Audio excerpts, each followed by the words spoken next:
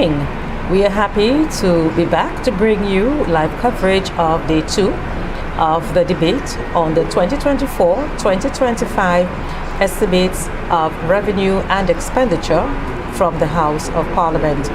We are on the National Television Network and the Government of St. Lucia Facebook page and YouTube channel.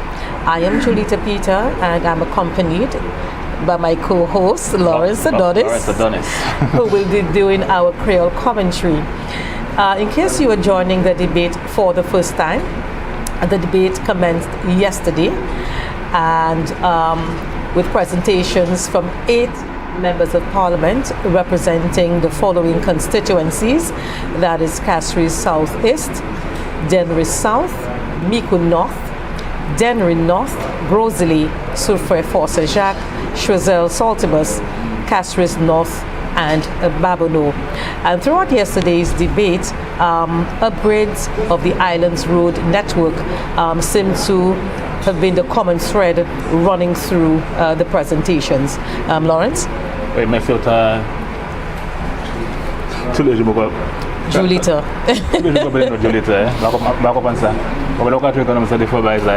Ok, c'est le bonjour pour nous, à conseil du gouvernement, encore, et ça c'est le deuxième jour à ce discussion à ce budget rédigé 2004-2025.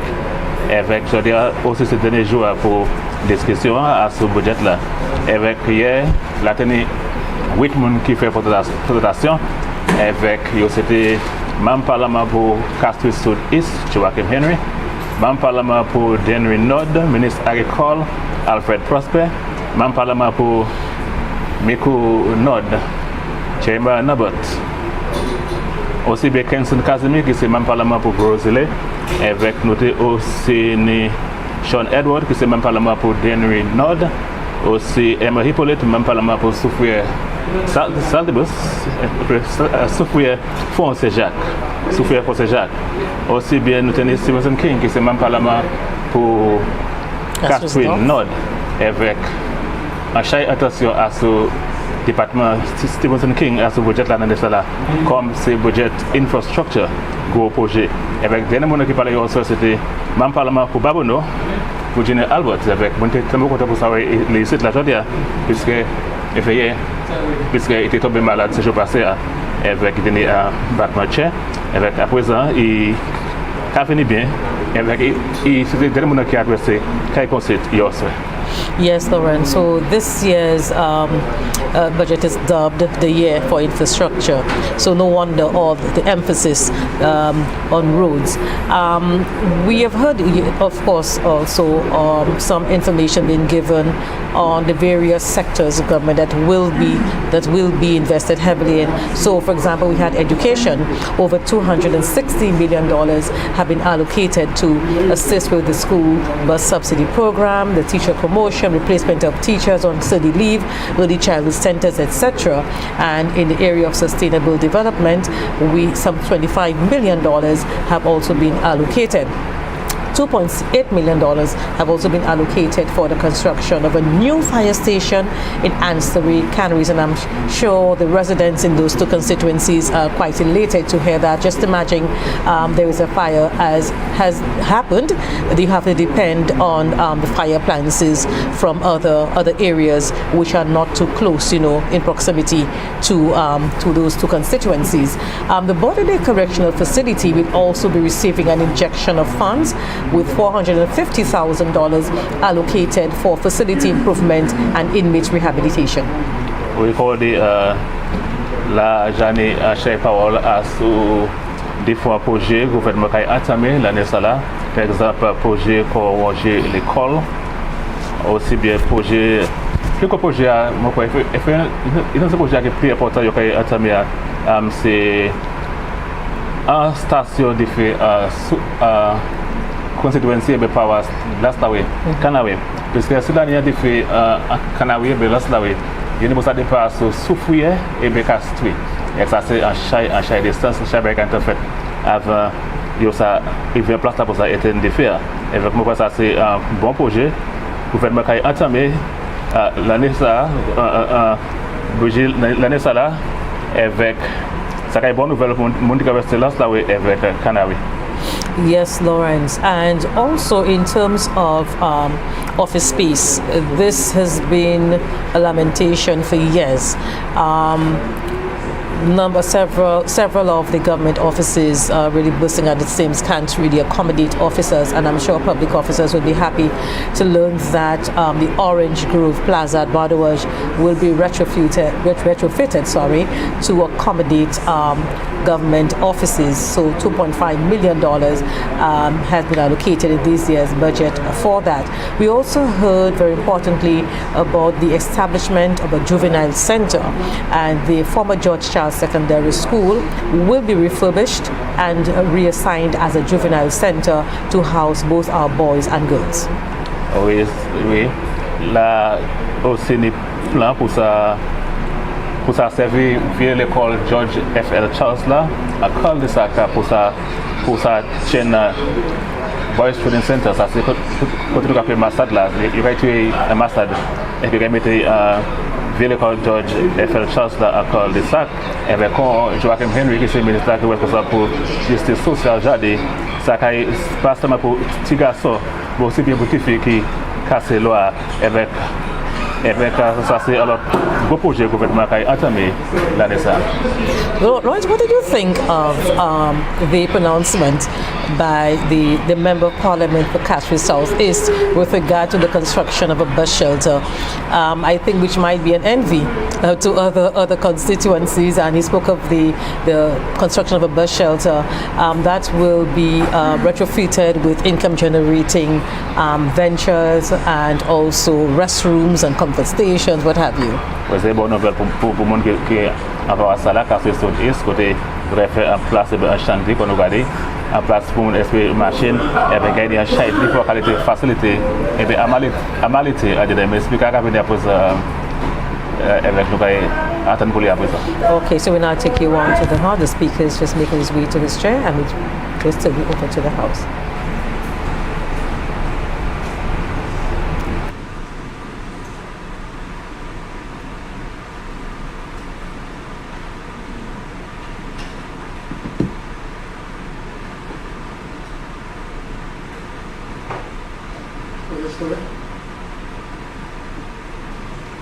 Almighty God, by whom alone kings reign and princes decree justice, and from whom alone cometh all counsel, wisdom, and understanding, we thine unworthy servants here gathered together in thy name do most humbly beseech thee to send down thy heavenly wisdom from above to direct and guide us in all our consultations. And grant that we, having thy fair always before our eyes, and laying aside all private interests, prejudices, and partial affections, the result of all our counsels may be to the glory of thy blessed name, the maintenance of true religion and justice, the safety, honor, and happiness of the King, the public weal, peace and tranquility of St. Lucia, and the uniting and knitting together of the hearts of all persons and estates within the same, in true Christian love and charity, one towards another, through Jesus Christ our Lord. Amen. The grace of our Lord Jesus Christ, and the love of God, and the fellowship of the Holy Ghost be with us all evermore. Amen.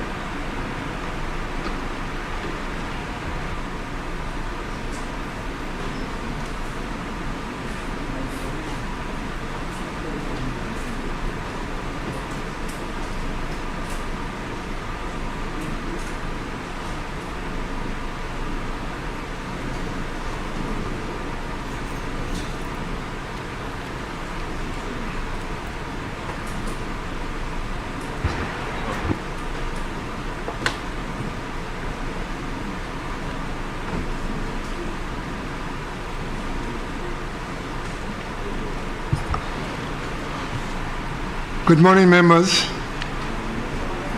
When we broke last night, the question before us was, be it resolved, the Honorable House of Assembly do adopt the report of the Standing Finance Committee on the estimates of revenue and expenditure for the financial year 2024-2025 in the sum of $1,894,110,800 as a charge against the Consolidated Fund and other funds of the State of St. Lucia. Member for Ancillary Canaries.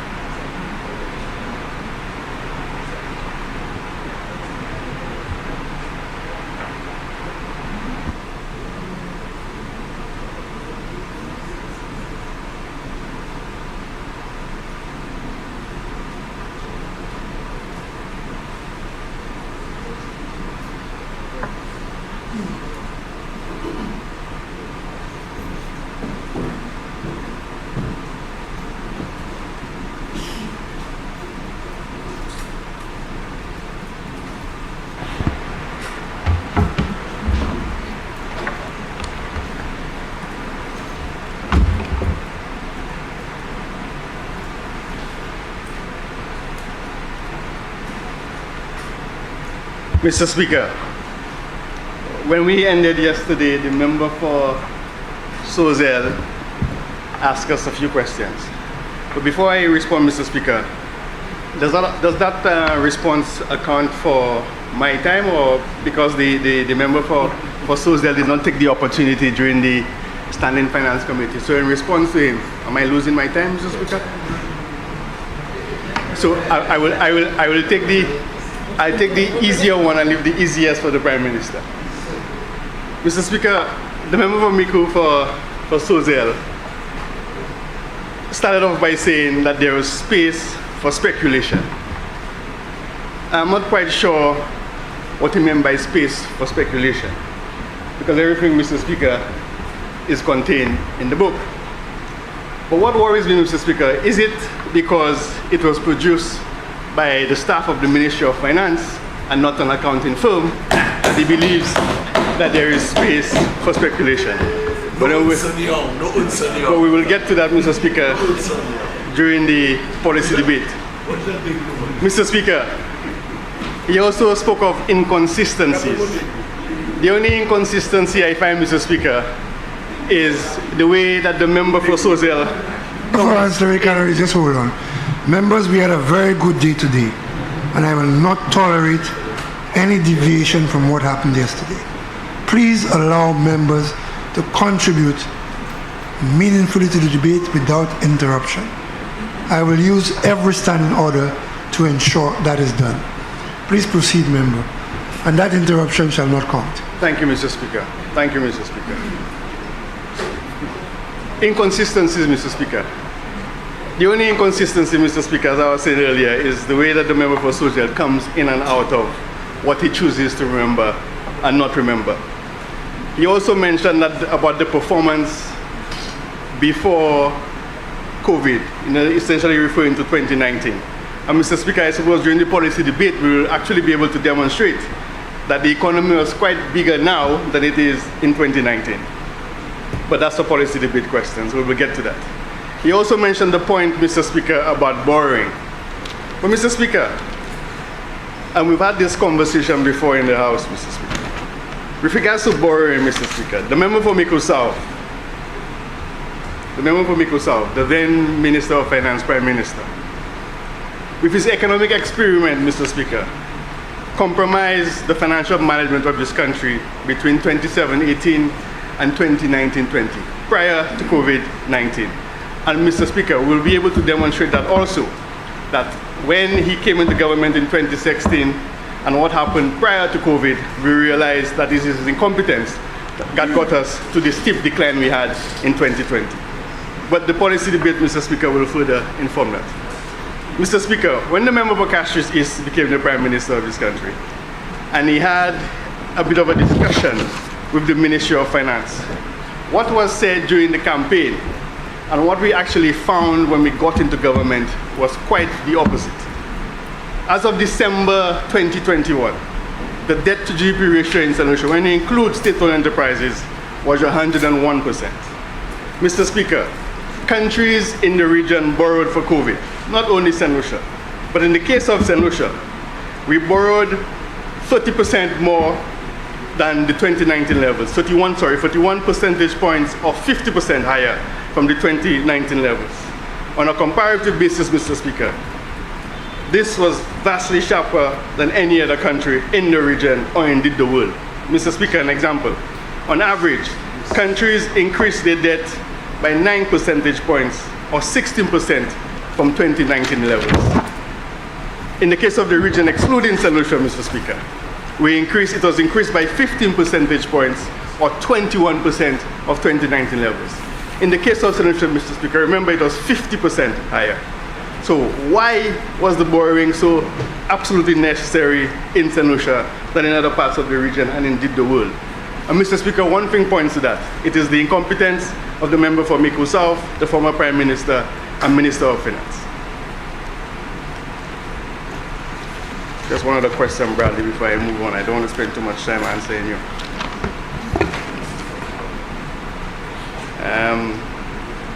He also made the point about the reduction in the public assistance, which is a very significant thing for us. Bradley, member for Sozel, it will be impossible for a St. Lucia Labour Party government to preside over a reduction in the public assistance program. What you would have noted in the book is the end of various specific projects, not the actual quantum going towards assisting the vulnerable in this country. That's a very significant point. Reduction in agriculture, Mr. Speaker, that also was a bit of a misnomer because we've seen that we're going to spend an additional 400,000 for crop expansion. That's just an example. $1 million for insurance for farmers.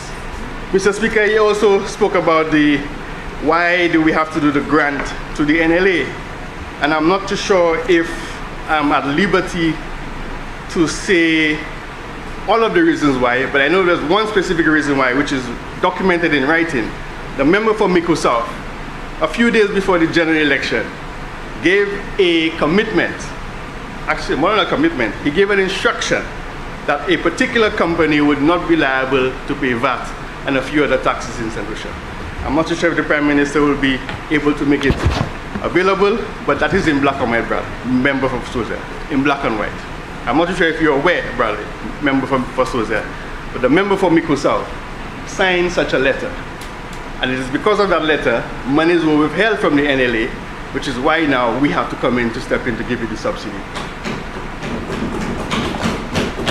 He will say no, Bradley, but I'm sure if you insist, the letter will be... Member for Ancillary, now that you have reminded me, sorry, the member for Grosley at the sitting last Tuesday promised to make this document that you just referred to a document to the House, and we have not received it. So, member for Castro Central, when the member for Grosley returns, please remind him. Thank you, Mr. Speaker.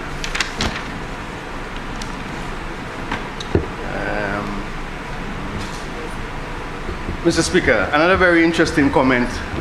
The member for Sozel was not aware of how purchases of supplies under the supply warehouse are done. But as he is well aware, because he was the recent Minister for Commerce, he is aware that it is managed under a sundry account in the Treasury Department. Bradley, member for Sozel? So you would have been aware, because you were recently the Minister of Commerce, that that specific question you raised would have been something that you were quite aware of, because you would have been the Minister of Commerce. So I wasn't quite sure. Because you raised the point about where some monies were coming from to purchase supplies for the warehouse. Wasn't you? Okay. Mr. Speaker, I will get now to my more important matters. Mr. Speaker, we really must stop undermining ourselves. This kind of behavior, Mr. Speaker, is what undermines this country, locally, regionally, and internationally. The politics of the United Workers' Party, Mr. Speaker, is damaging this country.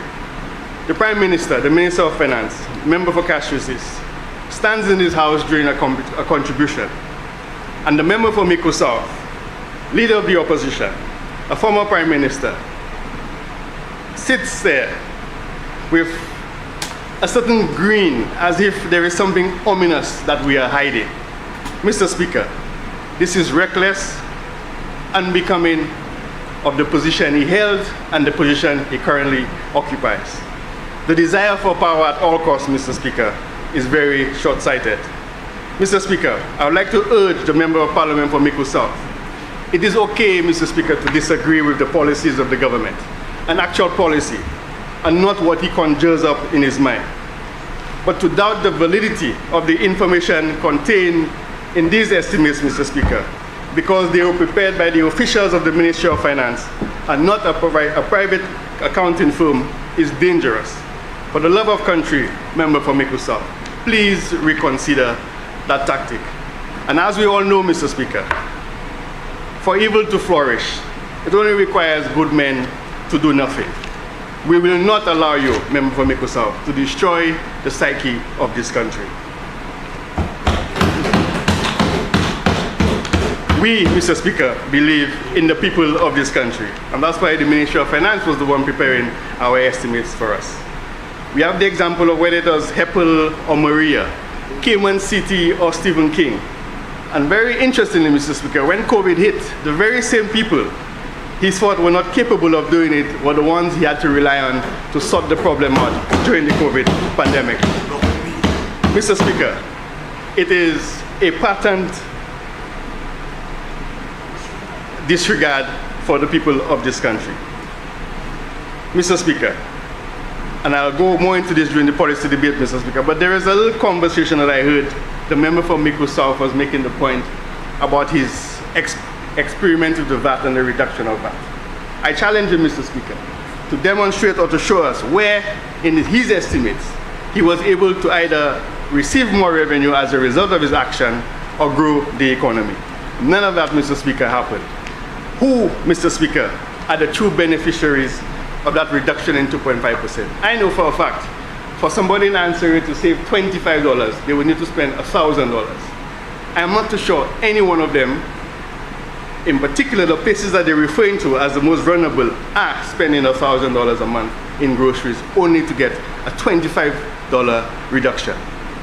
$25, you need to spend $1,000. I'm not sure the maths was mapped in, Mr. Speaker.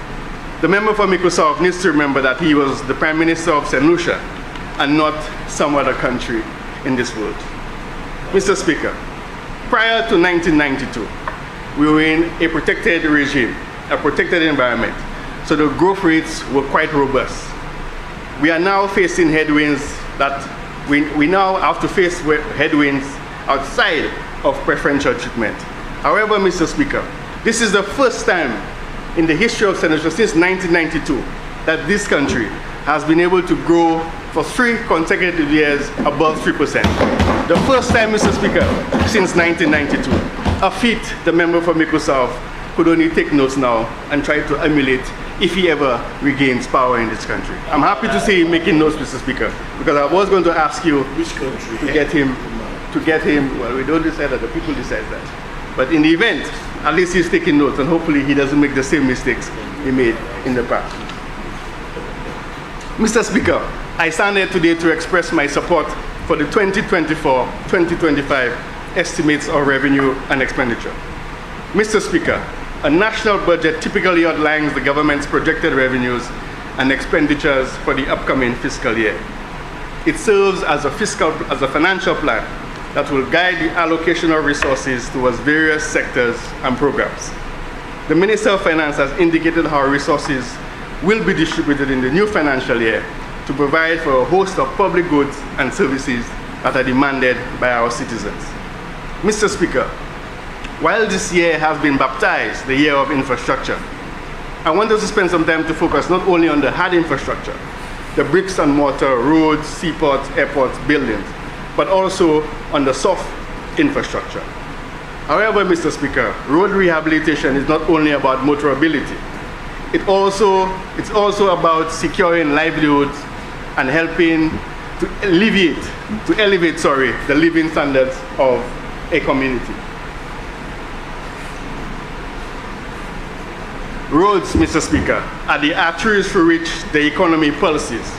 Roads link farmers to their markets, workers to their jobs, students to their schools, and the sick to hospitals. Mr. Speaker, I speak of the institutions that deliver the various public goods and services.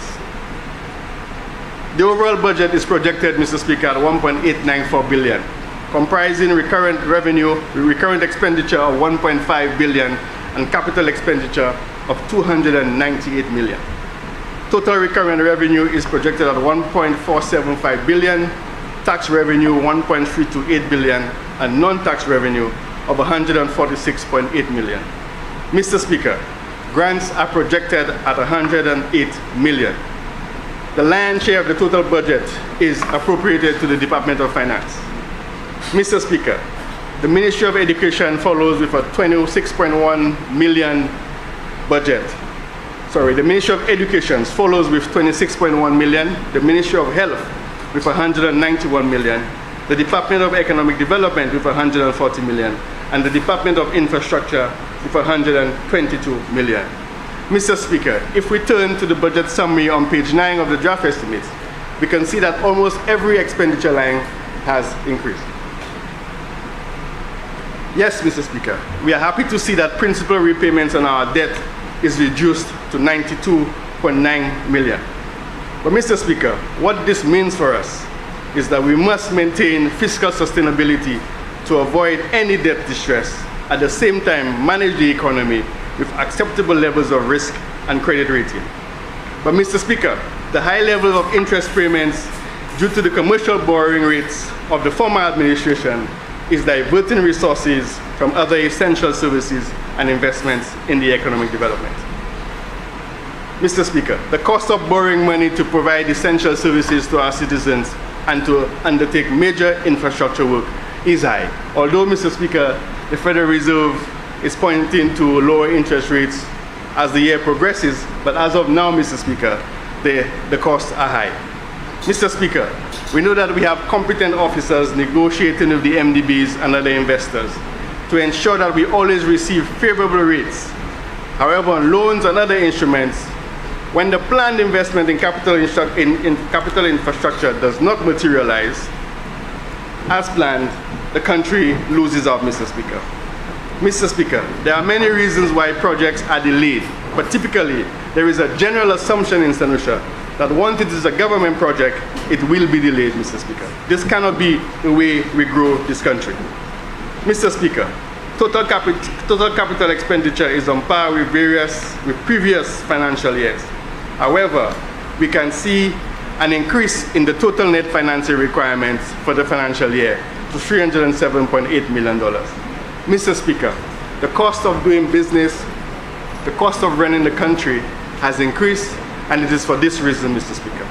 I wanted to focus on the soft infrastructure, the institutions, the systems, processes, procedures, and most importantly, the people who are responsible for public service delivery. Mr. Speaker, efficient service delivery in public sector institutions, systems, processes, and procedures is crucial for the effective functioning of government. For the well-being of our citizens, Mr. Speaker, we are investing heavily in expanding the economy, strengthening our governance and accountability systems, but we need to do more, Mr. Speaker, to ensure the timely and efficient delivery of projects. Mr. Speaker, the Department of Economic Development and the Department of Infrastructure take up a significant portion of our capital budget, a total of 157.1 million. The majority of this, Mr. Speaker, is allocated to building and infrastructure. Mr. Speaker, and the member for Cashews North would have mentioned this yesterday, the Millennium Highway West Coast Road project, the reconstruction of the cul-de-sac bridge are ongoing projects. We would like to witness, Mr. Speaker, an increase in the progress in the next financial year. Mr. Speaker, I am certain that the motorists who traverse the Northern Corridor are pleased with the plans of the Sir Julian Aaron Highway and the secondary roads improvement. And Mr. Speaker, yesterday we saw quite a few visuals of some of that work already been undertaken by the Member of Parliament for Grosley. Mr. Speaker, the secondary roads are to be maintained. These roads provide strategic relief from the congestion on the main thoroughfare. They enhance accessibility and support economic development.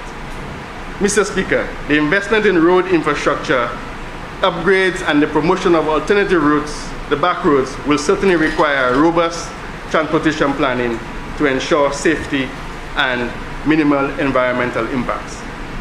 Mr. Speaker, our picturesque St. Lucia needs to be explored by locals and visitors as well, and therefore we must remain committed to providing a resilient and sustainable transportation network. Mr. Speaker, the total amount appropriated for the financial year to the Department of Infrastructure, Ports and Transport is 122.3 million. Mr. Speaker, the allocation for road infrastructure construction, rehabilitation of bridges and culverts, slope stabilization, and the silting of rivers and drains, though significant, is still less than what is required, but we need, Mr. Speaker, to stretch the pie. Mr. Speaker, the shock bridge reconstruction has also been presented to this Honorable House previously. Mr. Speaker, designs were completed, financing was negotiated, and the staff was hired to undertake this project as part of the expansion of the dual carriageway to Grosley. Mr. Speaker, I will allow the Minister responsible for infrastructure to explain more of this during the policy debate. Mr. Speaker, we have an allocation for maintenance of government buildings, and separately we have an allocation for repairs and rehabilitation of various buildings.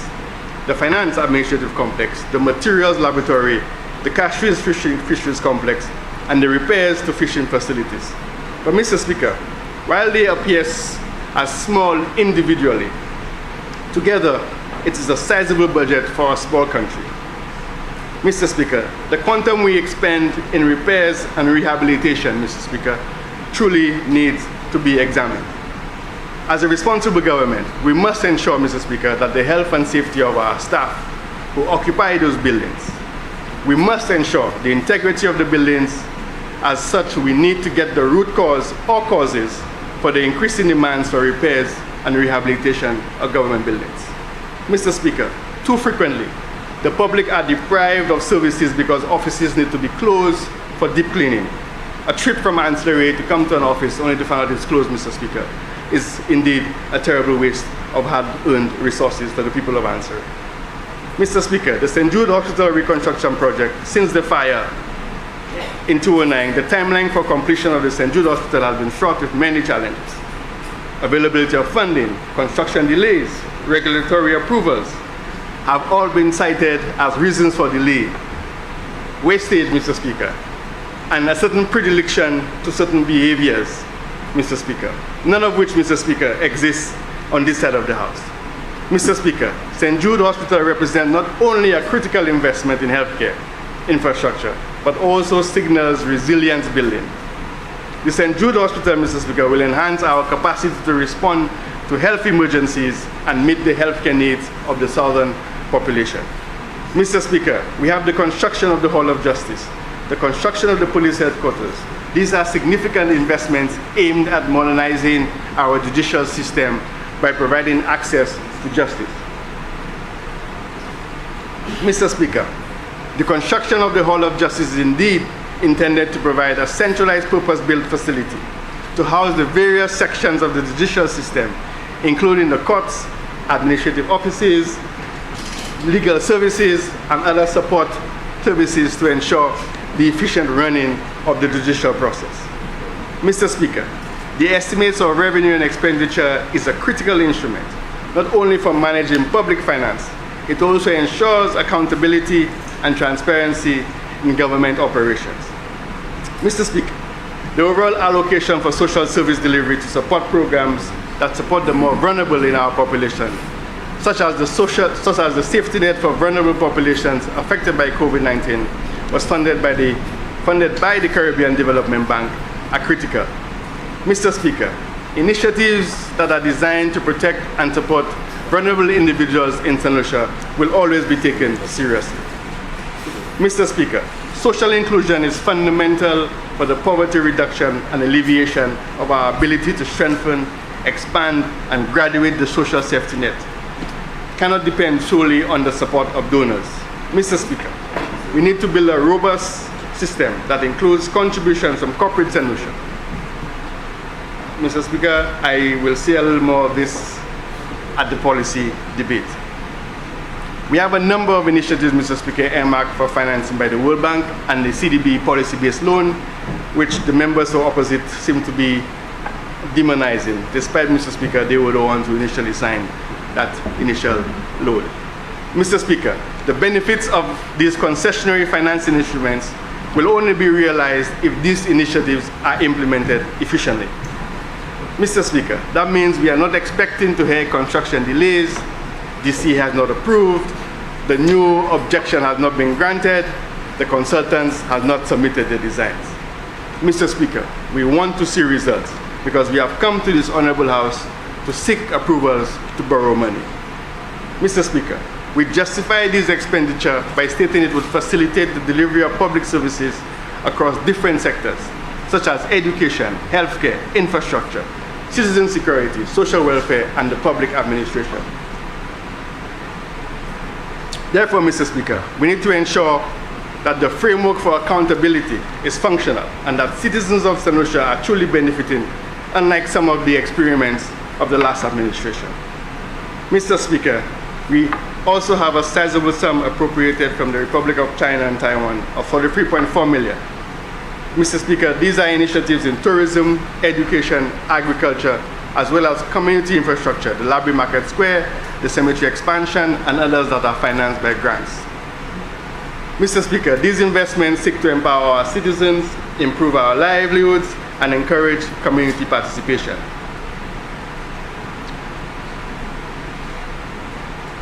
Mr. Speaker, the beauty of St. Lucia comes from its people, the flora and fauna, our culture, and our very way of life.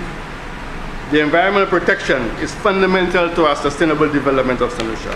Our rich biodiversity, Mr. Speaker, and fragile ecosystems are at risk due to climate change.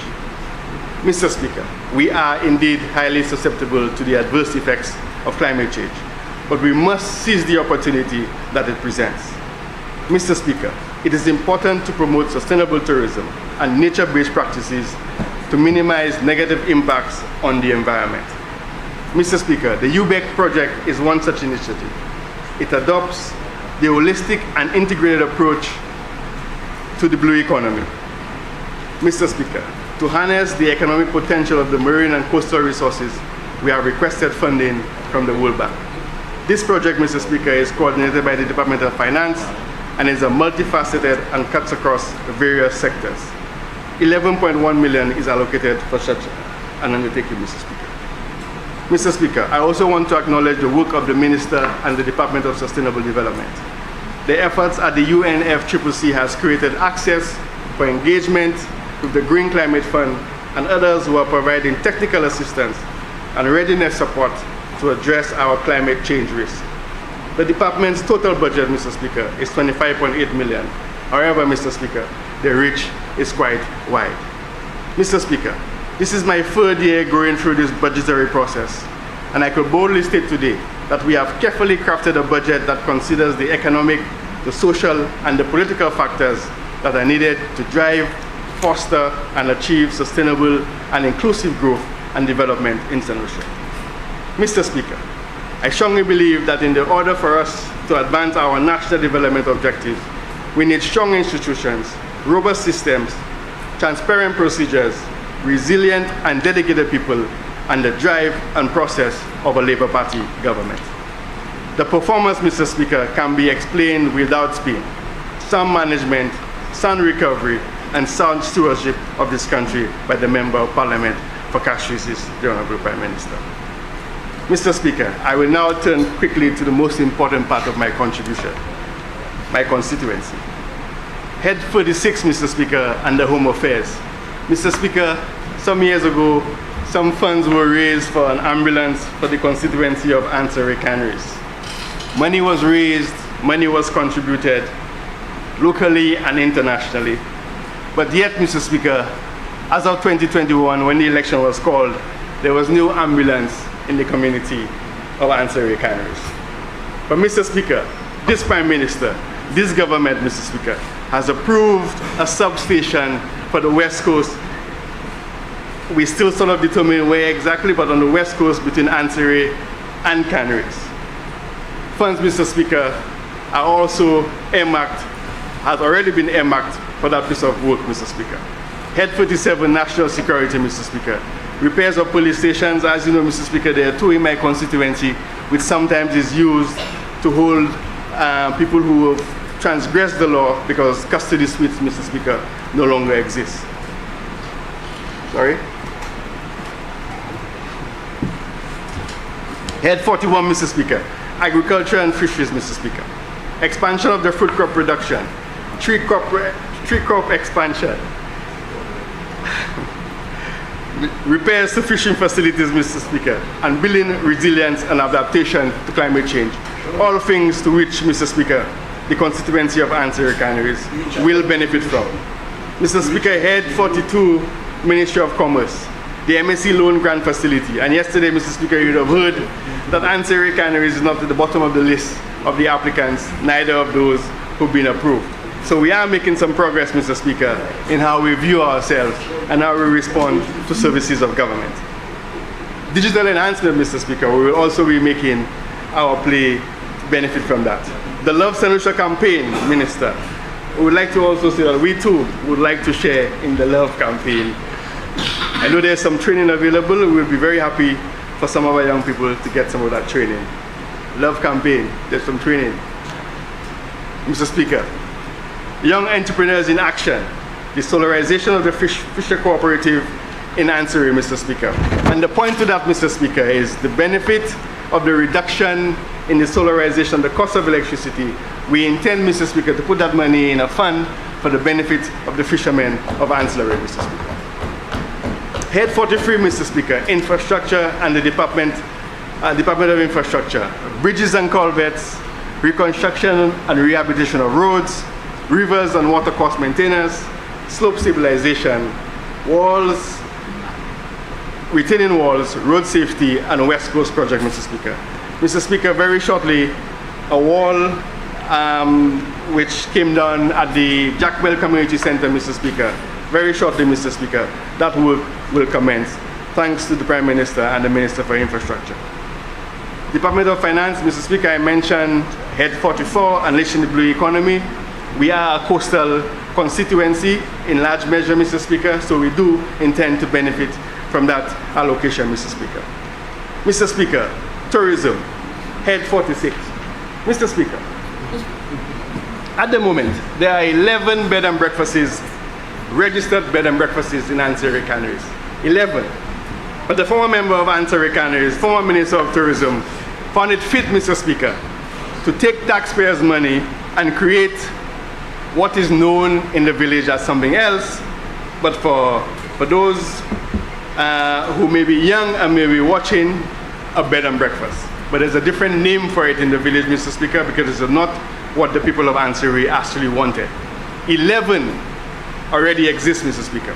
Why not help the 11, bring them up to a certain standard? Why choose to take money to compete with the very people that you intend to help? But Mr. Speaker, that seems to be a pattern.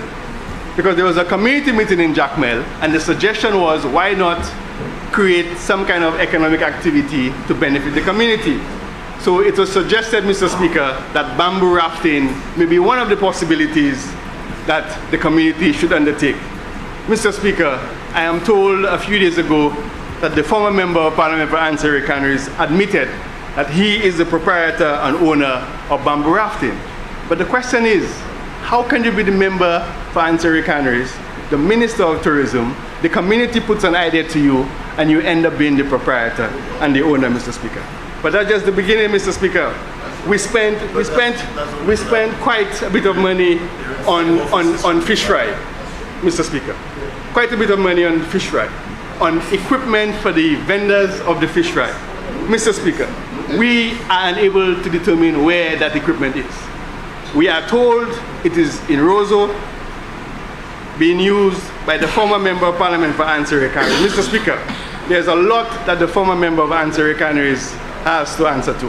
And like Sean was saying yesterday, I may seem quiet, but do not come for Denry North. You do mean the member for Denry North?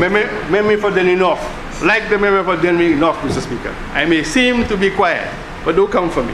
I have what I need to have to respond in the due time, Mr. Speaker. To take people to the group. Mr. Speaker, we know exactly what transpired in Ansari Canaries. It's only now, Mr. Speaker, people are fond of hugging people for free. But in the past, the hugs were not for free. Mr. Speaker, when I became a member of Parliament for Ansari Canaries, my first request from a female to assist her with something she was doing to her home, she said to me, when am I going to visit? I said, what are you talking about? She says to me, in the past, whenever a request was made to a particular member of Parliament, there was also in exchange for what? Mr. Speaker, I do not accept whether it is backhand, front hand, side hand, from any of my constituents for anything that I deliver to them. I'm doing it, Mr. Speaker, because it is my obligation to the constituency that raised me and made me who I am. So you're not renting from your father? I am not, Mr. Speaker. Mr. Speaker, Head 48 Housing, the National Housing Assistance Program, Mr. Speaker. Member for Mico South. Speaker, it's not a point of order. We're not supposed to be in this house saying anything of ill repute against any other member of the House. And I would ask that the member from Ansari Canaries, Mr. Speaker, withdraw those statements. The member is not here. What is the statement that you wish to? I'd like him to withdraw the statement about suggesting that the member was soliciting favors. I want him to withdraw the statement of the suggestion that in any way that the member did anything improper as it pertained to his business in the rafting. The member is not here to defend himself, Mr. Speaker. The member for Ansari Canaries relayed a discussion that he had with an individual. He made no aspersions. He said he was approached. Members, when I'm speaking, please keep quiet. He made no assertion about allegations that his investigations have revealed. He spoke about a conversation and what he was told. I don't know that rises to a point of order. Mr. Speaker, the member was laced with improper motives. That's your interpretation. Okay, Mr. Speaker, but it is my interpretation, and I'm asking that he should not be allowed to make those kinds of improper allegations against a member who is not even in this House to defend himself, Mr. Speaker. Thank you very much, member for Mico South. Member for Ansari Canaries, please continue. Mr. Speaker, the truth, Mr. Speaker, Mr. Speaker, the truth has a certain way of hurting you. Mr. Speaker, I was... Order, please. Members, can we stop the crosstalk and allow the member for Ansari Canaries to continue? Mr. Speaker, there is something about the truth that hurts. Member for Ansari Canaries, if you believe you cannot be heard, I cannot be heard. You take your seat and your time will not run until you are satisfied that you have the peace and tranquility to continue your contribution. Mr. Speaker, I was only relaying a conversation I had with a constituent. That's all I was doing. Mr. Speaker, I could go on, Mr. Speaker. I could say $1.2 million was given to a particular individual to conduct activities in the constituency of Ansari Canaries that does not reside in Ansari Canaries. And up to today, Mr. Speaker, I cannot point to you where that $1.2 million was spent. Do not come for me, Mr. Speaker. I am busy doing the work of the government of St. Lucia. But don't think I am weak. And you, the member of Parliament for Mico South, you and I,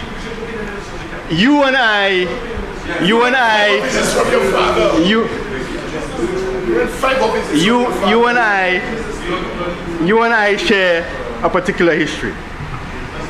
Mr. Speaker, the member for Mico South and I share a particular history. Before I became a candidate for the St. Lucia Labour Party, the member for Mico South, in addition to saying I had no pedigree in the first instance, subsequent to that, he approached me to run as a candidate for the United Workers' Party for Ansari Canaries. You did, and it is on record. You did, because I was in a boardroom. It's okay. Okay. But Mr. Speaker, the member for Mico South and I, Mr. Speaker, Mr. Speaker, the member for Mico South, The member, Mr. Speaker, the member for Miko South is, Mr. Speaker, the member for Miko South needs to also remember that we have friends in similar places. Oh yeah, you're right. We don't have friends in similar places. They don't associate with certain kinds of behaviors, Mr. Speaker. So when we attend meetings and we see people handing out business cards as ambassadors of St. Lucia that we don't know or recognize, Mr. Speaker, that we don't know or recognize, Mr. Speaker, that we don't know or recognize, Mr. Speaker, we know why we don't share the same company. You and I know exactly what I'm. Member, could you return to the estimates? Mr. Speaker, Head 48, Housing, Mr. Speaker. Mr. Speaker, like the other constituencies, Mr. Speaker, I have received a fair contribution, Mr. Speaker, from the member for Castries North and indeed assistance. Member for Castries Central. The member for Castries North has assisted me also, Mr. Speaker, but not with housing, Mr. Speaker. Mr. Speaker, Town and Village Council, Mr. Speaker. The rehabilitation of human resource centers, Mr. Speaker, I intend also, Mr. Speaker, to benefit from that. Mr. Speaker, if you were to visit the constituency of Ansari Canaries before 2021, none of the HRDC centers were functional. Mr. Speaker, there were leaky pipes, busted doors, non-functioning ACs. But if you go there now, Mr. Speaker, there are computers there to assist the young people of Ansari Canaries to apply for various benefits of the government of St. Lucia. Head 57, Mr. Speaker, equity. The community after school program, the house care program, the human capital resilience program, the BNTF 10 program, the shock response and the safety nets program, Mr. Speaker. I intend for my constituency to benefit from all of those, Mr. Speaker. Mr. Speaker, Head 52, education. Likewise, Mr. Speaker, we intend, Mr. Speaker, that the constituency of Ansari Canaries to also benefit from the rehab of schools, the EQUIP program. The construction of the additional block at Care, Mr. Speaker, may not be in my constituency, but my constituents will have an opportunity to get access to further education. The TVET transformation project, Mr. Speaker, the OACS skills and innovation project. Head 53, Mr. Speaker, health. Mr. Speaker, a lot of talk have been going around as if the government is separate from the people. Any money that the government of St. Lucia raises, Mr. Speaker, is towards the direct benefit of the people of St. Lucia. It is not being spent or managed or advised in an account outside of St. Lucia. The Prime Minister, and the Minister for Finance is, Mr. Speaker, the person in charge of the Consolidated Fund. We know where to find him, we know where he lives, and we know his office address. And we don't pay commission on loans, eh? Mr. Speaker. No commission on loans. Head 54, sports, Mr. Speaker. Mr. Speaker, I intend for my constituents to also benefit from the rehabilitation of sports facilities. Mr. Speaker, as you know, Mr. Speaker, the member for Grosley mentioned it yesterday. I've already started work on the repairs of my sporting facilities. The Ottawa Court, Mr. Speaker, just benefited from some assistance from the ministry, from the NLA and the Minister of Sports. Mr. Speaker, we will do likewise in Vanda, Mr. Speaker. And Mr. Speaker, all subject to the availability of funds, Mr. Speaker, we intend, Mr. Speaker, to build a court in Belvedere, Mr. Speaker.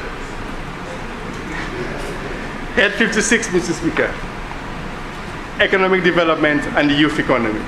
Mr. Speaker, the CDP, Mr. Speaker, allows us the opportunity to assist many of our constituencies, whether it is for infrastructure projects, Mr. Speaker, or for social assistance.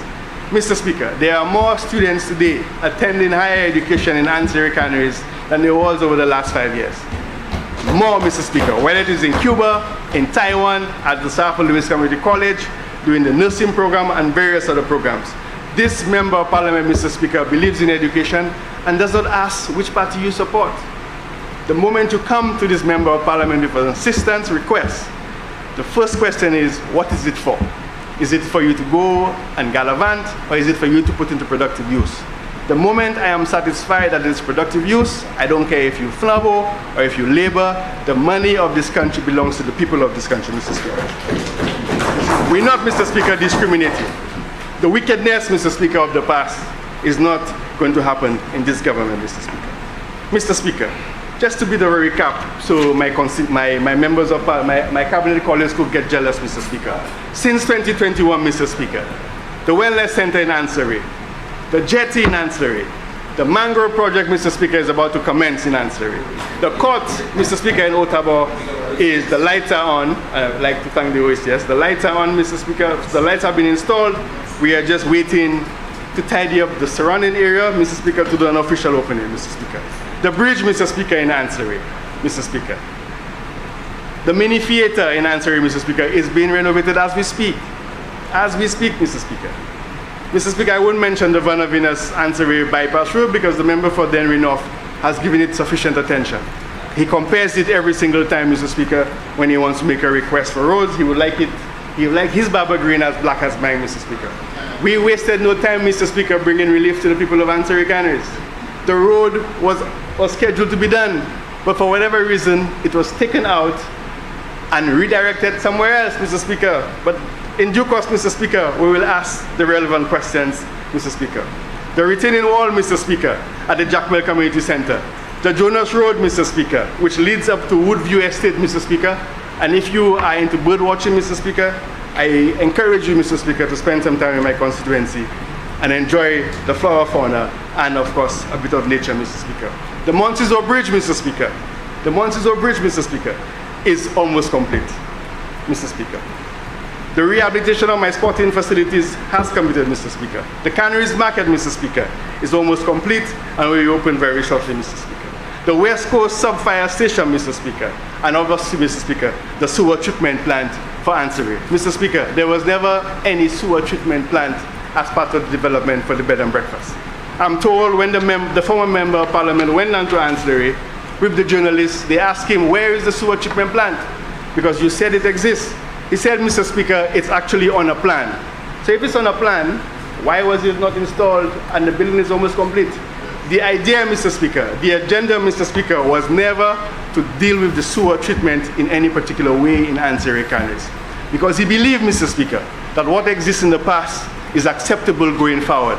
Mr. Speaker, I do not believe so, and that is why the member for Castries is the Prime Minister, the Minister of Finance, Mr. Minister, made available to me, well, not to me, to the constituency of Ansari Canaries, $1.2 million, Mr. Speaker, to install that sewer treatment plant. So when the bed and breakfast opens, when the market opens, Mr. Speaker, we'll be able to discharge the waste in a very efficient way, Mr. Speaker. At the moment, Mr. Speaker, it was scheduled to go directly into the sea.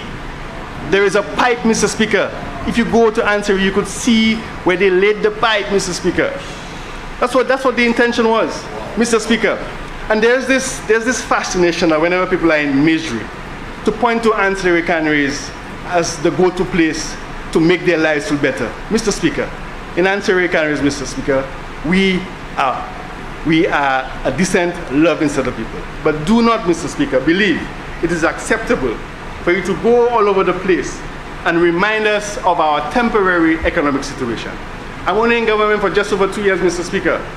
When Ansari Canaries was recorded as the poorest village in this country, Mr. Speaker, I was not in government. I am only now in government, and we are making the strides to connect the dots. So when you make fun of paying facility fees, when you make fun of the maths and English, it's because you don't recognize that we're trying to close a particular gap. The people of Ansari Canaries deserve just as good as your children deserve. And I will ensure that they have the opportunities that you afford your children. Mr. Speaker, Mr. Speaker, stand in 120% of this revenue of estimates and expenditure, Mr. Speaker. When we get to the policy debate, Mr. Speaker, a lot more will be said.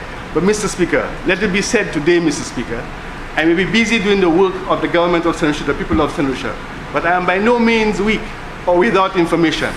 I am only concentrating on what I've been elected to do.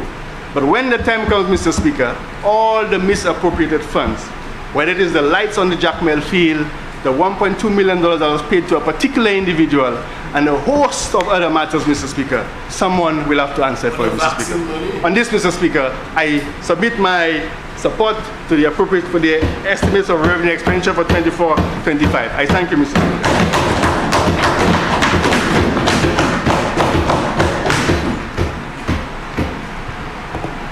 The member for Vieux-Fort North.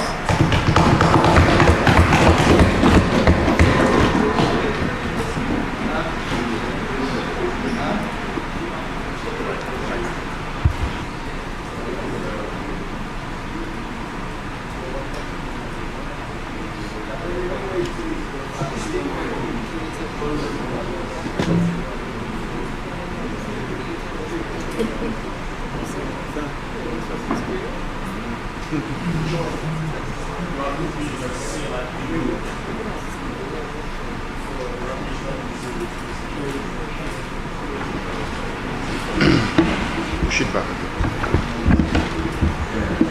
Okay. Sure.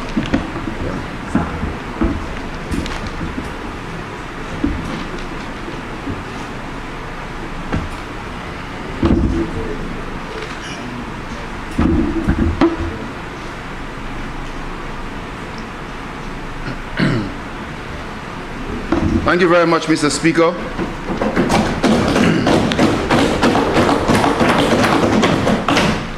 Mr. Speaker, I stand here in support of the budget. I stand here in support of the estimates of revenue and expenditure as presented by the Minister for Finance, the Member of Parliament for Castries East, and Prime Minister. Mr. Speaker, I will spend some time on the agency which I was given responsibility for to indicate to you, Mr. Speaker, to indicate to you and honorable members what allocations have been made and to give you a very brief overview of our performance.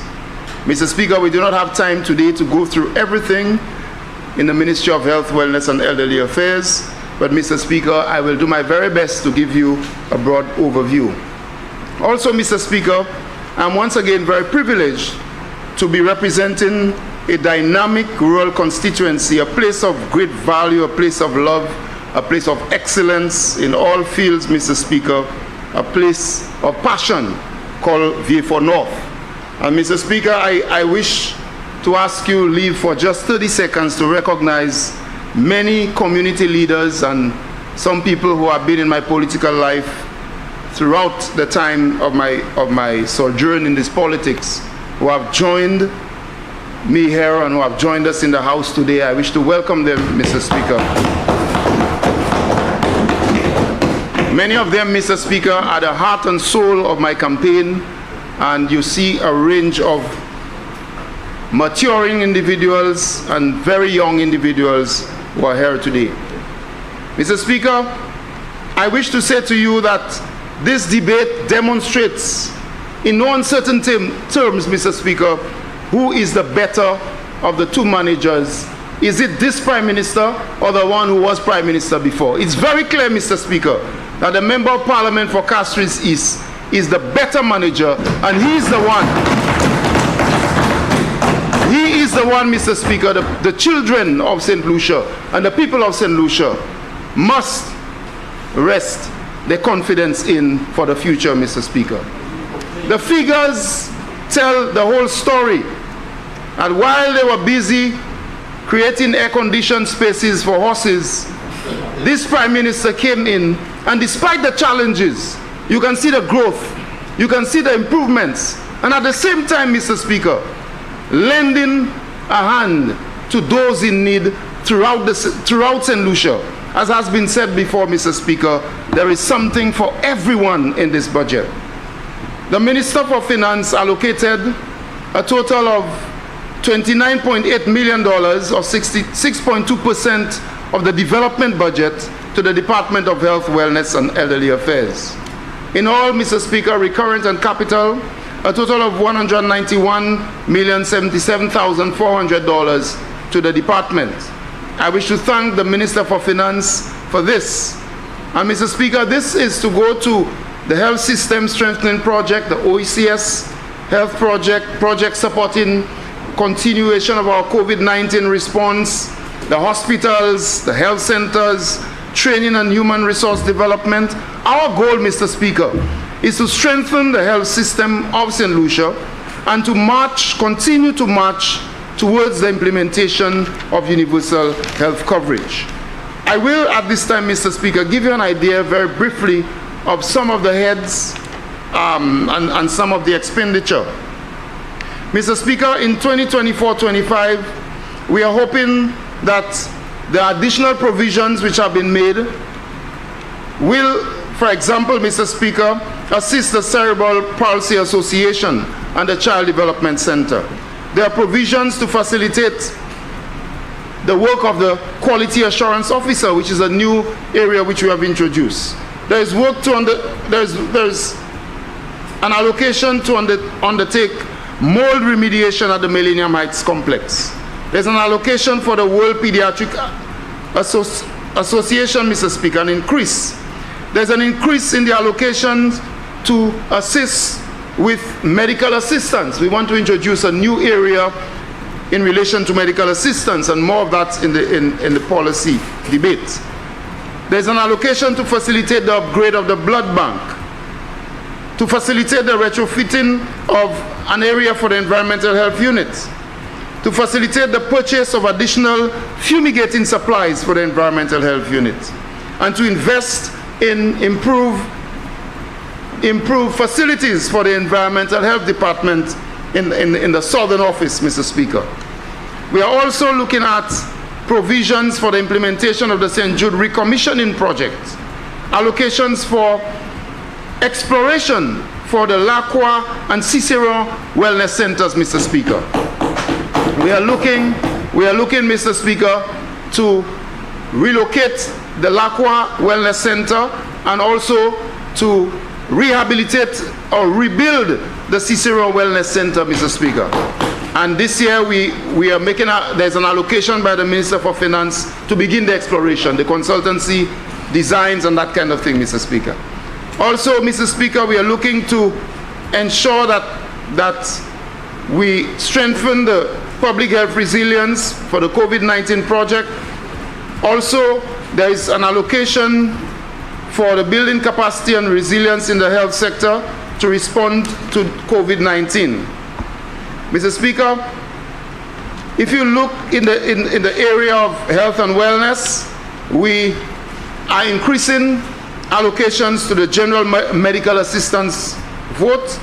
We are also strengthening, assisting the Chief Medical Officer's office to strengthen their work. An overall adjustment, Mr. Speaker, of an increase by $711,000 to the environmental health unit. We promised, Mr. Speaker, that we would strengthen the environmental health unit with all of the challenges and the demands. Also, we are going to increase assistance in terms of human resource to the Soufriere Hospital, the pharmacy unit, the dental unit, and the community health nurses, and so on. So we have catered for increases, additional salaries, and so on. Mr. Speaker, the Ministry for Finance allocated an increase for the Millennium Heights Medical Complex to continue to facilitate payments to Narayana Consultancy, Mr. Speaker, and you'll hear a lot more about that in the policy. An increase for pharmaceuticals of $1.2 million, and an additional amount of $6.6 million to facilitate continued operations of the Millennium Heights Medical Complex. Once again, Mr. Speaker, I continue to thank the people of St. Lucia who continue to invest 2.5%, this 2.5% levy, who continue to invest the 2.5% levy to allow us to make all of these continued investments in health. Mr. Speaker, the Cuban medical professionals, an increase in the amount to assist 112 Cuban medical professionals. And I continue to thank the government and people of Cuba for all of what they continue to do for St. Lucia. Elder care, Mr. Speaker, an increase in the allocations to do some additional work at the Comfort Bay Senior Citizens Home, to increase the staff complement there so that we can increase the intake, and also some work at the Comfort Bay Citizens Home. Mr. Speaker, at the Millennium Heights Medical Complex, work on the A&E unit, Mr. Speaker, $802,000 St. Jude recommissioning project, $400,000. The rehabilitation of St. Jude Hospital, 1.5 million.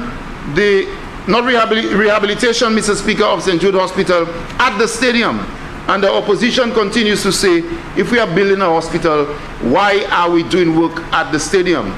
I keep saying, Mr. Speaker, that we are dealing with human beings, and this government will not abandon its responsibility to ensure that even though we are at the stadium, the conditions there are improved. We started this project last year, Mr. Speaker, in 2022, and we have realized the following. We have removed the east and west wing canopies, Mr. Speaker. More remediation in the admin building. Refurbishment of the resuscitation bay in the emergency room. Refurbishing of the triage area. Refurbishing and reconstruction of the west wing security booth. Refurbishing of the outpatient department. Refurbishing of the microbiology and parasitology department in the lab. Refurbishing of the inventory warehouse. More remediation. Drainage works. The construction of a canopy for water diversion for the inventory containers. Increased storage for pharmacy, emergency room, lab, outpatient departments. Removal of the stadium chairs and metal frames in the stands. Removal of the purlines and the metal roofing, Mr. Speaker. We spoke about this in the last budget, and if you go to the stadium now, Mr. Speaker, everybody who passes there can see that we have reduced all of these disasters waiting to happen, Mr. Speaker. Mr. Speaker, some additional funds are earmarked, and we are going to continue to do some work, rehabilitative work on the admin building, the solar water system, the washroom, showers, more remediation, a septic tank and sewer system. We need to reconstruct that, Mr. Speaker. The rehabilitation of the operating room and day surgery unit, plumbing system, and other rehabilitative works, Mr. Speaker. Mr. Speaker, I wish to thank Mrs. Jeanette Hughes of the Health System Strengthening Project and the OECS project and her team for all of the work that they've done. I wish to thank Mr. Nahum Jabatis, although I wish to express condolences on behalf of the whole Parliament. We know what he's going through now, the passing of his wife just a few days ago. But he is one of the key individuals in the ministry who works with the Health System Strengthening Projects on the PBF project, Mr. Speaker. And a lot has been done. What have we attained, Mr. Speaker, over the last couple of years, Mr. Speaker? Provision of phlebotomy services to clients with diabetes and hypertension. Mr. Speaker, 290 persons accessing service from the Millennium Heights Medical Complex, from Dennery Hospital, Richmond, Jacmel, Lacroix. 2,194 persons accessing services at the St. Jude Hospital, the Soufriere Hospital, Monrepo, Deriso, Lafargue Wellness Centers. We supplied 24 phlebotomy chairs for use at the wellness centers for the Universal Healthcare Project, Mr. Speaker. Renovations of the Deriso Wellness Center. Replacement of air conditions at units at wellness centers island-wide. Ongoing procurement of supplies and medical equipment at the various departments. And so many other things, Mr. Speaker. Design of a health referral network completed. Design and development of an actuarial model, an actuarial analysis, and costing exercise for the Universal Health Coverage Program. We've developed the essential package of health services and financing mechanisms, Mr. Speaker. The design of the PBF and the implementation of it. Establishment of the management audit component of the PBF program completed. And so many others that I'm going to speak of in the policy debate. And Mr. Speaker, we have also implemented component 4 of this project. And in this budget, funds are made available to continue. What did we do last year? Very quickly, Mr. Speaker. We supplied laptops and desktop communication equipment throughout the health system. We supplied lab consumables, equipment, and reagents for the emergency medical service. We supplied 10 vehicles. St. Jude Hospital, we supplied a panel van, pickup van, the ministry 3 vehicles, central procurement for the pharmaceuticals and so on. We procured a panel van and a 4x4 pickup.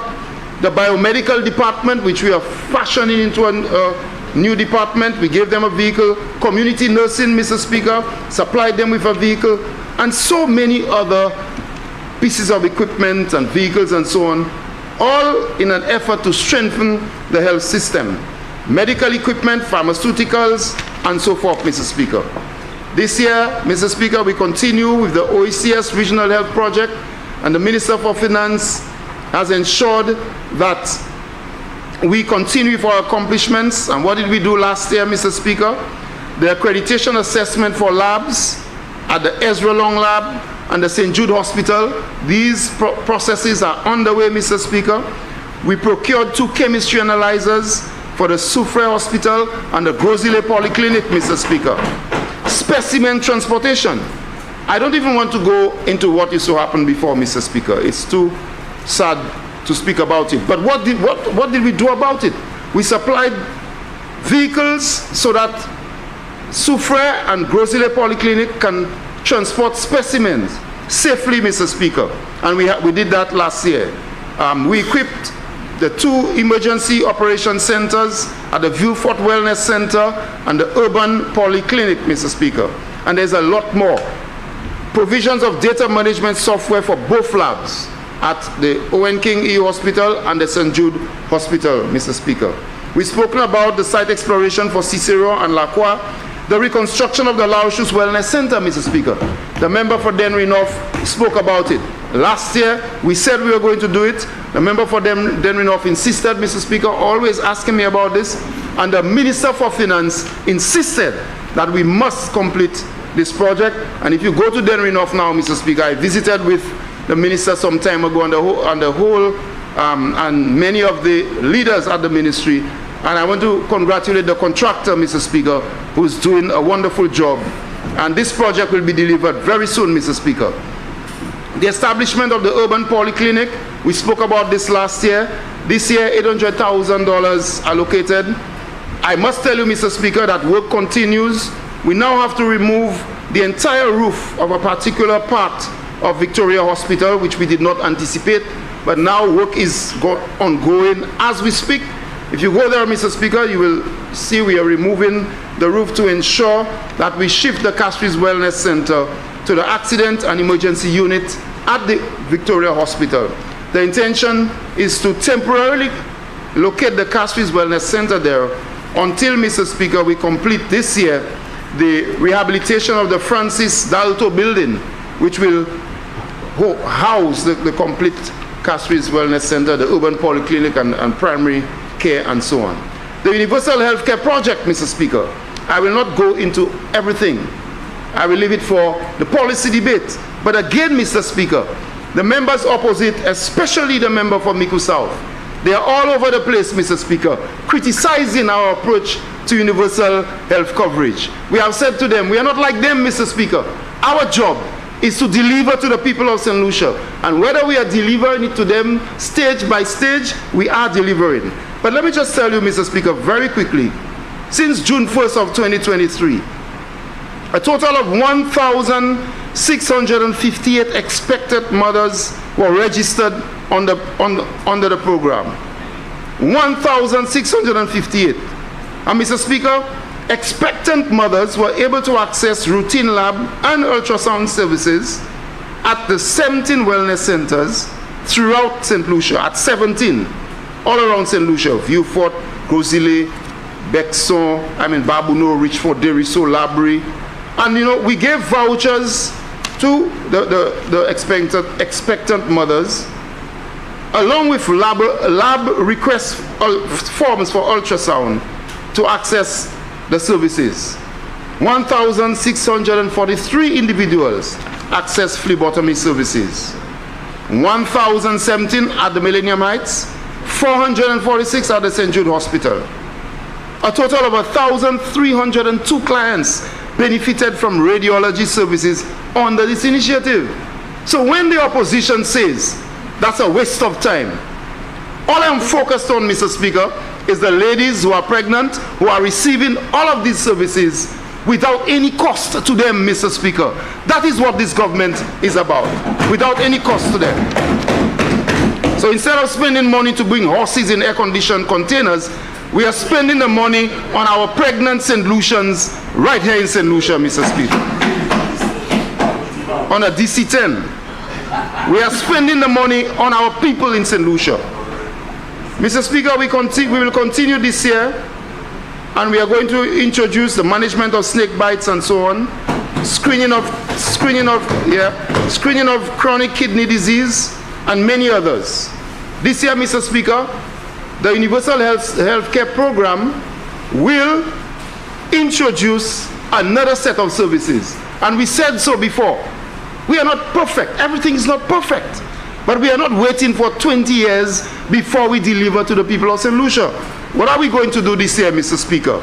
We are going to add, listen to me well, for those who say our approach is bad or it's wrong, we are going to add on top of the assistance to the pregnant ladies, we are going to add cervical cancer screening and HPV testing, prostate cancer screening, and snake bite management. Listen well, Mr. Speaker.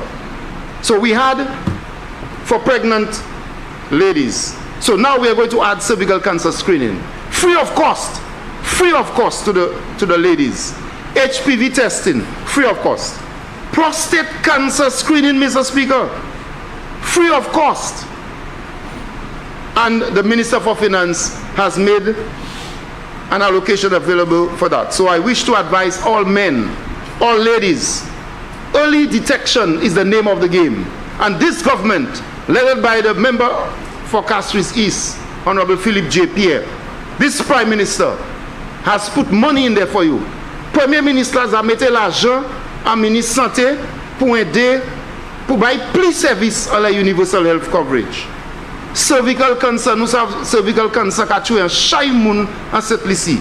Sous détecter bonnet ou ça fait un barrière about lui. So l'année ça là nous avons cervical cancer screening et pour pas ni pour payer l'argent pour lui. Prostate, à chaque homme paie aller pour test prostate et l'année chaque homme qui est mort en cette liste parce qu'il y a une prostate cancer. Et prostate cancer c'est docteur qui a dit si vous jouez ni bonnet ou ça traité comme ça gouvernement qui a dit nous avons bail à l'année à venir prostate cancer test ou pas qu'à ni pour payer pour lui nous avons dit manière nous avons introduire lui et qu'on ni pour aller avec bagaille comme ça. Ça c'est un gouvernement qui concerne la vie gens pays cette ici, Mr. Speaker. And Mr. Speaker, we will continue with the COVID-19 Health Resilience Project. Mr. Speaker, we will continue with the World Bank projects and allocations have been made in that regard. The hospitals, Mr. Speaker, allocations to the St. Jude Hospital, allocations to the Owen King EU Hospital, the Millennium Heights Medical Complex, which includes the mental hospital and turning points, and there is some work happening there to reform and rehabilitate the turning point service and also the mental wellness center. There is a lot, Mr. Speaker. The reconstruction of the St. Jude Hospital at Oji. This is a major policy initiative of the government and work continues there. In the policy debate, Mr. Speaker, we will provide you with even more. Nous avons bâti l'hôpital St. Jude. Nous avons fini travailler à l'hôpital St. Jude à Oji. Ils allaient pousser mon sorti en stadium là avec tout travail là qu'a fait pour sa fête. Nous avons fait travail là bien. Nous pas voulu faire choc-bloc. Dernier gouvernement c'est croiser building. Ils mettaient tracteur building. Jique l'église yo croisé qu'on nous devait faire l'église à l'hôpital là. C'est pour ça épidémie obligé de tomber laisser moun ça ici. Epidémie. Depuis c'est l'église où est croisé. There was a chapel where people would go and pray for their sick relatives and so on. This last government put a tractor in it, an excavator in it. Depuis c'est l'église où est croisé. Ou priez ça. Epidémie. On y pour ride their truck and so like show to buy because où est croisé l'église c'est mon. Mr. Speaker, I wish at this time to say to you that there is a lot more in the policy debate when it comes to health, wellness, and elderly affairs. The whole policy and the forward movement of the universal health coverage, the wonderful work which is being done by our doctors in the private sector, in the public sector. And there are many examples I'll bring out to show you that the policies of this government, we're not talking policy today, okay? When we remove VAT on medical equipment, Mr. Speaker, the number of doctors in the private sector and the number of medical companies, you know, they have accessed it, and the people of St. Lucia are benefiting. But we will come to that in the policy, Mr. Speaker. I wish at this time to thank the staff of the ministry. I wish to thank the Permanent Secretary, Ms. Jenny Daniel, for her hard work and her team in administration. The chair of the Millennium Heights Medical Complex, Mrs. Atherton Reynolds, Dr. Stanley, the vice chair, the chair and the whole board, the chair of the St. Jude Hospital, Mr. Speaker, Mr. Elevic and Brother Norman Edward, chair and vice chair and the whole board, both CEOs, Mr. Speaker, Ms. Lydia Atkins of St. Jude and Dr. James of the Millennium Heights Medical Complex. I know that your job is very difficult, very taxing, Mr. Speaker. Healthcare, not only in St. Lucia, but all around the Caribbean and around the world, Mr. Speaker. It's challenging. You go to hospitals in New York or in Canada, you call your relatives in England or in New York or in Canada and ask them about the waiting times at the emergency departments, at Kings County or any of the hospitals. Ask them about it. Even the more developed countries, the challenges are there. But what we are doing, Mr. Speaker, is to show tangible results, to show by way of the allocations of the Minister for Finance that we are moving in a direction that will cause us to have better health care in this country. I wish, Mr. Speaker, at the ministry to thank all the heads of departments, my secretary, Ms. Magdalene Florius, my driver, Mr. Emmanuel, and all those who continue to help me to carry this load in the ministry. We have no choice, Mr. Speaker. We have challenges, but we have no choice but to follow the dictates of our Prime Minister and Minister for Finance, and to ensure that we do the work in healthcare and to ensure that we have healthcare reform. Mr. Speaker, I now turn to the Vieux-Fort North constituency, and that is why I'm here, Mr. Speaker. That is why I'm here. No matter how much, I love the people in the ministry and the work that we do, the only way I could have been there, Mr. Speaker, is through the hard work of the people of Vieux-Fort North, and in particular, those who are on my teams, my campaign team, and those who pray for me, those who call me every day, those who get vexed with me sometimes and they feel they're right, I feel I'm right, but at the end of the day we still drink some passion fruit juice together and we still move on and eat some salad together and so on. But Mr. Speaker, that is why I'm here, Mr. Speaker. I'm here because of the people of Vieux-Fort North, and I want to speak to the budget, the estimates, and how it impacts the people of Vieux-Fort North. I want to tell you, Mr. Speaker, a very quick story before, as I begin, Mr. Speaker. I became the Member of Parliament for Vieux-Fort North in 2006. And between 2006 and 2011, Mr. Speaker, we were in opposition. And Mr. Speaker, in 2011, we won the government, and we stayed in office for 4.5 years. Between November 2011 and June of 2016, 4.5 years. Then we lost the government again. So we went back in opposition, Vieux-Fort North, back in opposition. Between 2016 and 2021. We won in 2021 and we're now in government for 2.5 years, going on 3 years. So an aggregate of 7 years in government, where I could sit in the cabinet at the table and where I can speak to a prime minister as a member of his cabinet, or even though I was not in the cabinet, our party winning government. So an aggregate of 7 years, Mr. Speaker. Between 2006 and 2011, Mr. Speaker, except for the time when Dr. Robert Lewis and so on, and member for Mico North, Castries North, who was the Prime Minister, this constituency development program came about. During that time, Mr. Speaker, they offered me a bus shelter. One bus shelter was built, and maybe 2 drains. I have all the records.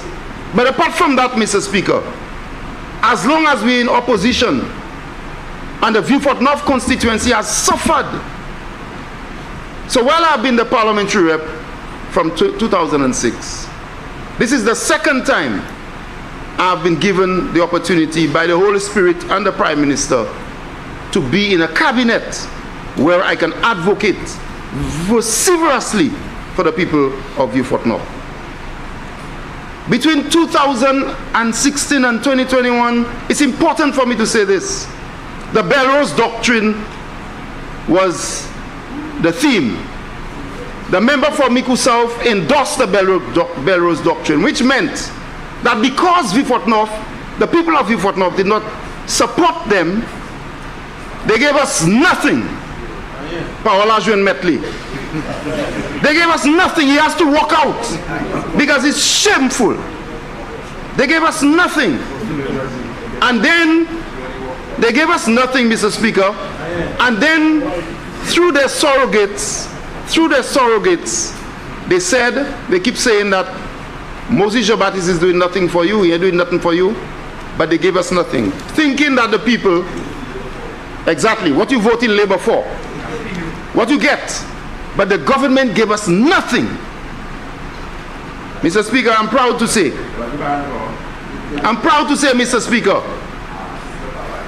there's a reason why the people of Vieux-Fort North continue to support the St. Lucia Labour Party. It's deep, it's ingrained within our psyche. What we view as development and what UWP has done to us and why we continue to vote the St. Lucia Labour Party. In May of this year, Mr. Speaker, the Vieux-Fort North constituency will mark 50 years of unbroken support to the St. Lucia Labour Party. 50 years. 50 years. 50 l'année. Jean Vieux-Fort North qu'a voté by Labour. Laboui, c'est même bagaille là, although Laboui te commencé avant nous parce que c'était un plus gros constituency avec Vieux-Fort tout bail comme ça. Mais yo te cassé ces constituency. 50 years, Mr. Speaker. And when I speak like this, that's why I speak like that. So we are passionate about what we believe in. The office of the Prime Minister, Mr. Speaker, in the 1.6 million allocation, the distress fund is there. And the people of Vieux-Fort North in the past, when we were in government before, Mr. Speaker, we benefited from it. And members before me have spoken about the need for this. Si kaya moun pwi di fe, ek malheureusement, yo pa ni douvan ni de, nous sa aide yo avec ça. Head 21. Head 22, Mr. Speaker, an allowance is made of $100,000 to facilitate the summer employment program. And this has benefited many young people in Vieux-Fort North last year, Mr. Speaker, and I look forward to many young people who are just living, who have just left school, not left school, but who are on summer break to benefit from this. And I urge the young people to apply. I have this theme in Vieux-Fort North, get up and get. Do not just stay there and hear about the programs and you're not applying. Apply. So, Head 22, there is an opportunity there. The Shared Services Department under Head 22, over $460,000, Mr. Speaker. The Civil Status Registry, the Immigration Unit, and so on, will go down to the south. And this will benefit the people of Vieux-Fort North, because this would mean they would have to spend less money on transportation and so on to come up to Castries for very basic services. I'm very happy to see this here, Mr. Speaker. Head 41, Agriculture, Fisheries, and Rural Development and so on, Mr. Speaker. I see an allocation for the Banana Management Unit project, and as you know, nous ni un chai farmer Vieux-Fort North, un chai farmer fig toujours, and I'm looking forward to some benefits there for them. The expansion of the food crop production program, the cocoa sector enhancement project. We are very strong in the area of cocoa production and cocoa development, Mr. Speaker. Some of the individuals from Vieux-Fort North who are here in the gallery today are very powerful cocoa farmers Mr. Speaker, and I'm sure they'll be happy to hear that there is even more support for them. Livestock development, fisheries, Mr. Speaker, at Savans Bay, there is an amount to continue to rehabilitate the jetty. I wish to thank the Minister for Finance and the Minister for Agriculture. Some work was done and there is more work to be done. Mr. Speaker, the timber is deteriorating and there is work to be done. I hasten to add, Mr. Speaker, that every time I speak to the fishers and the seamoss farmers of Savans Bay, Mr. Speaker, I continue to implore them to take care of the facility, to keep the facilities clean. Keep the facilities clean. Work together to ensure that the area has health and safety requirements that are positive, Mr. Speaker. Having the facility is just one thing, but to keep the facility clean, because it's yours, Mr. Speaker. You are the ones making millions of dollars out of seamoss there. I continue to be available to assist them, Mr. Speaker. Head 42, the Ministry of Commerce, Manufacturing, Business Development, and Cooperatives and Consumer Affairs, Mr. Speaker. The loan grant facility, I know there are individuals from Vieux-Fort North who are in the process of benefiting, and we are praying, Mr. Speaker, that the processes go a little faster, because some of them, Mr. Speaker, are waiting. They've told me just yesterday that things will work out for them, but I know that many of our small business people in Vieux-Fort North will benefit from this. Department of Infrastructure, Ports and Transport, Mr. Speaker, everybody will speak about roads for their constituency. I am not here, Mr. Speaker, I will not list all the roads, Mr. Speaker. They are too numerous to mention. But I will say so, Mr. Speaker, that between 2006 and 2011, no major infrastructure projects in terms of roads were done in Vieux-Fort North. Between 2011 and 2016, with the assistance of the now Prime Minister and then Minister for Infrastructure, Mr. Speaker, we embarked on the completion or the start of a number of roads. The Back Street, Dimaï, Fondor, Montcayenne, Culture Lane, Elliott Lane, Tervan, Montview, Bois Bleke, Vigier drains and partial surface of the road. Mr. Speaker, between 2011 and 2016, there were roads to be done under the QAT program, Mr. Speaker. The Woodlands Farm Road, the Vigier Road, the Bamboo Road, the Bellevue Road, the Labaudet Road, Mr. Speaker, the Hope Estate, Larituette, these are farm roads, Mr. Speaker. All of these were removed or stopped together with the QAT package, which should have worked on the road from Castries to Grosili. All of this by the last government, Mr. Speaker, stopped. And between 2016 and 2021, you know about the Belrose Doctrine. We started the OPCO to Bellevue Road, Mr. Speaker, up to Zabo, and nothing else was done on it. Contracts were issued to contractors on Back Street, Elliott Lane, etc. Se mouna te zani contract yo an la men yo, Elliott Lane, kome se chimea, ki nou te za, kouman se, Mr. Speaker? Ek le gouvernement vini, le gouvernement UWP a vini, yo tout bout se contract la. For whole 5+ years, they stopped the works. I'm happy to tell you, Mr. Speaker, that a number of these roads, these small community roads, since coming into office in 2021, between that time and now, a number of these community roads have been completed, Mr. Speaker. I will not spend time to go through them, but I wish to thank the Minister for Finance, the Minister for Infrastructure, and the CDP program for some of it. The community roads are very important, very, very important, Mr. Speaker. And while some work was done on Morley Lane and Vivacel and Teva, Asukaya and so on, we really look forward to our major roads being done. Mr. Speaker, we don't have to describe them. You just have to drive. You just have to drive to Vigier from Canals. You just have to drive to Grace. You just have to go to Hope Estate. You just have to drive to Vigier, for example, Mr. Speaker, Bamboo, and you will realize Labaudet. You realize, Mr. Speaker, that these roads really need to be done. These are main carriages, main roads into the communities, and these roads really require attention. And I know that the people of Vieux-Fort North have stuck with the Labour Party, and they know why. And I can guarantee you, Mr. Speaker, that action will be taken and the people will see. I don't like to speak before I see. I've always told them so. When the tractor is on the road, that is when I'm going to announce it. I will announce it when the tractor is on the road. So I trust in our government, Mr. Speaker.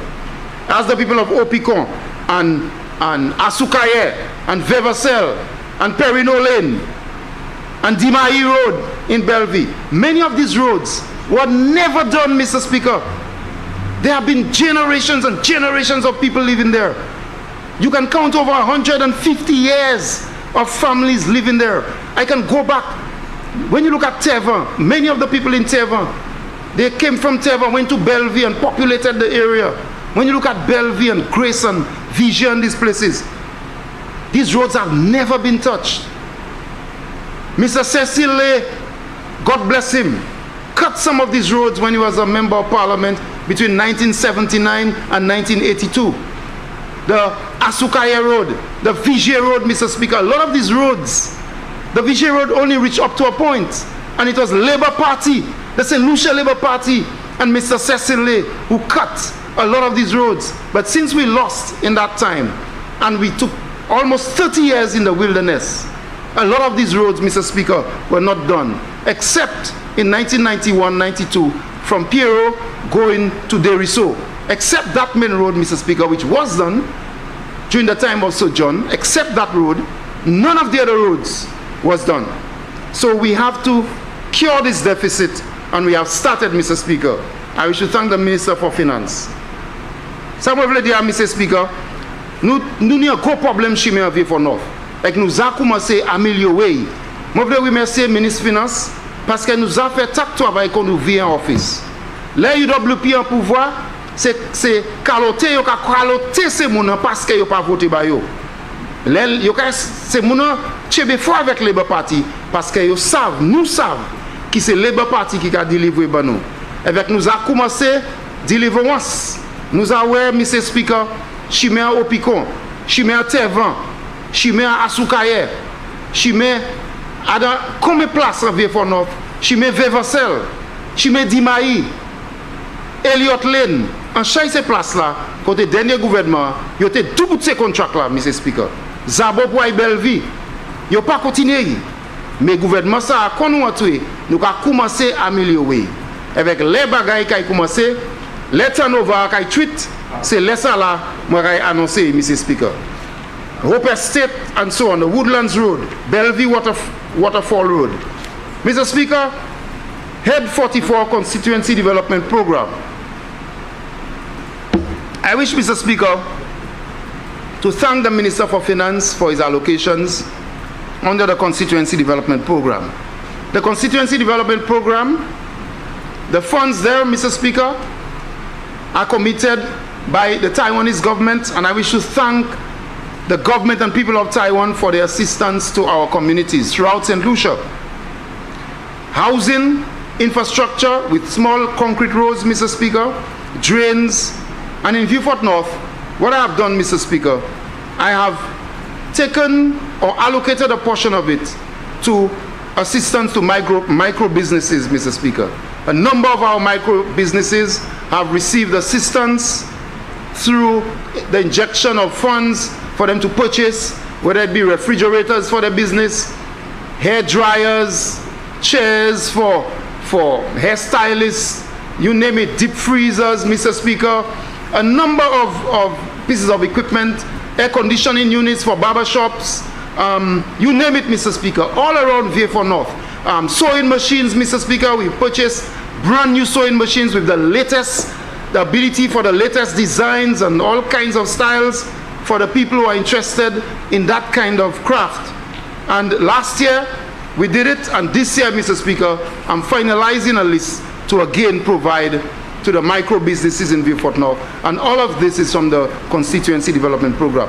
The Prime Minister, Mr. Speaker, Member of Parliament for Castries East, mandated that a certain percentage of the CDP must go to social programs, Mr. Speaker.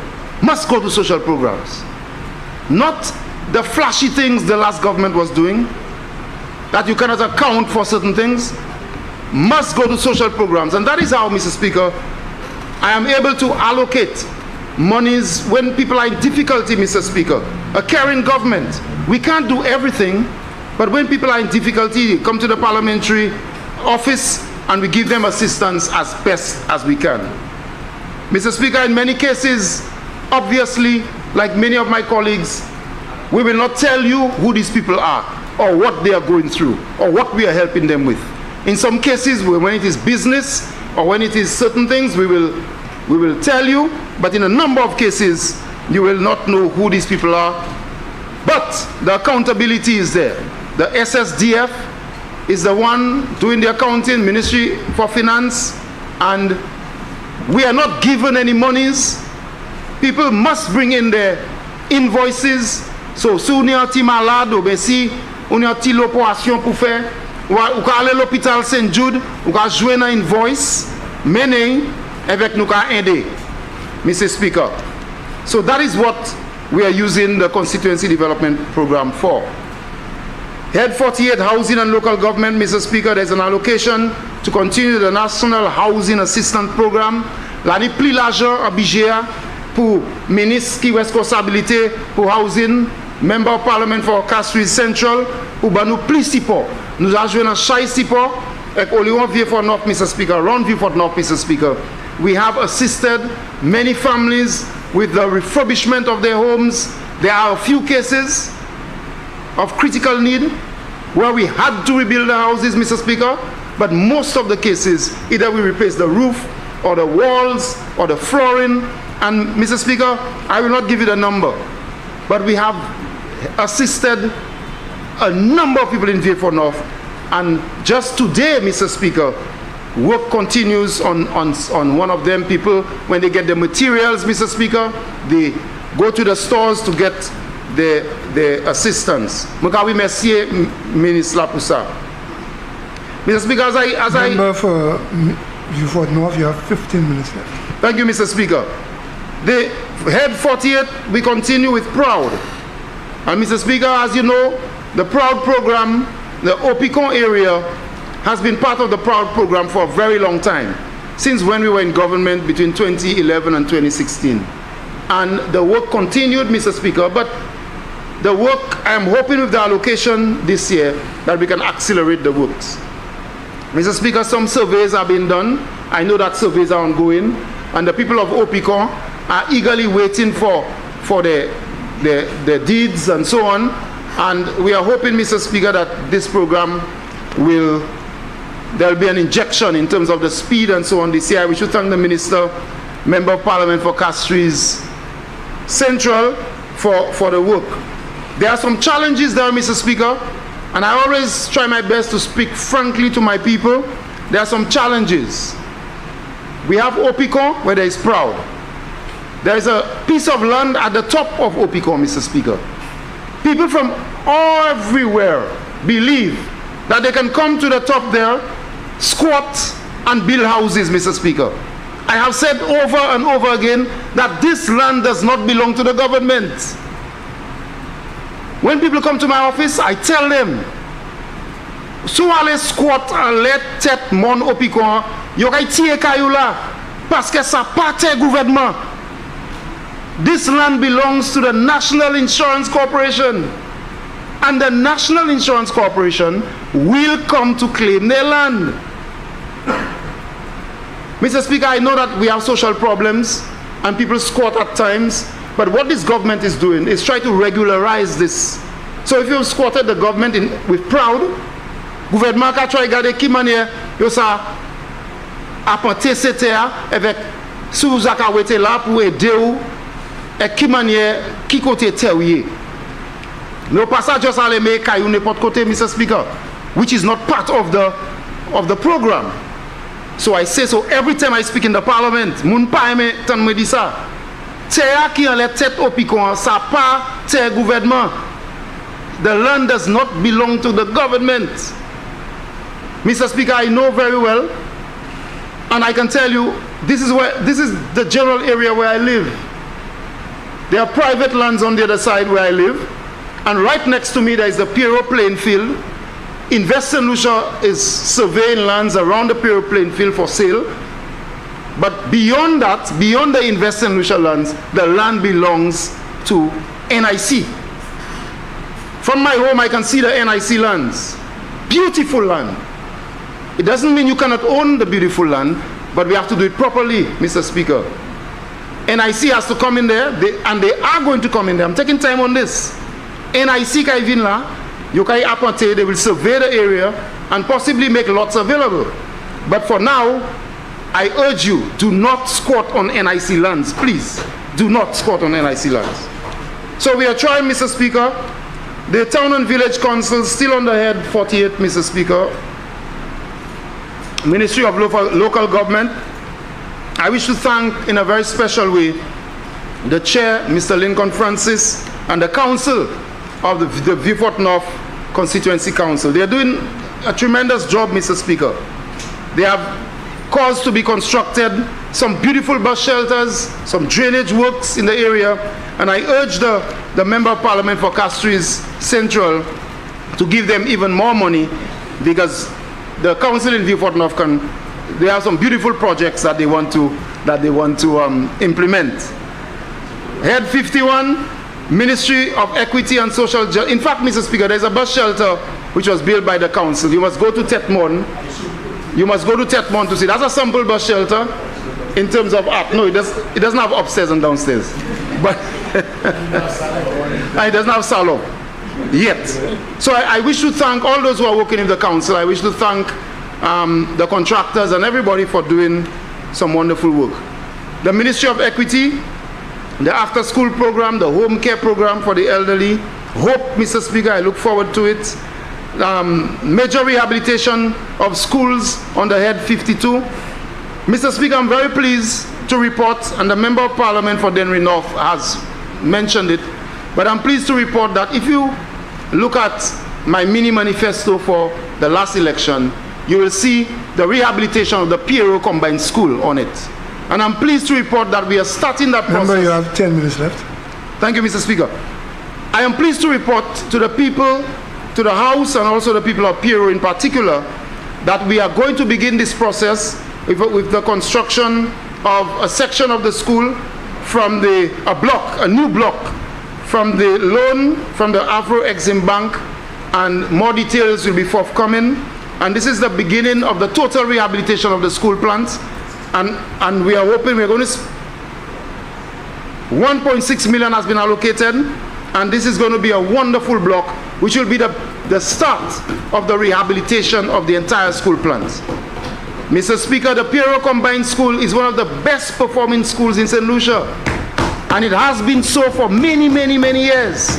I wish to congratulate them for their work, and it's only fair that people like Mrs. Mooney and her staff, we had Mrs. Saltibus, Mr. Matthew Hutchinson, and past principals and so on.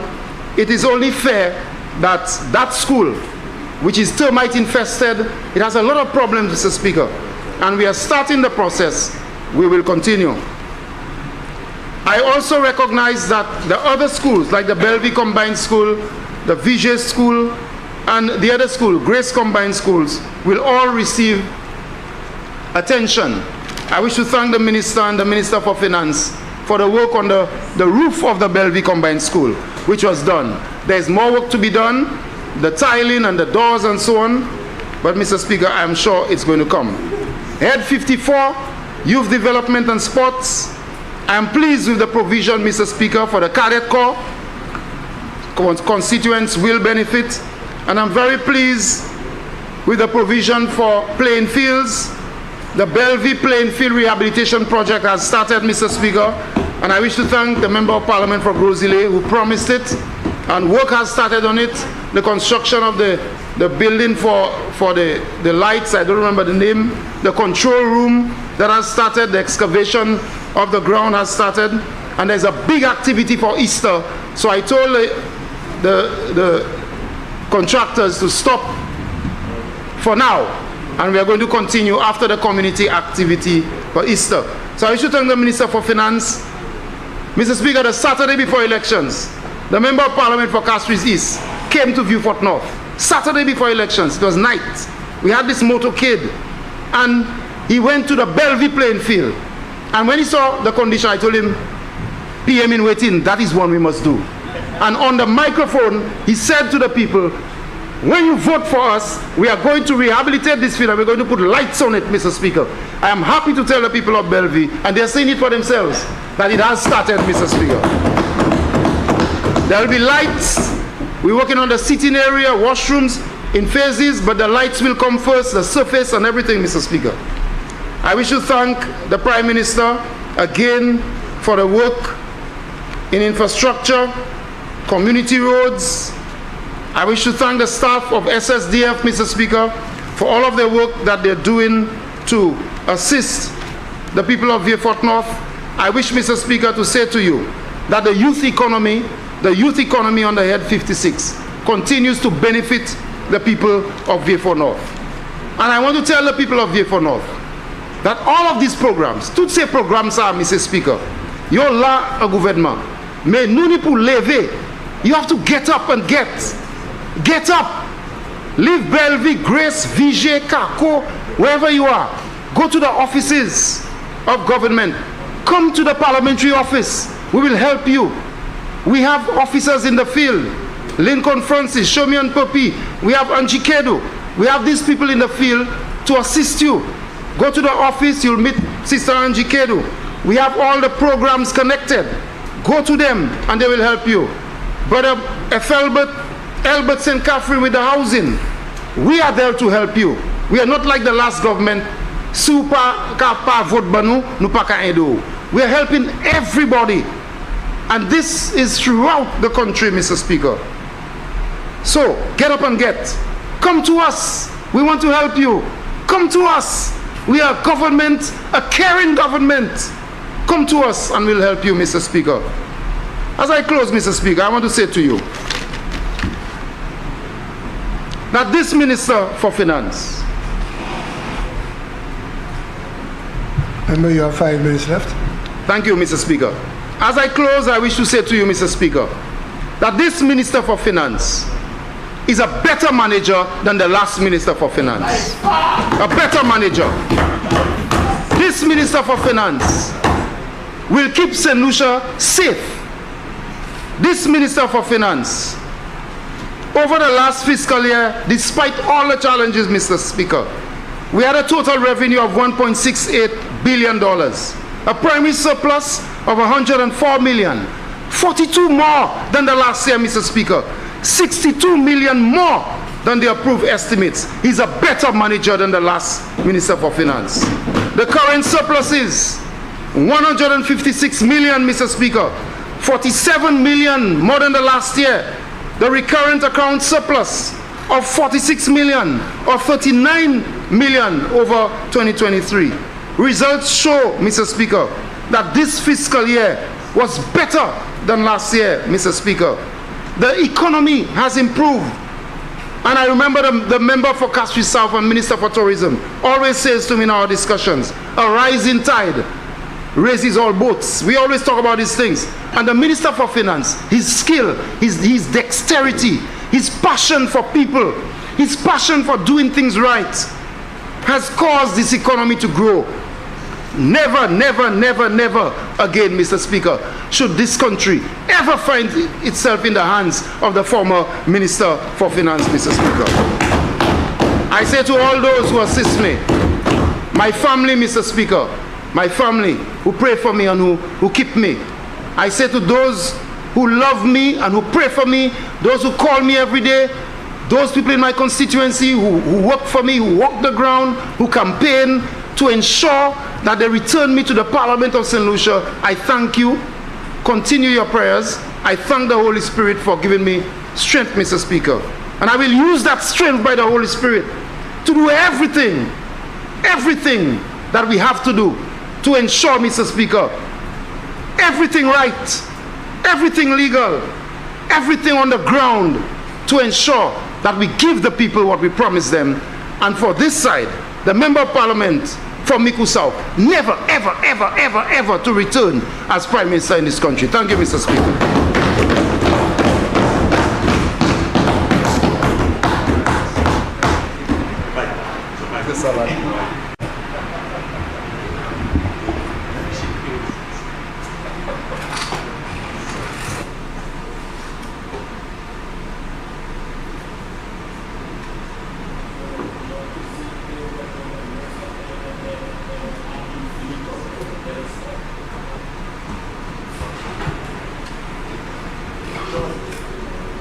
I don't see a light on. I see also it was on. Okay, Member for Library. So officer, you turned it off. John, you always refuse garbage at radio. Sometimes. Let's go to the environment.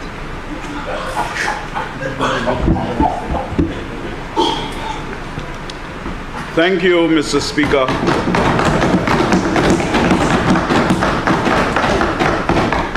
Mr. Speaker, I rise to make my contribution to the debate on the estimates of revenue and expenditure for the fiscal year 2024-2025. Specifically, Mr. Speaker, the motion by the Prime Minister and Minister for Finance, Economic Development, the Youth Economy, Justice and National Security.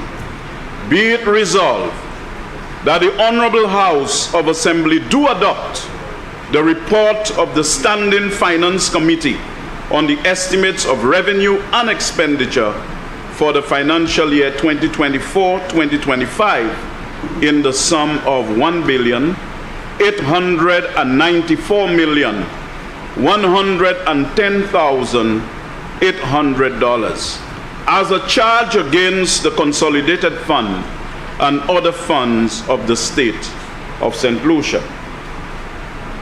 And Mr. Speaker, before I get down to business with the central issue before me, I want to, of course, in the course of this debate, respond to a few arguments emanating from the benches of the opposition. Mr. Speaker, I wish to clarify an issue on which there has been much subterfuge by the opposition and by the opposition, of course, and the leader in particular. Yesterday, whilst the member for Choiseul Saltibus was on his feet, again tried to peddle this propaganda, Mr. Speaker. This is the subject of debt and borrowing. These subjects raise great emotion, Mr. Speaker. And it is important that we clarify and distill these important concepts in economics and finance. First, Mr. Speaker, borrowing can take place for two reasons. The first one is to finance the deficit, which adds to the debt stock and increases the public debt. I repeat, Mr. Speaker, the first is to finance the budget deficit, which adds to the debt stock and increases the public debt. The second, Mr. Speaker, is to borrow to finance existing debt. This second category does not increase the public debt, as it in effect results in a rolling over of our debt. In the case of the latter, Mr. Speaker, we have had to do this frequently, given that we have a large stock of short-term debt, as there is no appetite on the part of regional investors to offer long-term debt. So, Mr. Speaker, the matter which we should be concerned about is the budget deficit, as this is what really increases our public debt. However, we heard the leader of the opposition speaking about borrowing and debt as if the two were the same thing. It is really part of the tools of trade. I guess he learned from Cambridge Analytica and the strategy to use shock and awe on the public. This misinformation which is being disseminated by these sophists, Mr. Speaker, must be exposed. The leader of the opposition then reads from an IMF press release which indicates that our long-term public debt under current policies will stabilize at 75% of GDP, and hence the need to consolidate, which in effect is another term for reducing expenditure or raising revenue, or a combination of both. So when you hear about consolidation, it's either you reduce expenditure, you increase your revenue, or you do both of them, Mr. Speaker. He reads this, Mr. Speaker, with glee. And the sad thing about this, Mr. Speaker, is that he is fully responsible for this significant increase in debt. Mr. Speaker, the leader of the opposition was responsible for incurring the largest single debt in the history of St. Lucia for the Hiwanura Airport project. In order to refresh his memory, Mr. Speaker, he borrowed US 100 million, or approximately 270 million ICI dollars, from the government of the Republic of Taiwan. He further borrowed a sum of $202 million from a consortium of banks, an amount of 45 million, or approximately 122 million from the World Bank. The total amount he borrowed for the Hiwanura project was close to $600 million, Mr. Speaker. Let that sink in, Mr. Speaker. A total amount of 600 million. While most of this borrowing is yet to be disbursed, yet to be disbursed, and when it is fully disbursed, it will contribute to the single largest increase in our public debt, Mr. Speaker. Why is the opposition trying to mislead people into believing that this government is the one increasing the debt of the country? I just heard recently, coming from this house on Monday, that we have borrowed 600 million. But look, in one instant, I'm saying that $600 million was borrowed, the single largest in the history of this country, Mr. Speaker. Our public debt stood at 4.4 billion at the end of 2022. Mr. Speaker, 600 million represents over 13% of our public debt.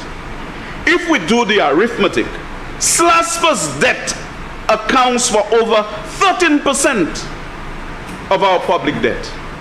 If we did not borrow for this debt, Mr. Speaker, our public debt would be 13% lower. Mr. Speaker, our approach was to engage in a PPP arrangement, which we were doing in collaboration with the World Bank. We would not have found ourselves in that predicament, Mr. Speaker. This approach, Mr. Speaker, would not have increased the public debt. This is an approach that is commonly used for airports around the world, Mr. Speaker. An approach that was used in Jamaica for the Sangster International Airport, and now being used by the government of Barbados for the Grantley Adams International Airport, and of course for many other international airports in the world, including Gatwick Airport, Mr. Speaker. Mr. Speaker. Member for Migu South.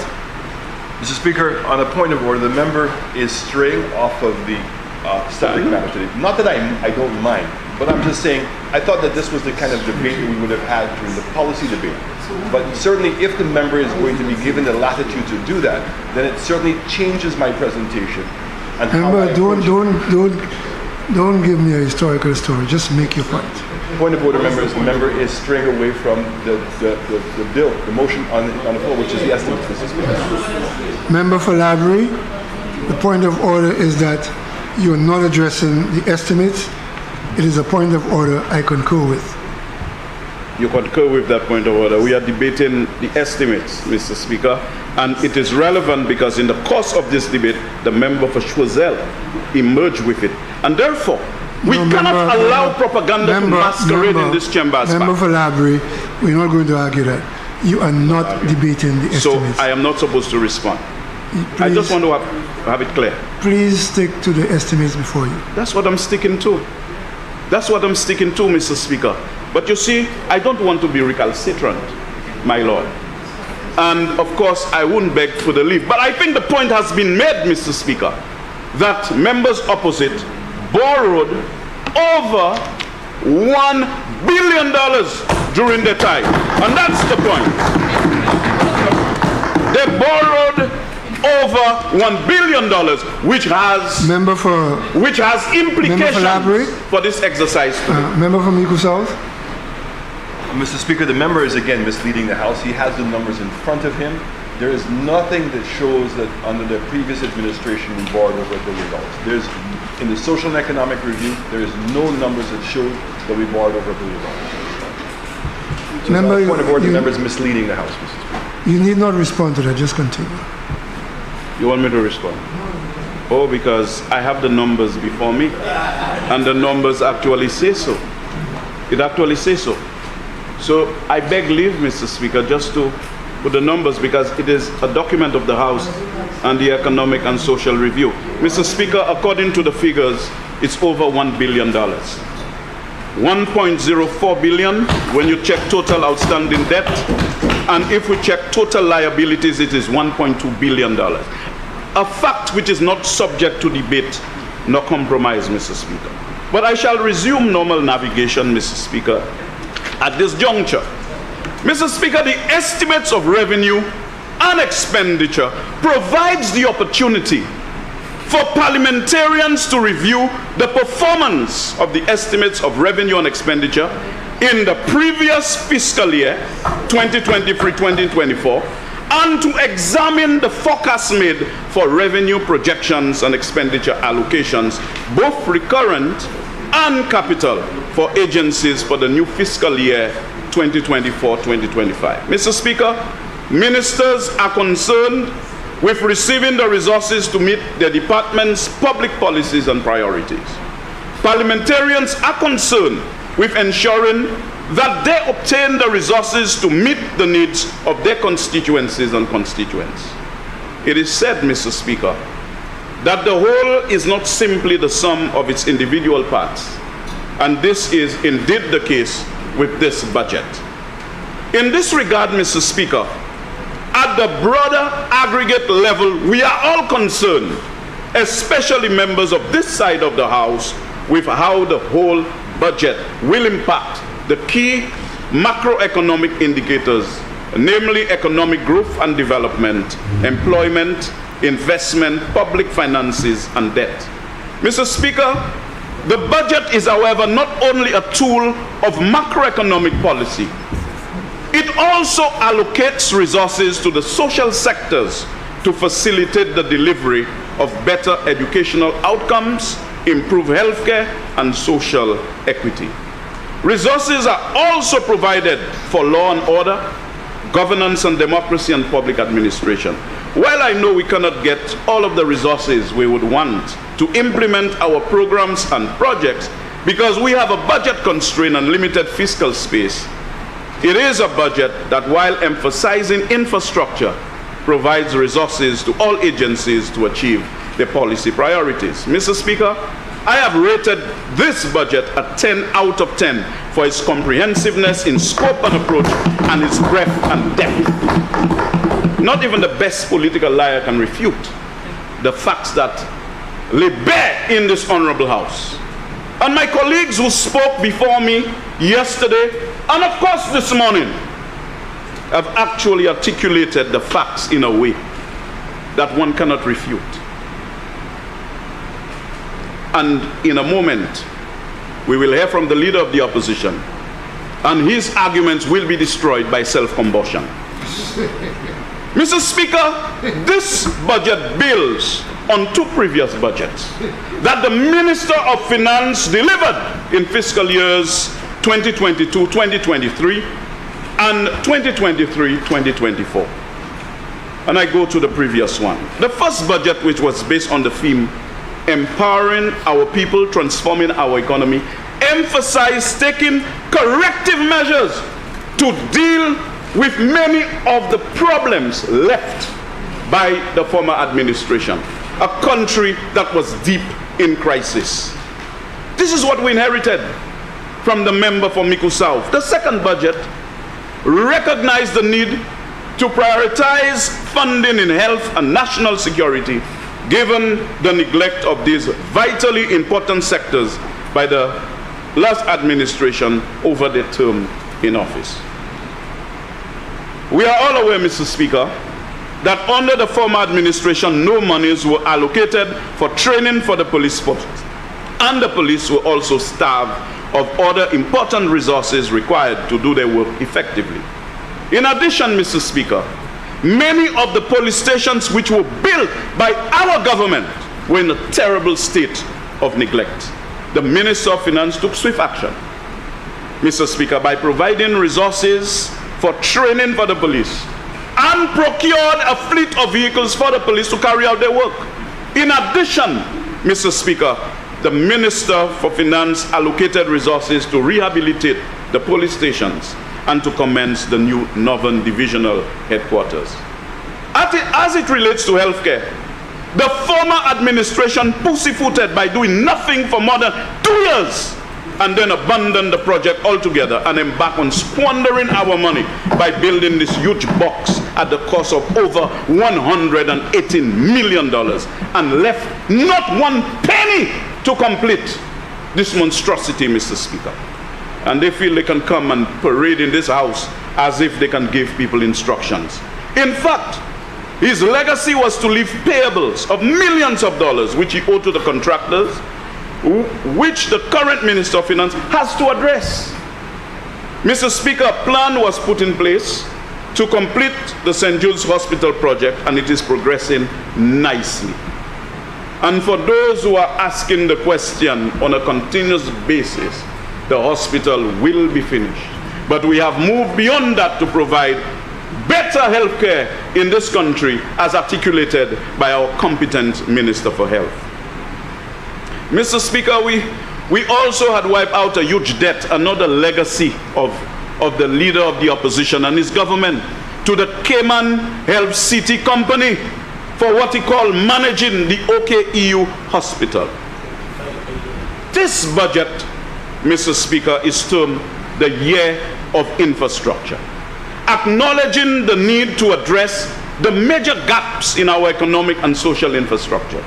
Mr. Speaker, this series of budgets, when viewed from a sequential and integrated perspective, demonstrates the coherence and interconnectedness of these budgets.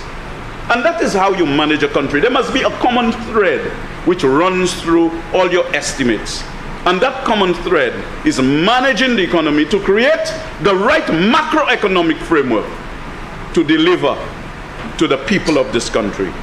This really is a testament to the brilliance and mastery of the Prime Minister and Minister for Finance in not only the theory but the practice of astute budgeting, economics and finance, Mr. Speaker. Mr. Speaker, the Minister of Finance understands the finer points of economic analysis and policy and how to make the economy grow. His budget policies, Mr. Speaker, continue to grow the economy at a much higher rate than the long-run average growth rate of 1.5%. And we are no longer lagging behind our OECS and CARICOM partners, Mr. Speaker. The economic growth rates delivered in 2021 and 2022 were 12.2% and 18.1% in 2021 and 2022 respectively. While the official growth rate for 2023 has not yet been announced, the latest economic forecast suggests that growth is around 3.2%. Mr. Speaker, the Minister of Finance and Honorable Member for Kaswi's East does not simply talk the talk, but he walks the walk. It is rather shameful that the leader of the opposition would like to take credit even for the economic performance in our country. And he talk about his policies that plunged our economy into a recession in 2019. And every time I make the point, Mr. Speaker, that the leader of the opposition plunged the economy into a recession in 2019, he stands up to object. I guess this time he will remain in his seat. But Mr. Speaker, he caused the economic growth rate to fall from 2.9% in 2018 to minus 0.3% in 2019. He then said a recession is identified by 2 or 3 years of negative growth. This is not true, Mr. Speaker. This is incorrect. It is 2 consecutive quarters, which I am fully aware, and you should be fully aware. So when you objected and you said it is a few years of declining growth, that is not correct. Everyone knows that I do my research, Mr. Speaker, and I do my analysis before I speak. I wish to now put this matter to rest once and for all to prove what I said was correct. Mr. Speaker, I invite the Leader of the Opposition to go to the statistics website, the official source of data for St. Lucia, and to go to the specific table published by our statistics department on quarterly GDP growth rates and constant prices. On that page, Mr. Speaker, we will see that Q2 growth rate for 2019 was negative 0.7%, and Q3 growth rate was negative 2%, Mr. Speaker. The economy was therefore indeed in a recession as we recorded 2 consecutive quarters of negative growth. Mr. Speaker, I am indeed correct. He plunged the economy into a recession, and had we left him there, Mr. Speaker, he would have plunged our country into a depression. That's true. The Leader of the Opposition then has the audacity of trying to lecture members on this side of the House on how to grow the economy. Mr. Speaker, he had the opportunity while he was the Minister for Finance, and his record speaks for itself. In fact, the people of St. Lucia gave him a failing grade on July 26, 2021. I cringe again, Mr. Speaker, when I heard the Leader of the Opposition trying to explain fiscal arithmetic of debt sustainability. He pointed out that there were only 2 variables that were important. He said debt and GDP. And that if debt was growing faster than GDP, we had a problem. Mr. Speaker, the literature on debt sustainability is well established. And any student of economics will tell you that you need to consider the primary balance, the stock of debt, and the interest rate in any analysis of examining debt sustainability.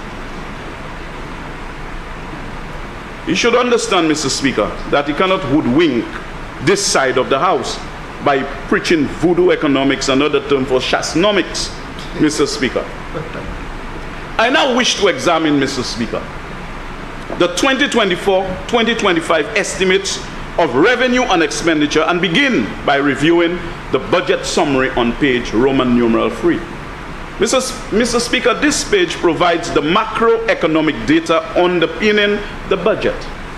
I shall first begin by analyzing the performance of the budget in fiscal year 2023-2024. This, Mr. Speaker, is the report card of this government. The projected outturn for total recurrent revenue collections is 1.376 billion in fiscal year 2023-2024, representing an increase of 125 million, or approximately 10% over the actual revenue collection of 1.251 billion.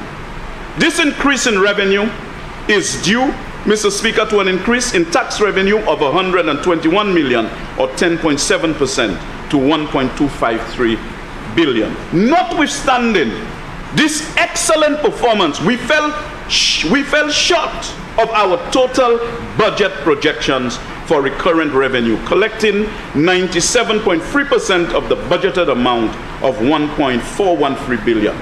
In terms of grant receipts, we fell short, Mr. Speaker, as the lower than expected implementation rate in capital expenditure negatively impacted our grant receipts, resulting in us collecting only half the budgeted amount. We expect to rectify this issue in the new financial year, the year of infrastructure, by accelerating the implementation of capital projects. Mr. Speaker, I now turn to expenditure and first examine current primary expenditure. This category of expenditure, Mr. Speaker, increased from 959.8 million in 2022-2023 to a projected amount of 990.7 million in 2023-2024. This increase of 30.9 million, or 3.2%, is lower than the budgeted amount of 1.035 billion. This, Mr. Speaker, shows the fiscal dexterity of the Minister for Finance in expenditure management, fine-tuning expenditure in keeping with the need to prudently manage our public finances. Current expenditure, which includes primary expenditure and interest payments, increased from 1.133 billion in financial year 2022-2023 to a projected amount of 1.206 billion, reflecting an increase of 6.4%. This amount was also lower than the budgeted amount of 1.254 billion. Total capital expenditure less principal repayments increased from 1.917.7 million in financial year 2022-2023 to 259.6 million in financial year 2023-2024, but was lower than the budgeted amount of 302.1 million, reflecting a lower than expected implementation rate. Mr. Speaker, it's important to note that 106 million of the 259.6 million was used to pay DFC obligations and therefore has limited the ability of our government to finance critical capital investments. A legacy.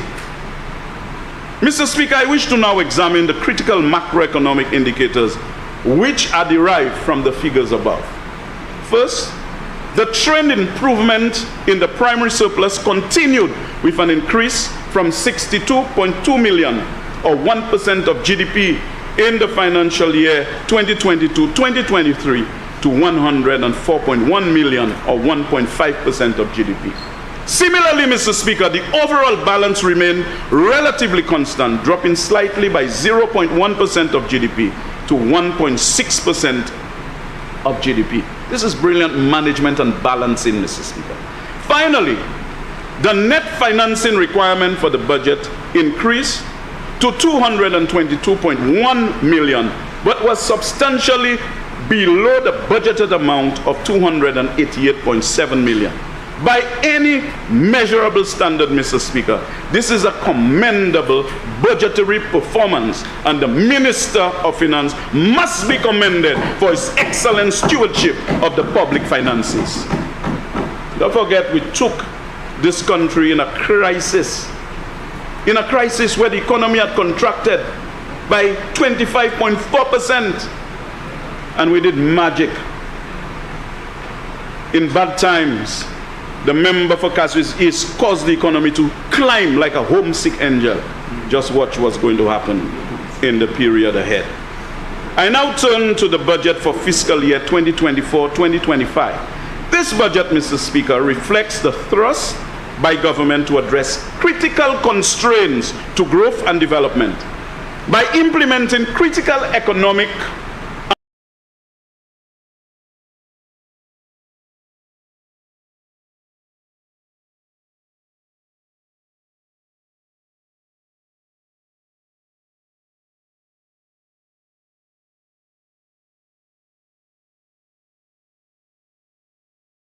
changes from the projected outlook in financial year 2023-2024 vis-a-vis the budgeted amounts in financial year 2024-2025. In the case of revenue, Mr. Speaker, the budgeted amount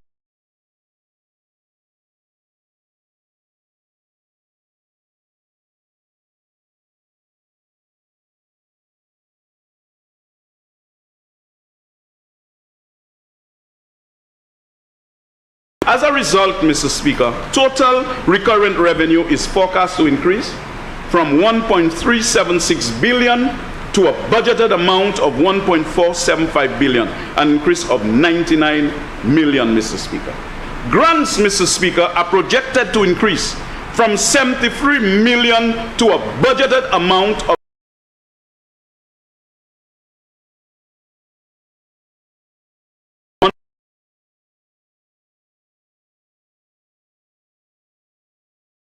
Mr. Speaker, in line with the need to keep expenditure increases in line with revenue, current primary expenditure and current expenditure are projected to increase from 990.7 million to a budgeted amount of 1.073 billion, and from 1.20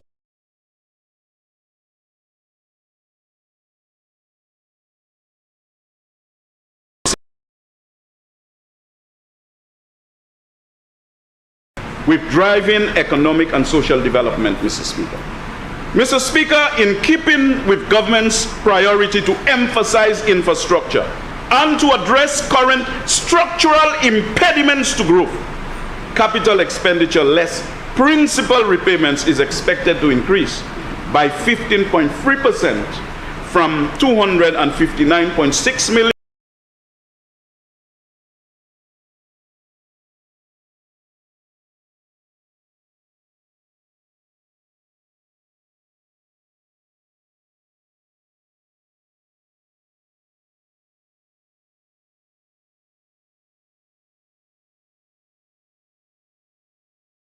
are critically important to narrow the infrastructure deficit, which imposes severe constraints on the future growth of the economy and delivers better infrastructure for the people of this country, thus improving lives and livelihoods.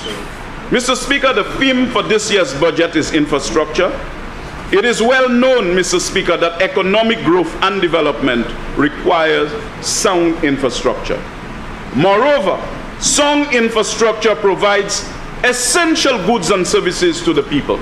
In this regard, Mr. Speaker, the budget provides significant resources for the improvement in infrastructure in our country. Mr. Speaker, given that there is a long list of infrastructure projects in the budget, I will only highlight some of the major infrastructural projects, starting with the roads, Mr. Speaker. You would have thought, Mr. Speaker, that all the roads were fixed by the former administration during the term in office, given that they were boastful about their record on road rehabilitation. If they had fixed up so many roads, we would not have so many complaints about bad roads in St. Lucia immediately after an election, Mr. Speaker. And it brings into question the spending of the $1.2 billion by the former UWP administration. But, Mr. Speaker, this could not be further from the truth. And we inherited a poor road network in which the majority of roads required immediate attention.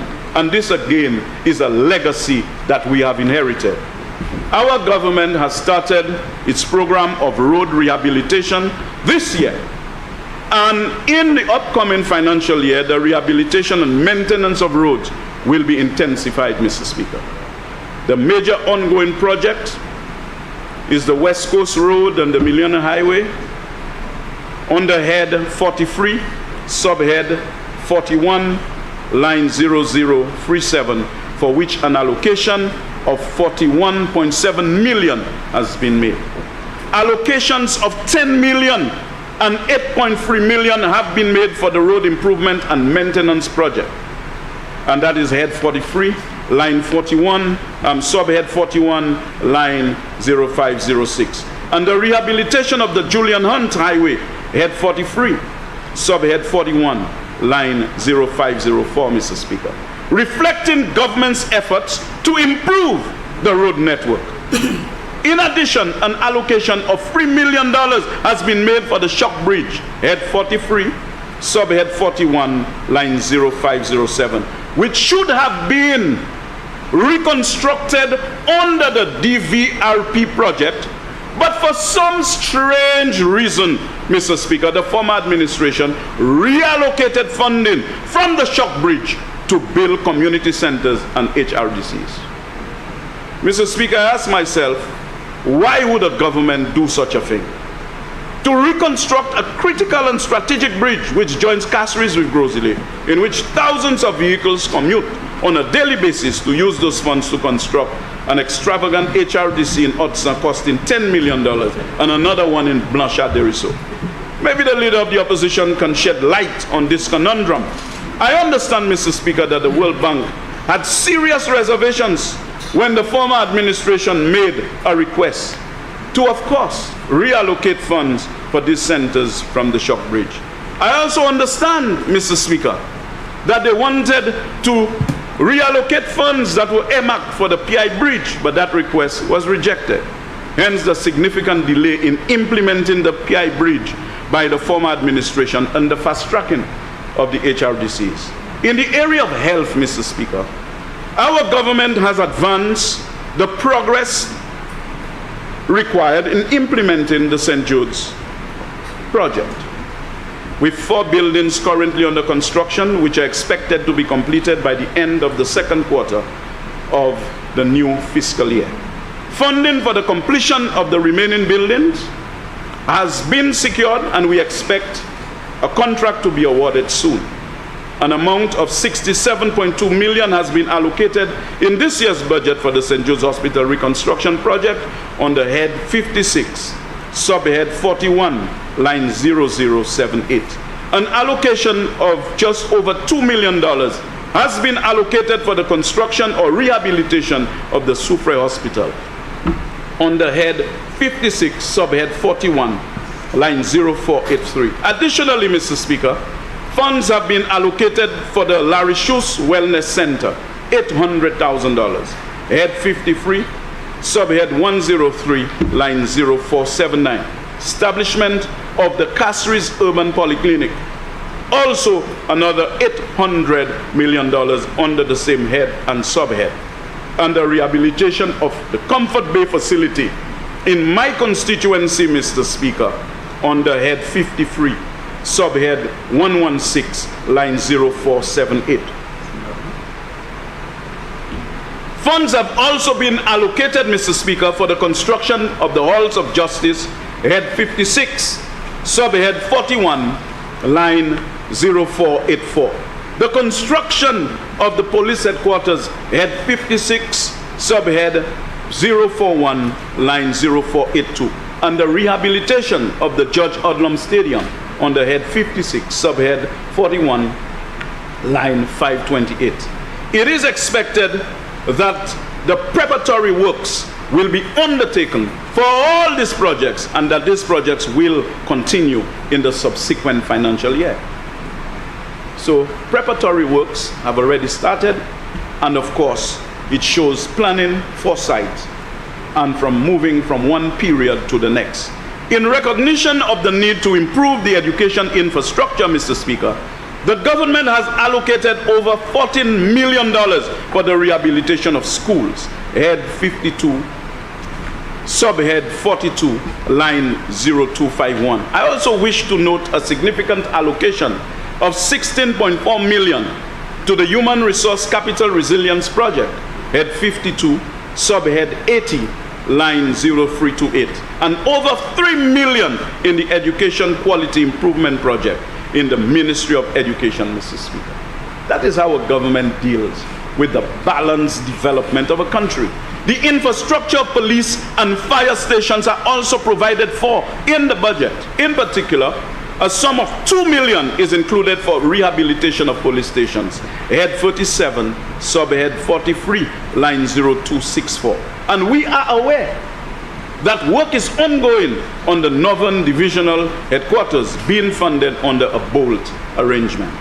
I also wish to highlight, Mr. Speaker, that a sum of $1.2 million is allocated for the establishment of a substation for the fire service on the West Coast, and that's head 46, subhead 26, line 0499. Additionally, Mr. Speaker, the CDB finance project, namely enhancing the resilience of the St. Lucia Fire Service, head 46, subhead 26, line 0497, will also provide for inter alia enhancing the fire and emergency infrastructure to be more resilient to climate and environmental hazards and improving the work environment.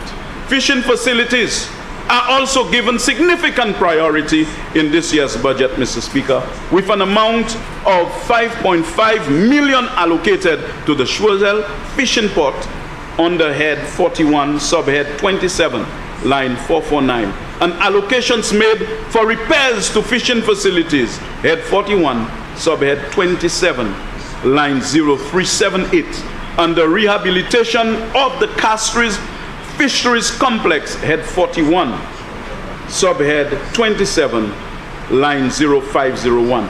In the area of renewable energy, Mr. Speaker, an amount of close to $10 million has been allocated for the renewable energy sector development, project head 43, 0670317. This project focuses primarily on exploring the feasibility of geothermal energy for St. Lucia, Mr. Speaker. As we seek to further diversify our economy, Mr. Speaker, there is a growing trend to focus on the blue economy.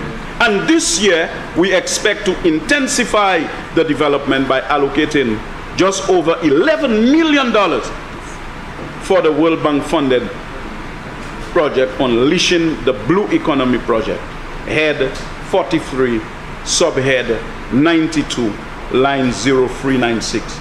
In the area of tourism, Mr. Speaker, significant investments will be made in that sector through the OECS Tourism Competitiveness Project, for which an allocation of $18.6 million is made under Head 46, Subhead 098, Line 0043, and $3.3 million is allocated for community tourism under the same head, Mr. Speaker, but Line 0045. As we seek to address the housing deficit, Mr. Speaker, in particular for the low-income households, sums of $3 million and $2.16 million are allocated for PROUD, Head 48, Subhead 55, Line 52, and the National Housing Assistance Program, Head 48, Subhead 55, Line 366, Mr. Speaker. To improve the social equity, Mr. Speaker, an allocation of $4.6 million is made for the Basic Needs Trust Fund 10th program, Mr. Speaker. Head 51, Subhead 59, Line 352. $5.2 million for the Human Capital Resilience Project, and just under $1 million for the rehabilitation of human resource centers. In keeping with the need to improve the infrastructure of the constituencies, Mr. Speaker, an amount of $22.7 million is allocated for CDP projects under Head 56, which benefit many small contractors in the constituencies, Mr. Speaker. Under our Minister of Youth Development and Sports, we have seen the revival of sports in St. Lucia. We just went to Parliament. We just went to Parliament for approval of a guarantee of $80 million to the St. Lucia National Lotteries for sports infrastructure island-wide, Mr. Speaker, to create the necessary infrastructural environment and needs so that we can mass produce athletes, Mr. Speaker, just like we intend to mass produce Nobel Prize winners with the improvement that we are making with education, Mr. Speaker. Mr. Speaker, we often talk about the fact that we need to move into the digital economy as the world is moving rapidly in that direction. This is indeed the area in which the greatest level of innovation is taking place in the world, Mr. Speaker. The latest development, which is expected to have a profound impact on the entire world, is artificial intelligence. We also need to move quickly in developing that digital economy so that we are not left behind. When we think of infrastructure, now we cannot simply think of roads, bridges, and buildings, Mr. Speaker. We also need to think of digital infrastructure. In this regard, Mr. Speaker, we need to develop that infrastructure to facilitate the development of a digital economy. So that infrastructure refers to the integrated platforms, applications, and IT systems that enable businesses and governments to manage data, automate processes, and deliver digital products and services. Mr. Speaker, we are in an era we call the fourth industrial revolution, and we need to be prepared to benefit from the opportunities that it presents.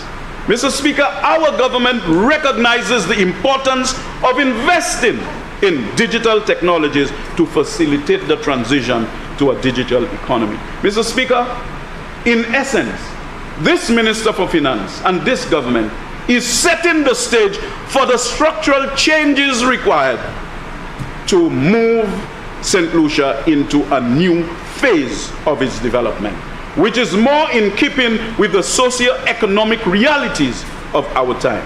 This is what you call a government of vision, and a minister for finance, an experienced captain that will fly the vessel of state in zero visibility and will carry us safely to our destination. Significant allocations have been made in this year's estimates, Mr. Speaker, and I will highlight some of these critical investments in digital technologies. A sum of 14.8 million has been allocated to 4 projects in the Department of Public Service, namely ICT Evolution Project, Head 22, Subhead 58, Line 0284. Government Island-wide Network under Head 22, Subhead 58, Line 0007, known as GNet. The Caribbean Digital Transformation Project, Head 22 under the same head, and of course the Line 0348. And the National Trade Logistics Platform under the same head, Mr. Speaker. In the Department of Finance, allocations have been made for a budget module upgrade of $6.7 million, upgrade of Inland Revenue Tax Administration System of $1.5 million. Member for Library, you have 15 minutes left. And the Financial Management System, approximately $900,000. The final allocation I wish to mention, Mr. Speaker, is the $500,000 allocated in the Office of the Prime Minister for the establishment of an innovation hub under Head 21. Now, Mr. Speaker, I have left the best for last. I am extremely proud that work has started on the Library Market and Square. This project, which was approved by our government during our previous term in office, was stopped by this insensitive, wicked, and vindictive opposition when they were in government. But I am indeed grateful to the Prime Minister that in his very first budget, he placed it. And we developed the plans a bit late because we had to go get the plans reapproved, have a new bill of quantities, and of course, by Christmas, hopefully, we should see the completion of that project. Mr. Speaker, I believe this thing has paved the way beautifully for me to address myself before I take leave to speak about my constituency. Mr. Speaker, I wish to thank the people of Labri Oje again for making me the instrument of their wishes. And I did not simply emerge from some unknown area. I was immersed in community development. And before I was in politics, they knew me. Just like in the good books, God said, before you were born, I knew you. And so I was prepared. I was prepared for my role in this honorable house to represent them.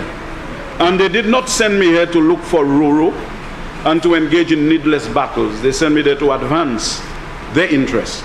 And undoubtedly, Mr. Speaker, this is one of my proudest moments standing in this house when it comes to advancing the interest of the people of the Labri Oje constituency. Because this Minister of Finance, under very trying circumstances, have eased the squeeze on the people of Labri. When he pays facility fees, my people benefit. When he brought back in times past the distress fund, they benefit. When he paid math and English, CXC, they benefit. When he removed the VAT on certain building items, my people benefit. And I can just go on and on for 40 days and 40 nights, Mr. Speaker, talking about things that we are benefiting from. But I want to start by one of the allocations mentioned, CDP. I recall in 2016, a number of persons had contracts to execute works under wicked and evil opposition when in government stopped every single one of them. And I'm pleased to say, Mr. Speaker, that I have started to address that particular problem. I have addressed 2 roads at Desbois so far. One opposite the Catholic Church, one along the Labrie beachfront, Mr. Speaker. The road near Gabriel Maximin, and he was heartbroken, Mr. Speaker. Gabriel Maximin, he was heartbroken because that road was in a terrible condition.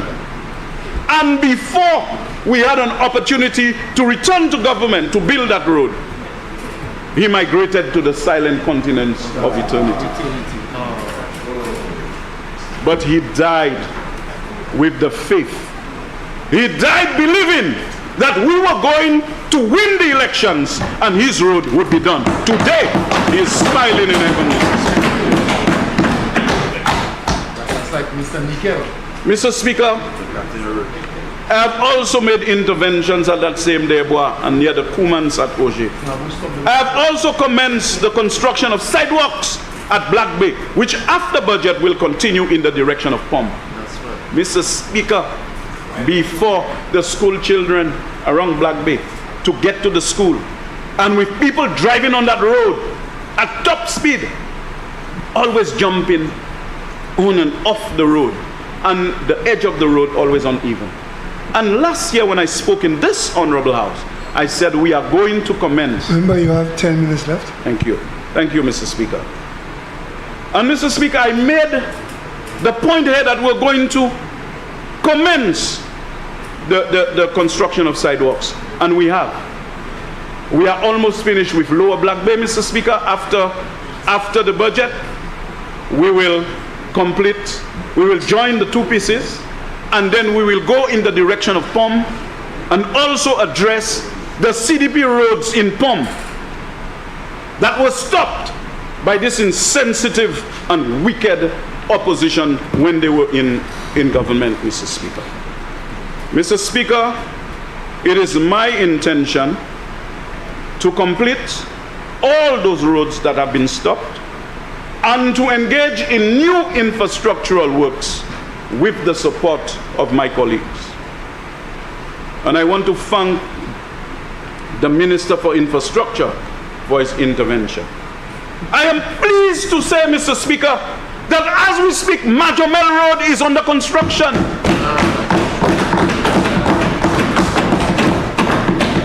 And I can guarantee you this is a strong road. The aggregates from Wheel Rock. And the only reason why in science books you'll hear diamond is the hardest known substance, they didn't discover the Wheel Rock stones as yet, Mr. Speaker.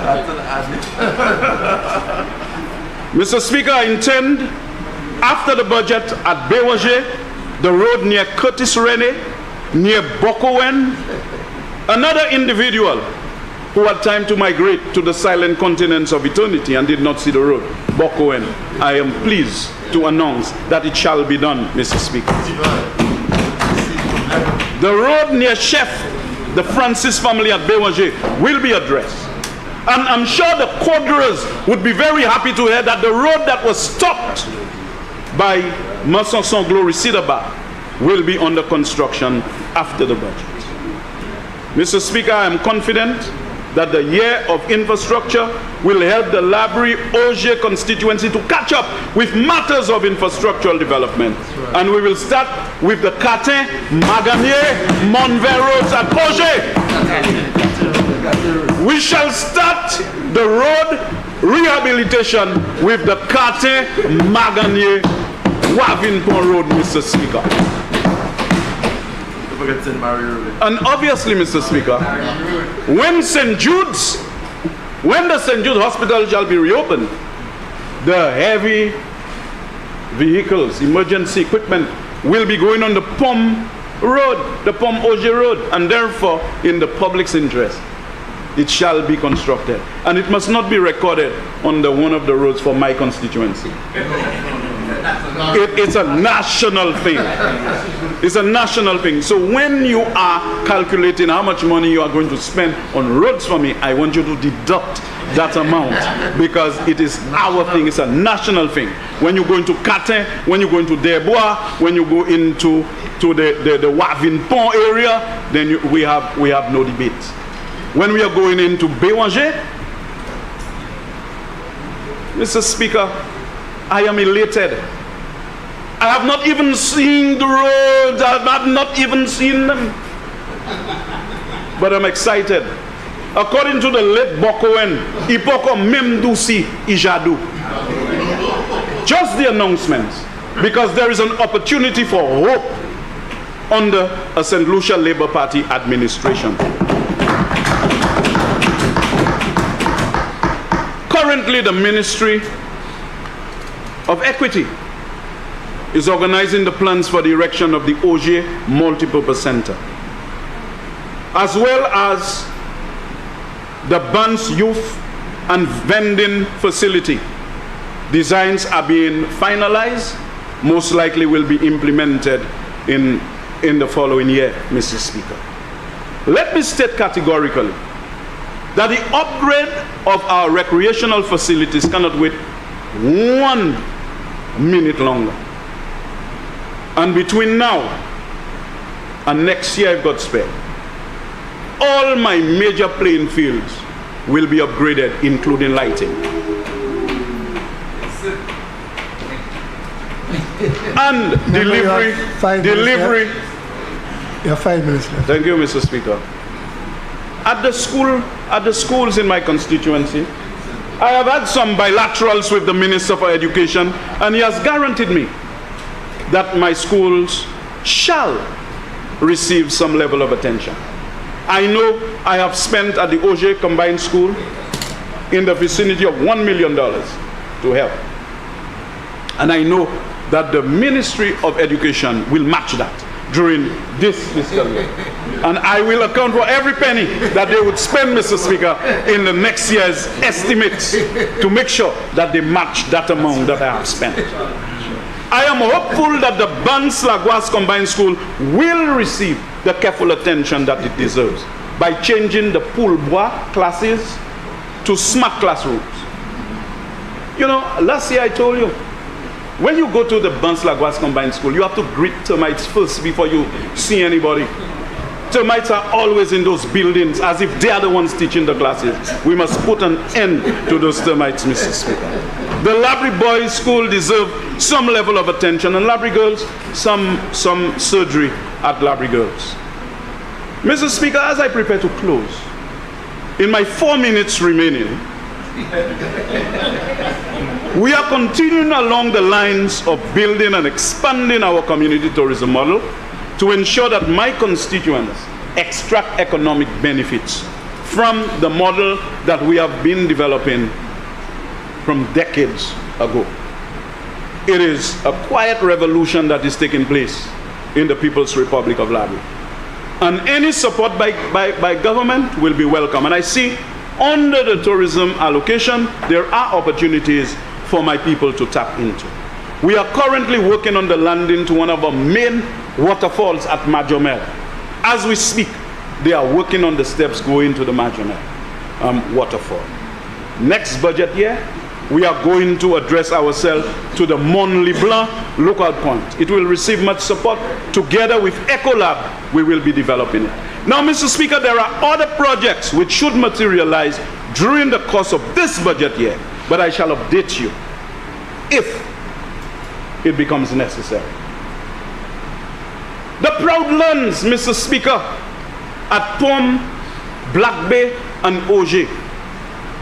I am pleased to say to my constituents in that part of the constituency that very soon we will be completing those surveys and they will have access to purchasing those lands. And I want to repeat, at no time I will represent you and we will get a deal on lands that are any way above what it was in PI, what it was in Larishus, and what it was in Dermon.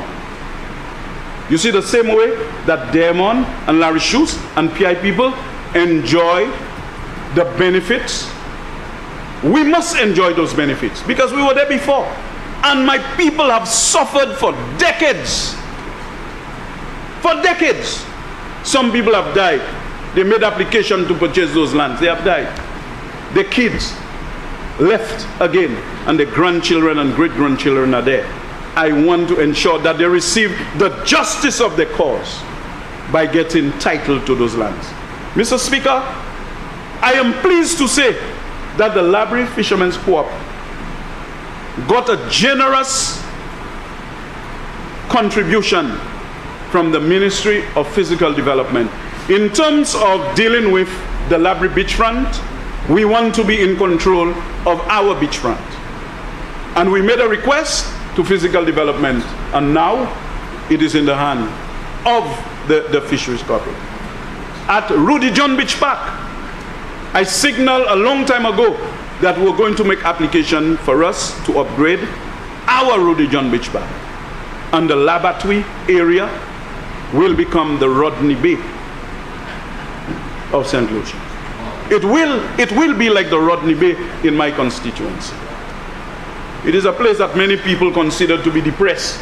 And during, the times of politics, they used to tell Labatwi people, pas venir un village là, mitan village là. The roads were bad. When I fixed the roads, they said they're going to build a big gate to prevent the rest of Labrie from coming to Labatwi.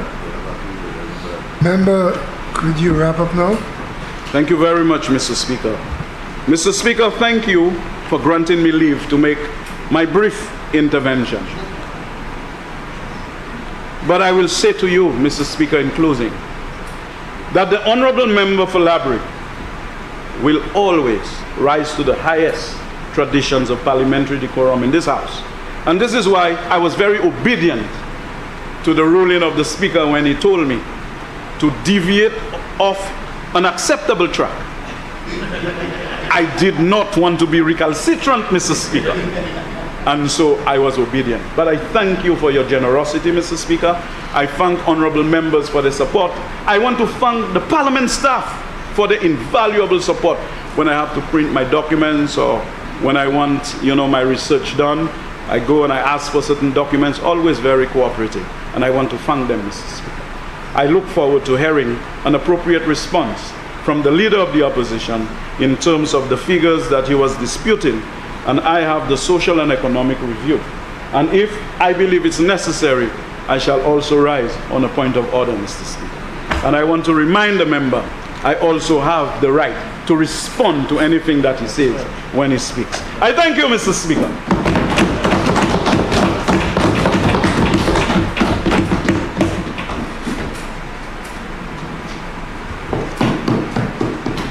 Member from Mico South.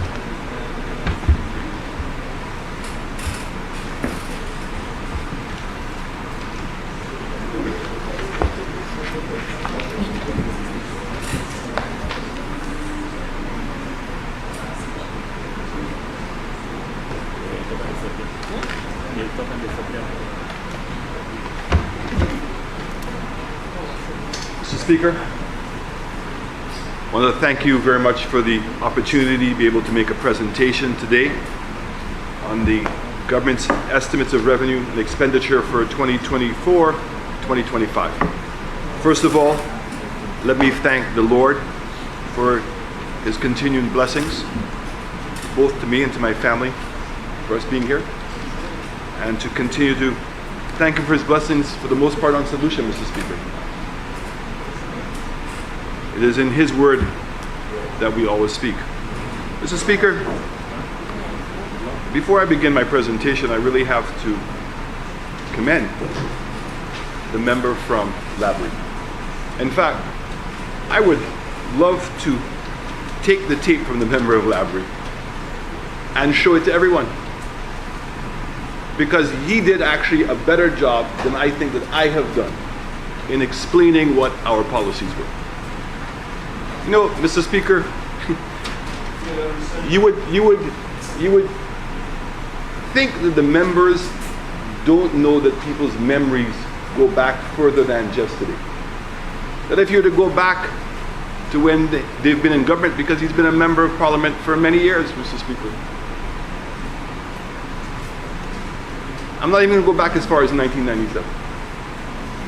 I'm simply going to go back to 2006 to 2011. And I would like to think, Mr. Speaker, given the track record that he had in 2006 to 2011 in his own constituency, which appeared to be visionless, that the impact, Mr. Speaker, of what United Workers' Party did between 2016 and 2021 had a significant impact on his vision and his own aspirations for Labrie. Mr. Speaker, I said before I begin my estimates, no problem, Mr. Speaker. So, Mr. Speaker, all of a sudden, you would think that the statement of you cannot eat roads, that was the cry. All of a sudden, I hear members on the opposite side standing talking about they cannot wait to see the roads. They cannot wait. The village tourism that we were talking about, of which Labrie has a rich history and a tremendous amount of potential for developing Labrie. But the member ought to know is that in order for Labrie to be able to maximize its potential, you must develop the South. And that is a vision that the Labour Party seems to be lacking in, Mr. Speaker. Mr. Speaker, when we get to the estimates,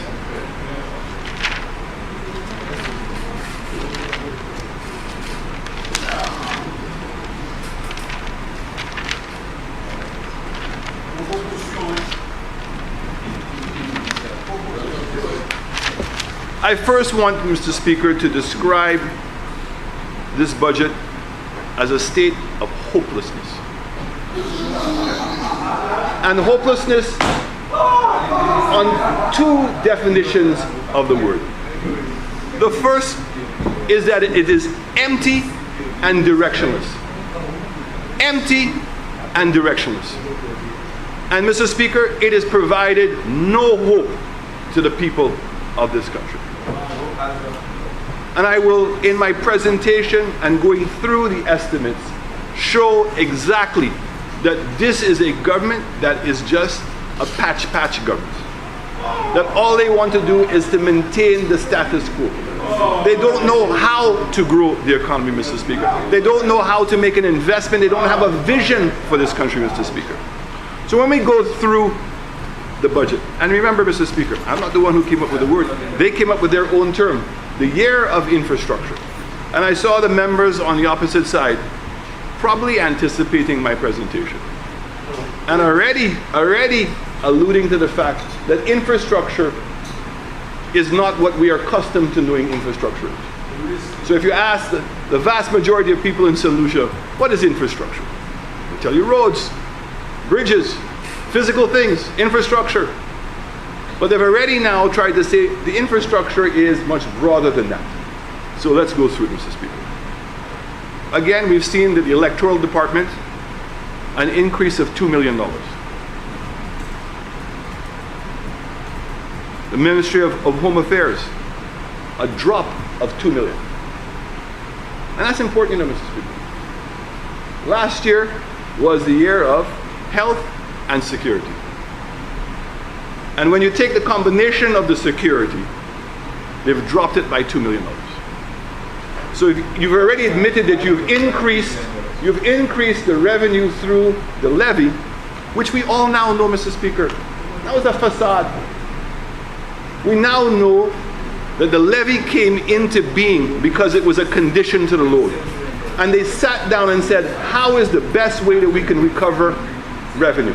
What's the best thing? Because the most natural thing to do was to have increased the VAT back to 15%. But they knew that that would not be palatable. So they came up with a levy. And in order to get the levy to be acceptable to the people, went to the people and said to them, this is for health and security. Now, I pointed out in last year's budget, Mr. Speaker, there was no increase in the allocation for health and security. Again this year, we're seeing that there is no substantial increase. In fact, there was a decline of $2 million when it comes to security in this country, Mr. Speaker. And that there was a slight increase in health of $5 million, a far cry from the $17 million. And if you really believe, Mr. Speaker, that people are going to be fooled into thinking that the normal expenditures that you have for health and security, that all of a sudden the $17 million was designed to help offset some of that cost, everybody believed that the levy was to improve what we already had.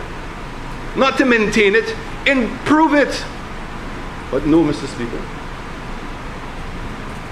They believed in their arrogance, Mr. Speaker, that they could have gotten away with this. But luckily, the bank loans required them to say what the conditions of those loans were, Mr. Speaker. Agriculture. We've seen a decline in agriculture, not only in numbers, but we're seeing it in terms of importance. A drop of $2 million. Commerce down to $10 million, down by $2 million. And I'm going to have a special session to deal with infrastructure, the year of infrastructure. And guess what? The Ministry of Infrastructure's budget was cut by $50 million in the year of infrastructure. In fact, there's a blight on having your ministry in the title of any Labour Party budget. There's a blight.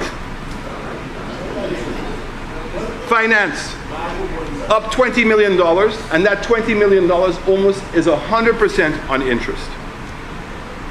External affairs, up $3 million. Tourism, the savior, up $10 million. Equity, the important equity ministry. Equity, down $18 million, Mr. Speaker. Education, and I'm so happy to see that, up 30. And of that 30, $14 million for school repairs. Remember, the United Workers' Party used to spend $10 million a year in order to fix up schools, and that is still not enough. So I applaud the $14 million, and we must find more money, because every minister, that most of the members that spoke today, Mr. Speaker, spoke about what? Termites in their schools. There is a greater need even to do more than we were doing before, not less, so I applaud it. Health was up $5 million. Youth and sports was up $3 million. Economic development up $35 million. So, Mr. Speaker, the entire budget, the year of infrastructure, we're talking about, we're going to show people around, Mr. Speaker. We're going to give people hope, Mr. Speaker. The entire budget is up $40 million. After boasting about these incredible surpluses, Mr. Speaker, that is the best that this government can come up with, is that they're going to inject another $40 million of expenditure into this country. Now, Mr. Speaker, let me go through the details of that.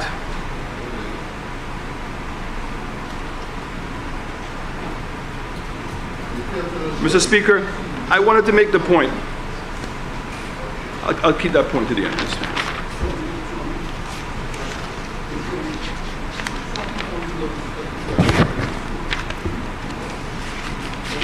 Mr. Speaker, on page 23, Governor General, I see that we said that we're going to increase the budget slightly to improve the performance by sourcing skill development training programs, particularly in the areas of event planning, plant propagation, and landscaping, to ensure successful hosting of events and the continued improvement in the aesthetics of the compound. And to do it, Mr. Speaker, the appointment of an assistant permanent secretary, I guess that's appropriate. We have an acting Governor General, we might as well have an assistant permanent secretary.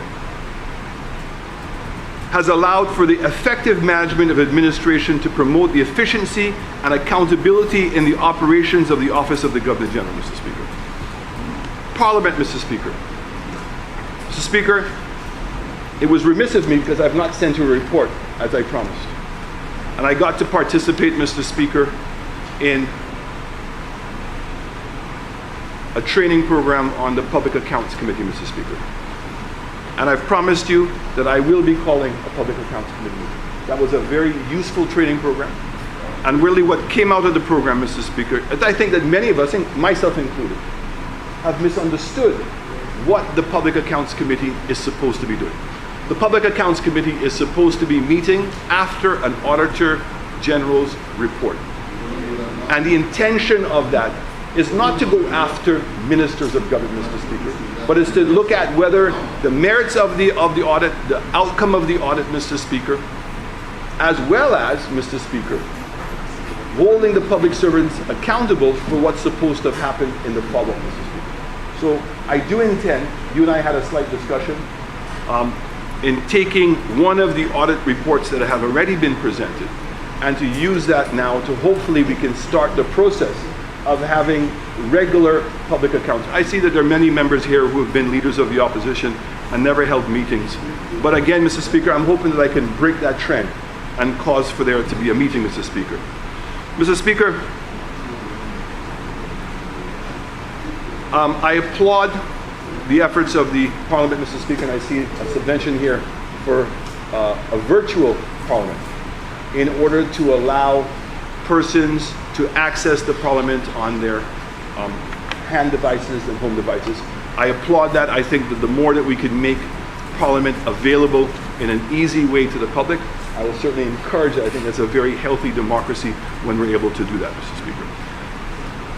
Mr. Speaker, the Office of the Prime Minister, Mr. Speaker. We see that the travel allocation, Mr. Speaker, on page 55,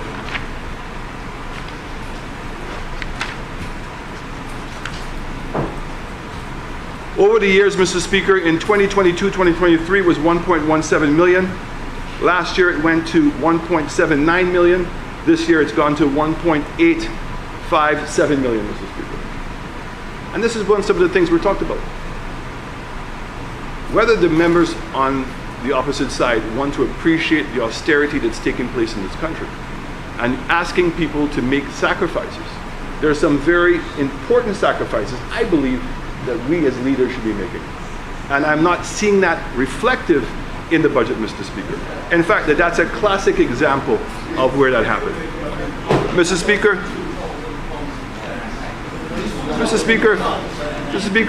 members on the opposite side keep on saying things, but they don't produce any evidence of anything, Mr. Speaker. But go ahead, Mr. Speaker. Mr. Speaker, we keep hearing that we're going to make it a document of the House.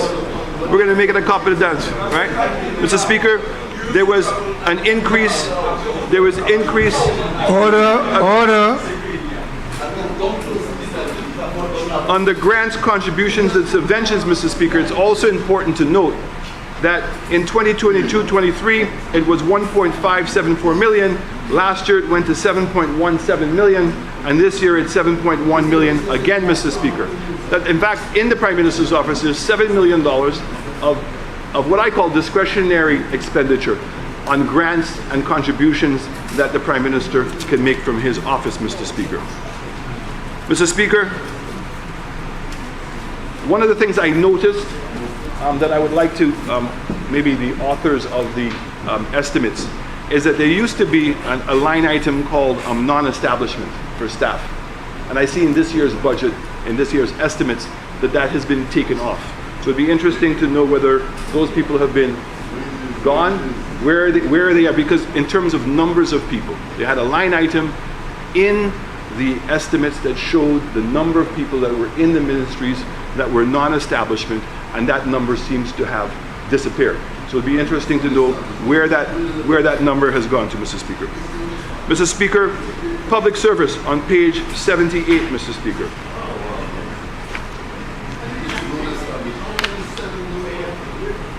Mr. Speaker, there are people obviously who must be concerned about where we're going.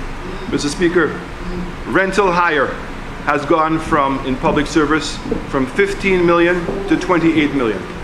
Mr. Speaker, this has been a growing number over many years, Mr. Speaker. So, Mr. Speaker, you know, Mr. Speaker, if I can bring that point up. In the members' budget estimates, budget speech,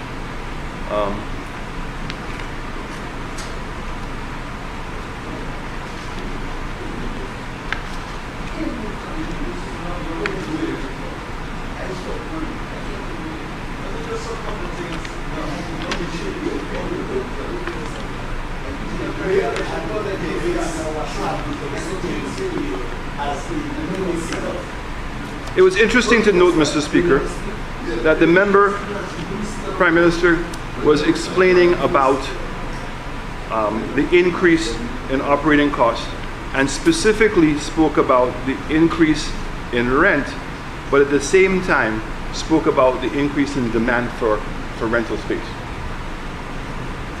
Which one is it? So it was an increase in the cost of the Daher Mall, Mr. Speaker, and yet in the following line said that there was a demand for space. So here it is, you're complaining about the Daher Mall, which is 77,000 square feet of space. And even with that, you're still saying that there's a demand for more rental space? Which one is it? Is it that it was good planning and that the government had anticipated that there would be an increase in demand for rental space at a cheaper price, $4 a square foot? Or is it in fact that this government does not appreciate the fact that that has happened? Right? You know, Mr. Speaker, let me continue, Mr. Speaker.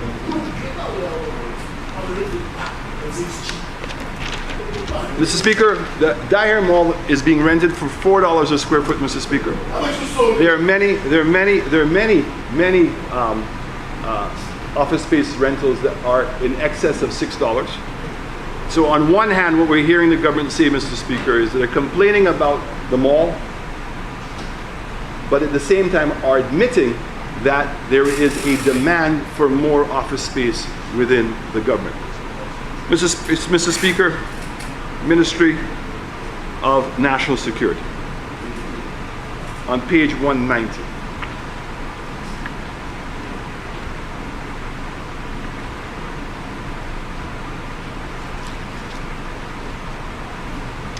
It was interesting to note, Mr. Speaker, that other than the fact that the budget has been cut, and now we have three ministers of national security, I guess that signifies the overwhelming importance of security, that we would have to have 3 ministers.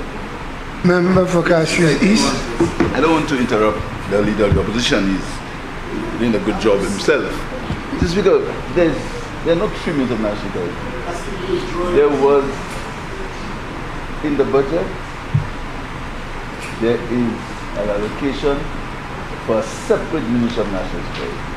As you speak now, the ministerial portfolios as follows: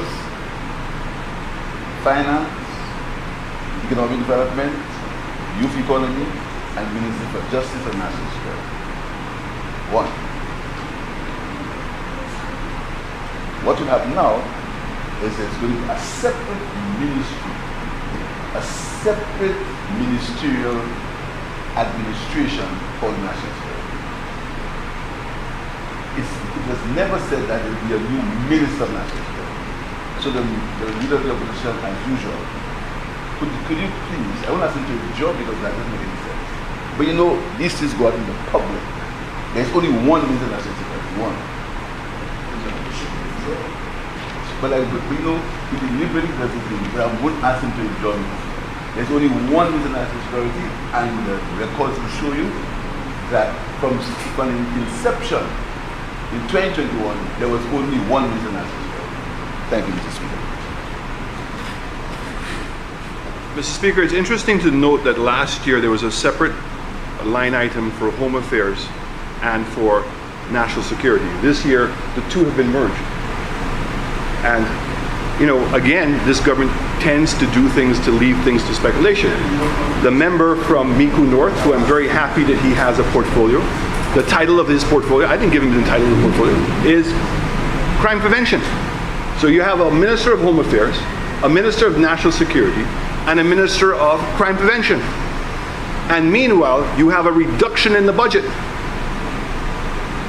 And remember, this is coming on the heels of the fact that last year that we had, was it the year of health and security? Now, I'm not going to go down the road of speaking about the numbers of security as to whether we saw an improvement in security. Everybody knows for themselves what's happened with security. Everybody knows. The fact is that right now we have 3 ministers. So I move on, Mr. Speaker. On page 190, it says to improve public perception through community involvement in crime fighting, thereby enhancing citizen security and safety. The achievements. Patrols impact 30,792 48 hours of patrols were conducted in the first half of the financial year. When compared to the same period, there was a decrease of 17% in the year of security. A decrease in patrols. Weapons recovered impact for the period under review, the police force recorded a decrease of 29% in the number of offensive weapons recovered, and a slight increase of 5% in the number of firearms seized.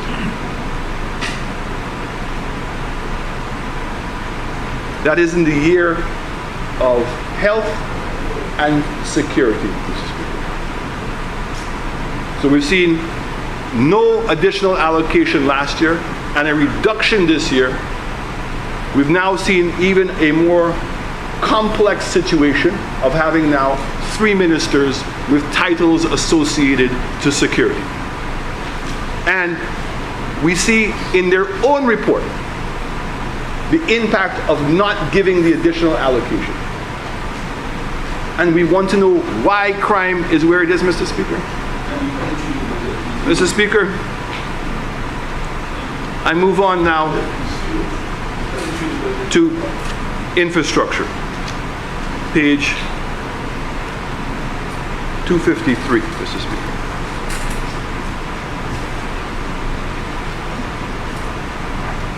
So, Mr. Speaker,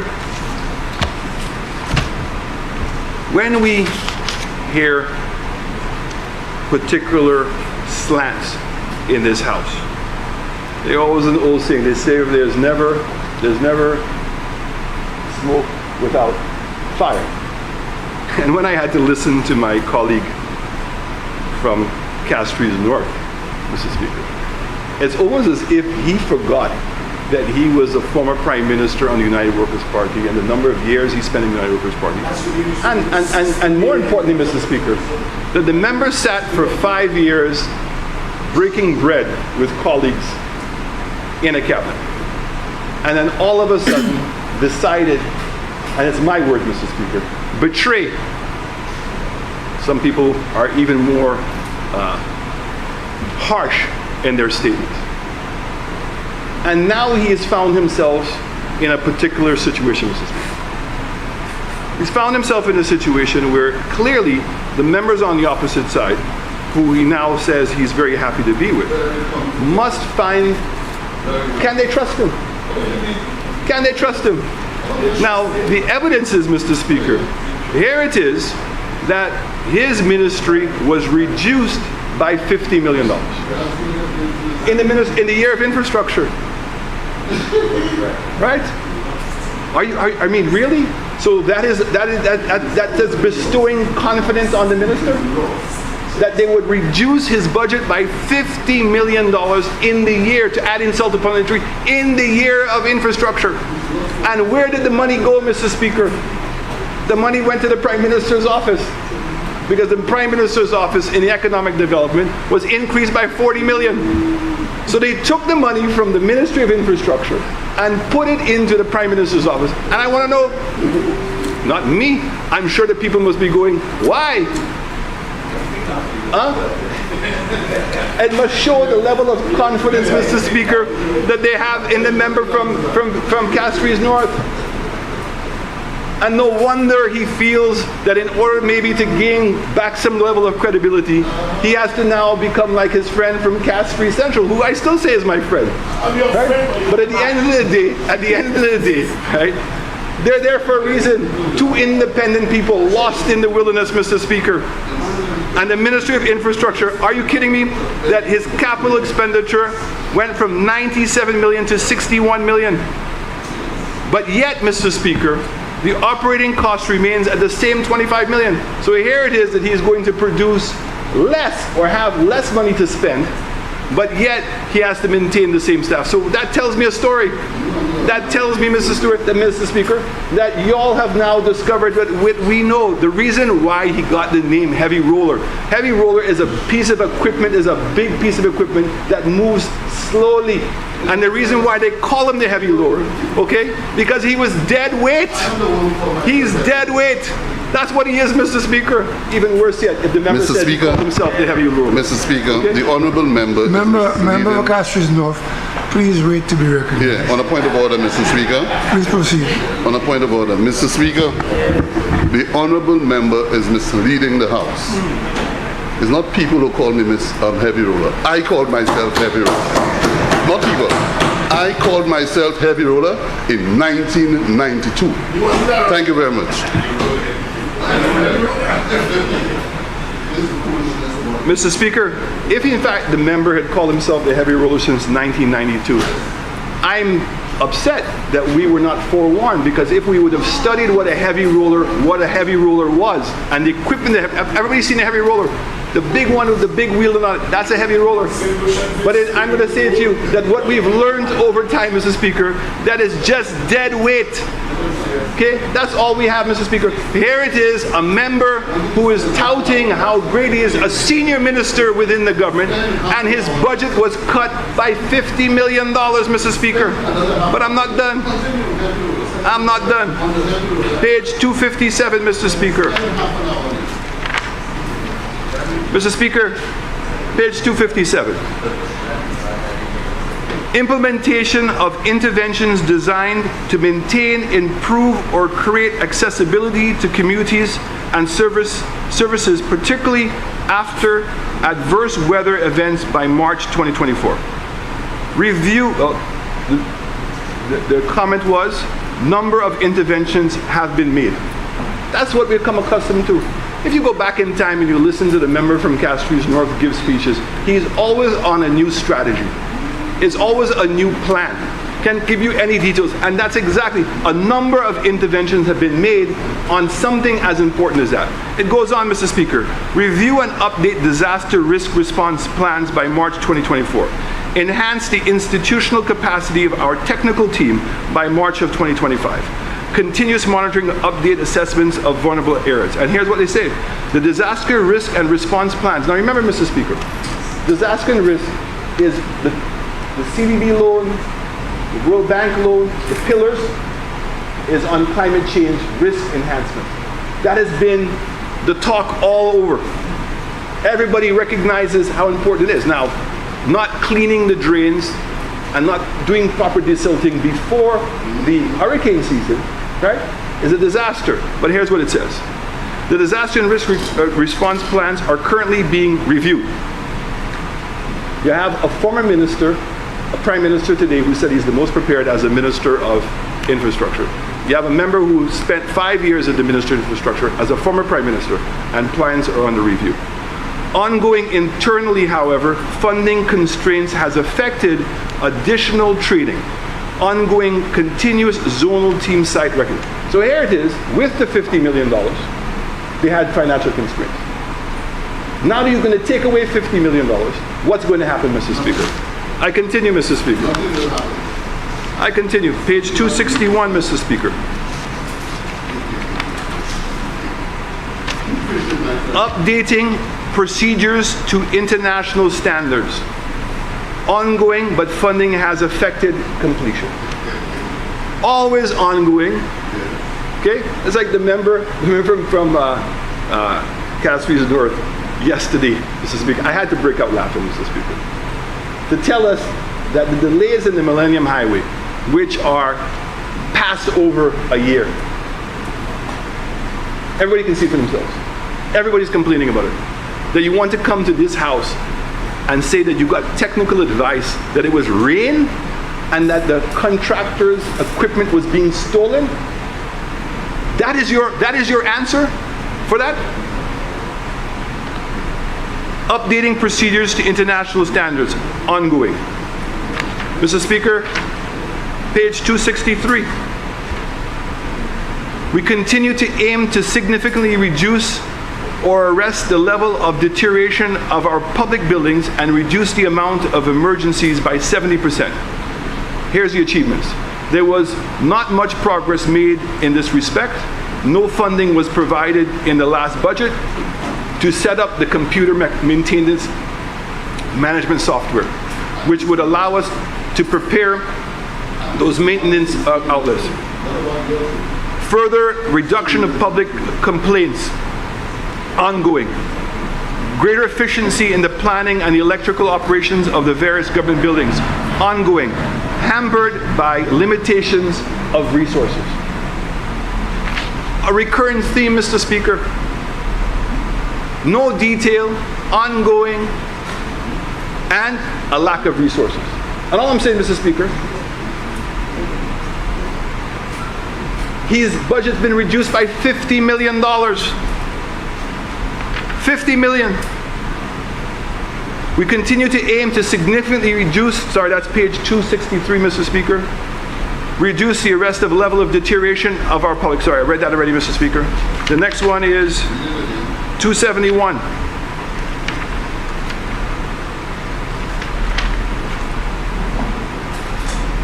I'm sorry that the member from Labrie is not here because this was his old domain, which is the Met Office. Unable to implement QMS due to staffing constraints. Presently awaiting SLASPA to sign document by March 24. Unable to implement programs due to staffing constraints. Can only accommodate school visits to the Met Office. The Met Office, you know, Mr. Speaker. That falls under you. That falls under you, mister. That falls under you. That falls under you. Mr. Speaker, we just have to look at what's going on under the minister's portfolio. Hunora International Airport, nothing. All they're giving us is excuses. The money was approved already. OECC was hired, Mr. Speaker, to provide oversight on the overall project. In fact, the SLASPA had 3 forms of oversight, Mr. Speaker. OECC, a special project unit in SLASPA, headed, that's true? Go and ask your good friend, the same one that's helping you with GPH, okay? Who was the head of the special unit in SLASPA? Who was, you don't know? Okay. So there was a special unit, Mr. Speaker, in SLASPA with its own staffing to provide the oversight. In addition to that, Mr. Speaker, Harry was also hired to provide oversight. So you had 3 entities providing oversight, Mr. Speaker. All of the projects that were being done under the HI airport were being put out to tender. It was everything. Every single thing was put out to tender. Absolutely. So you're telling me that the piling was not tendered? The piling was not tendered? The piling was not tendered? The piling was tendered. The mainframe building was tendered. Every aspect was being tendered. We appointed OECC to provide the oversight and expert. Remember, Mr. Speaker, that's the same OECC that did the airport in St. Vincent, have done airports in Taiwan, have done all kinds of things, Mr. Speaker. Okay, Mr. Speaker? All of them. That's what OECC did. That's who OECC. It's unbelievable to me that the members again would attempt to demonize an entity just in order to justify what they want to do. The same way they demonize Cabot, they demonize DSH, they demonize Sandals, they demonize everybody. But the moment they're in government and they believe that they're getting anybody to comply with them, all of a sudden they become their best friends. So here it is. Don't they know that Taiwan is our friend? And then who is the owner, one of the owners, majority owners of OECC? The Taiwanese government, who gave us the loan. So I left you with the foundation already done and all of the financing already in place, and this government came in with this minister and stopped it. The Millennium Highway has been a catastrophic disaster, Mr. Speaker. Road conditions have never been worse in this country, and don't take it from me, Mr. Speaker, take it from the people out there. Every day people are calling the shows to complain about the state of roads. And again, remember, Mr. Speaker, what makes it worse is members in this house today and yesterday want to brag about roads that they said you cannot eat. But you know what, Mr. Speaker? Even sugar cakes gets the word. Even sugar cakes. Even sugar cakes.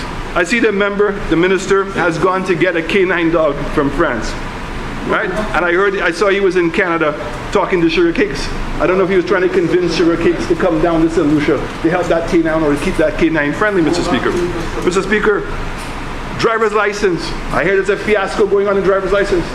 I hear reports that they are pierced persons who, I believe I know who the person is, but maybe I'm waiting for the government to enlighten us who the person was that is delivering and providing fake driver's license, Mr. Speaker.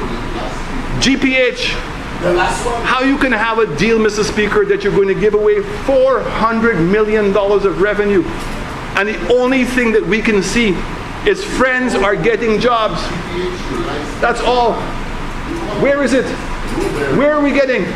So you're going to give GPH all the revenue, and I see that before we came, we passed a gazetted thing to allow GPH now to collect the revenue from the garbage, the environmental tax. So I want to put all the taxi drivers, all the vendors on notice that your turn will come soon, that the revenue will no longer be going to anybody else but be going to GPH. And we have to know what GPH is going to charge. GPH is doing this, Mr. Speaker, to improve their balance sheet. I'm so sorry that members on the opposite side have not realized what a bad deal they have done, what a disservice they have done to the people of St. Lucia. And more importantly, Mr. Speaker, at the expense of the people in the South, where a cruise ship facility should be going. That's where cruise ships should be expanding. But to want to expand the cruise ship capacity into Castries, Mr. Speaker, is a shame. Banan's Land, Mr. Speaker. The member on the opposite side said we'll be very careful because it's in court. We have a defamation matter, Mr. Speaker. Okay? But my statements have been made publicly. I reiterate and reaffirm something is wrong, Mr. Speaker, with the Banan's Land. Mr. Speaker, I now move on to finance, Mr. Speaker. Page 285.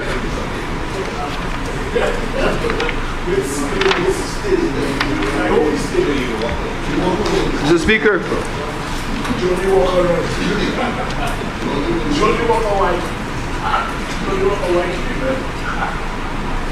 we see that, Mr. Speaker, that the operating expenses in the Ministry of Finance has gone from $83 million to $96 million, Mr. Speaker. We see that, Mr. Speaker, capital expenditure from 3 to 10 million, Mr. Speaker. Why are we increasing the operating costs in the Ministry of Finance at this point? There's no clarity here as to why that is the case, Mr. Speaker. All I've seen is that the interest payments, though, Mr. Speaker, have gone up by $20 million. And again, remember, Mr. Speaker, many of the loans that we got during the COVID period, and we got those loans in the COVID period, Mr. Speaker. So if you look at the numbers, Mr. Speaker,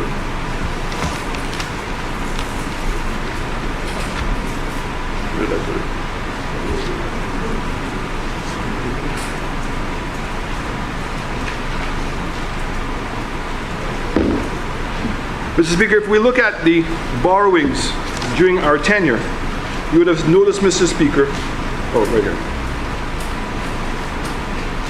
that in 2017, we borrowed $104 million. In 2018, we added to the overall debt by $141 million. By 2019, Mr. Speaker, we increased it by $124. And in 2020, COVID, Mr. Speaker, And members on the opposite side seem to want to trivialize the impact of COVID. They forget the economy that we inherited that had zero reserves. In fact, the sink fund that we had, the government spent it because it could not get bonds, Mr. Speaker. That's how deplorable the financial state was. We want to forget that. And then in 2020, we borrowed almost $400 million. Where did that come from, Mr. Speaker? If your economy contracts by 24%, why? The world shut down. Tourism closed. We've repeatedly said the reason why St. Lucia's budget GDP contracted by more is because our GDP had been reviewed. And the reason for the increase in the GDP is because it was underestimating tourism. That had not happened in the other countries, so you're not comparing apples to apples. So because of the increase in the importance of tourism in our GDP, Mr. Speaker, when tourism shuts down, it's going to have an impact. And the significant impact, Mr. Speaker, is the cost didn't go away. We still had to pay salaries. We still had to pay the debt.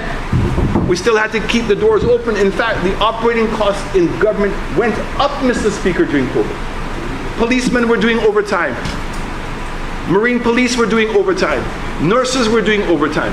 We had to pay for all of the people when they came in on quarantine. Where do you think the money came from? That came from the operating cost. And I'm proud of the fact, Mr. Speaker, that we were able to meet all of our obligations, but more importantly, we left a recovery plan that was put together with the private sector, and sadly, the Labour Party, who were invited to be part of that recovery plan, went away. And what did they say instead, Mr. Speaker?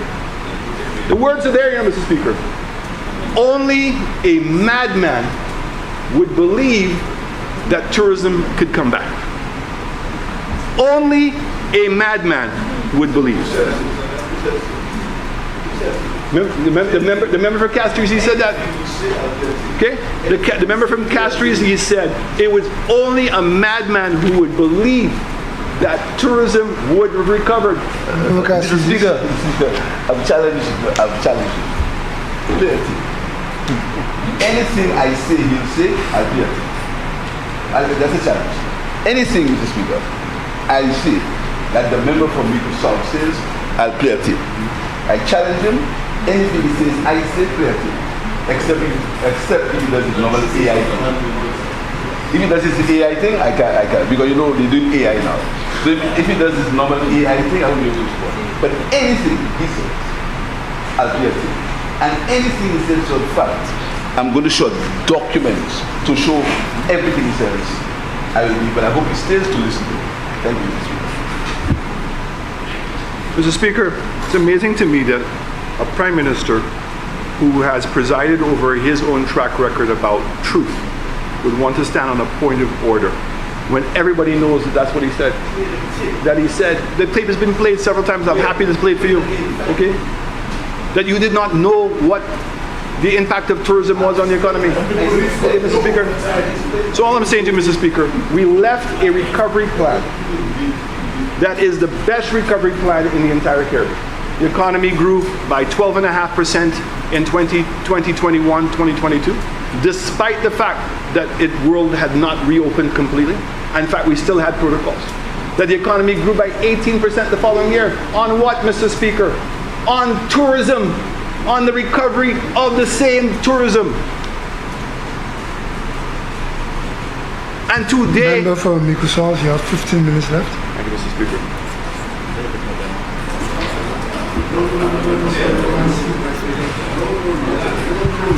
Member for Sozel.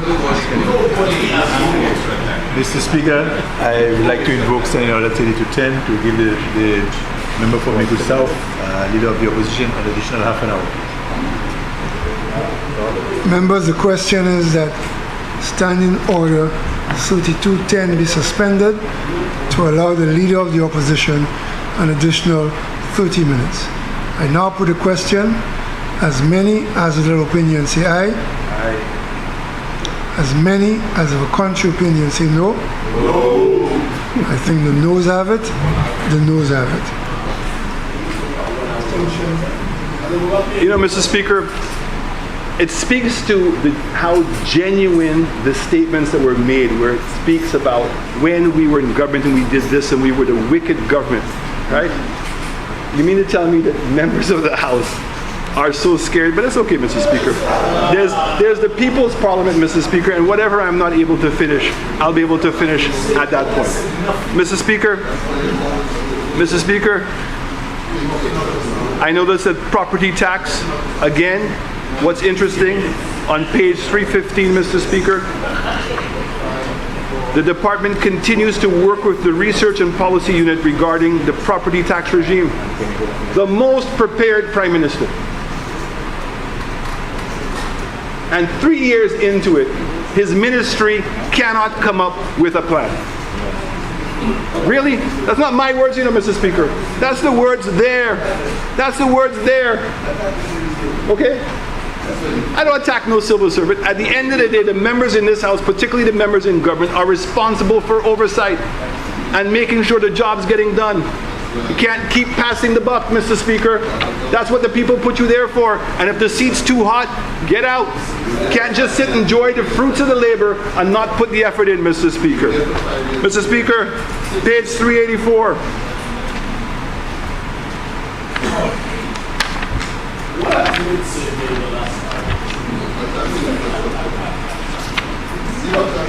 $389, I think it's, yeah, $389, Mr. Speaker. That we see, again, the operations of the ministry has gone from 21 million, Mr. Speaker, to 30 million. Minister of Tourism. 9 million. And it's interesting to look all the way down at the bottom of all the things that the ministry has, right? That the ministry is at $59 million, Mr. Speaker. And that includes now a separate tax that's going into the marketing.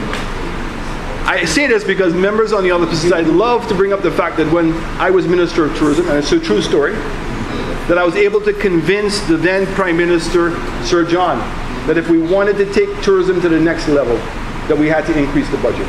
And he did. And I'm grateful to him. But I want to know that we're way past that $50 million now, Mr. Speaker. And I'm glad I was able to break that ground for tourism. And that people stopped thinking that tourism was at the expense of all the other social services we have. In the Ministry of Health, Mr. Speaker, page 505.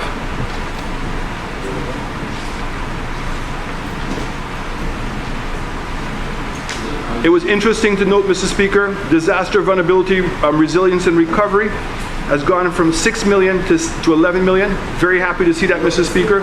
But at the same time, secondary and tertiary health care services. Remember, we're speaking about all the free services that are supposed to be providing under national health care, that the allocation has gone from 102 million to 97 million. And I make that emphasis again, Mr. Speaker, at a time when last year was the year of health and security, that you had a levy. You have a levy that's going to be collecting over $40 or $50 million, Mr. Speaker, and nothing has happened. Mr. Speaker,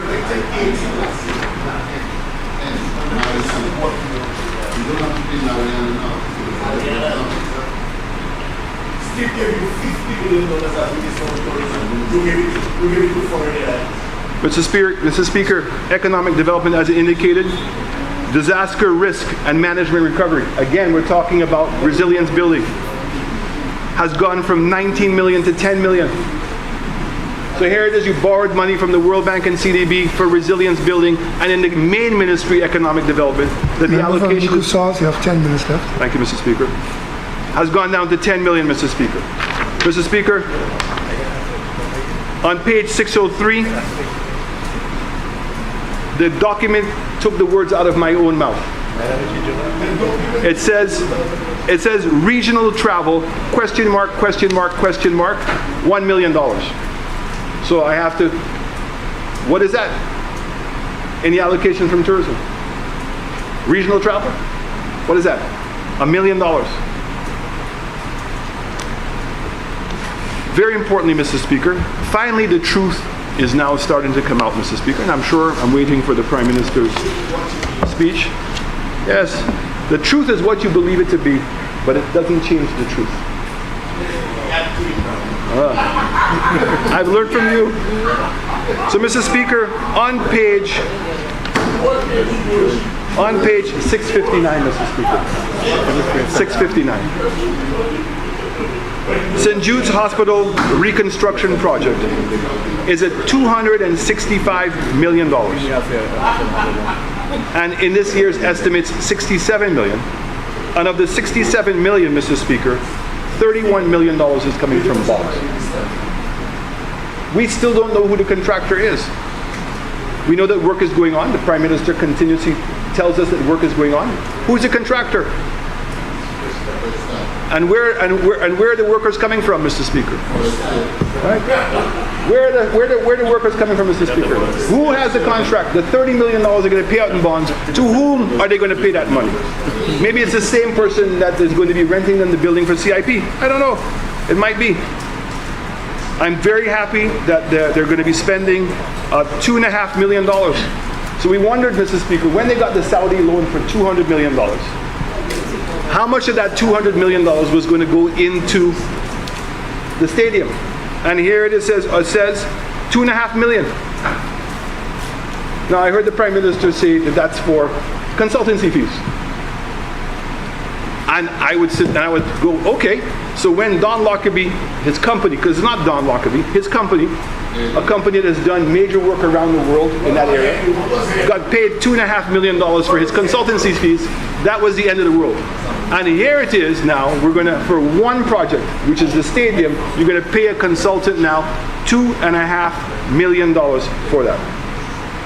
Mr. Speaker, I want to say that I'm very happy to see an allocation, Mr. Speaker, for the bunker, the relocation of the bunker at Latok. No, Mr. Speaker, we've been working on that for a very, very long time.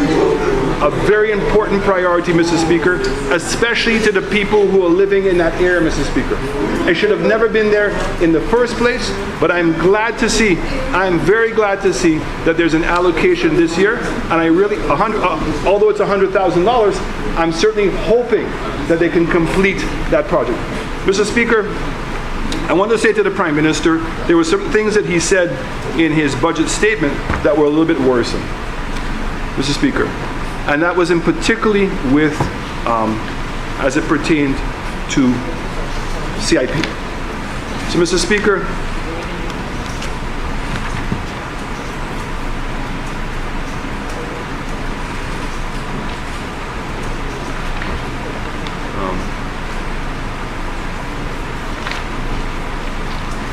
marker went off. So, Mr. Speaker, there it is.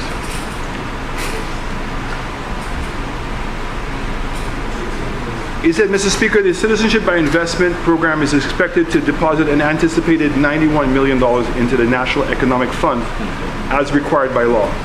Overall revenue from the voluntary transfers is estimated to increase at 24.7 to 37 million. The member also said, Mr. Speaker, that the revenue that we were expecting came down. And he specifically said, Mr. Speaker, that it came down because the real estate portion of the CIP program is doing better, and it's cannibalizing our donation program. There are numerous reports, Mr. Speaker, as to what is taking place with the real estate program. But I'm even more concerned, Mr. Speaker. I'm concerned, Mr. Speaker, because there are agents out in the marketplace selling a program called Infrastructure. We've not heard anything. We've only heard suggestions. Remember, you have 5 minutes left. Yes, Mr. Speaker. The wrong thing. Go ahead. You know the first paragraph you read. Go ahead. It's not what I said. What did you say? I said, read it, and you see that's not what you said. Are you read wrong? What member of Castries East, what are you objecting? Mr. Chairman, because Mr. Speaker, the member read the first 2 lines. What he read is not what I said. And he has a speech in his hand. So he either saw it wrong or he made a mistake. I wouldn't accuse him of anything. Because he read, what he said is not what is in the speech. Mr. Speaker, I apologize. I was reading from the wrong speech. That was his last year's speech that he wrote. So let me read this year's speech. In the projected outturn this year of 2020, the CIP contribution to revenue. Member from Microsoft, just hold on a minute. Members, when a member is making his presentation, the loud outburst affects the recording and therefore the Parliament staff's ability to transcribe. Thank you, Mr. Speaker. In the project outturn of this year, 23-24, the CIP contributed to a revenue of 45 million as compared to the approved estimates of 90. So it underachieved. Okay.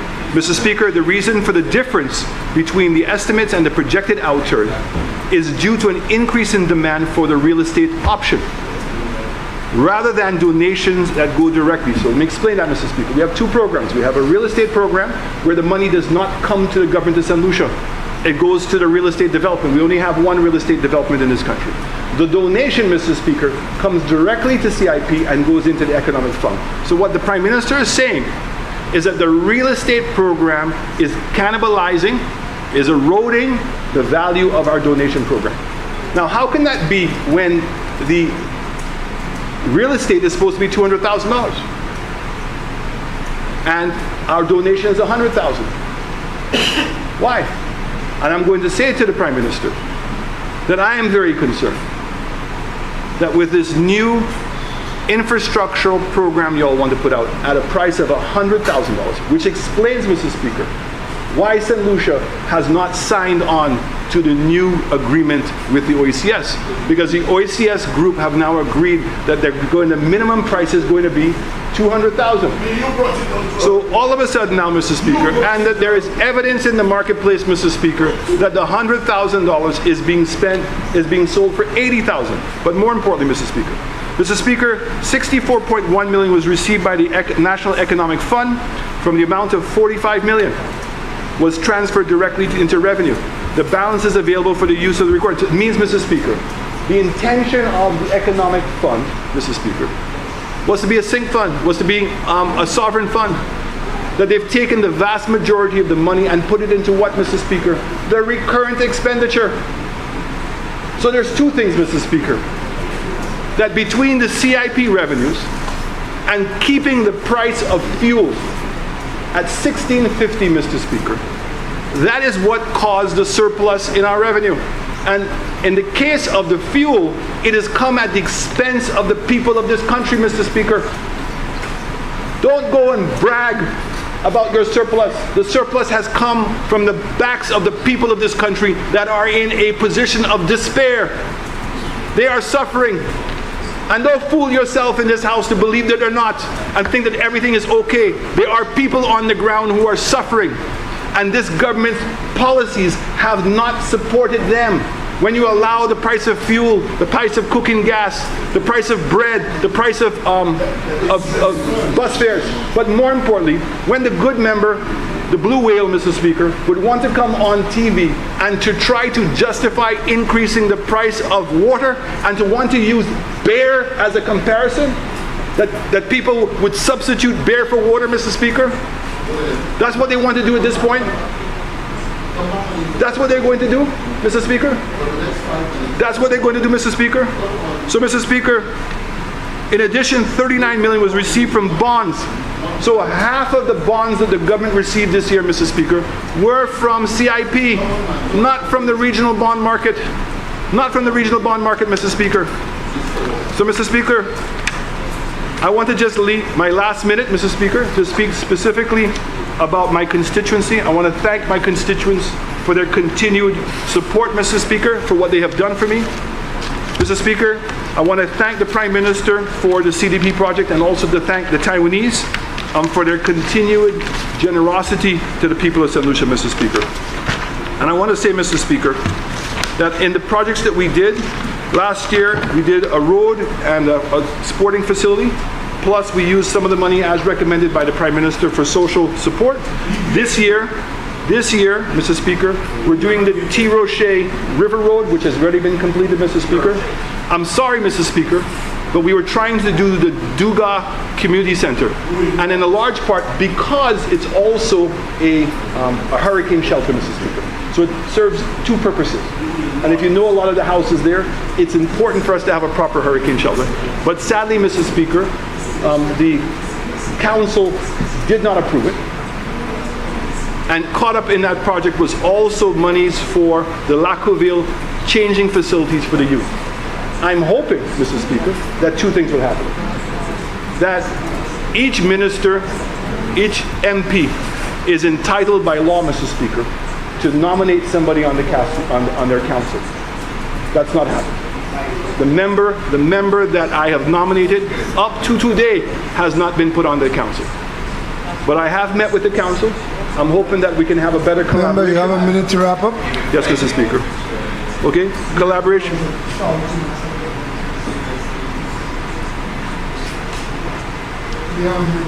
Thank you, Mr. Speaker. Mr. Speaker, I'm hoping that the appropriations bill will come better.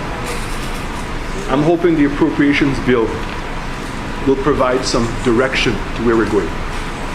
Because certainly what the numbers say, Mr. Speaker, there's not a lot for people to hold on for. In the critical agencies, there have been cuts. There's some politics being played in the government where the Minister of Infrastructure, his budget has been cut by $50 million. And the monies were transferred to the Prime Minister. I want to know what's going on. Maybe he's now figured out what we all knew. But Mr. Speaker, this budget is a state of hopelessness in that it does not provide any direction, any substance, any change. In fact, what I'm seeing, Mr. Speaker, is a continuation in some ways of what we're doing, but sadly in not enough ways. You have 10 seconds left. Thank you, Mr. Speaker.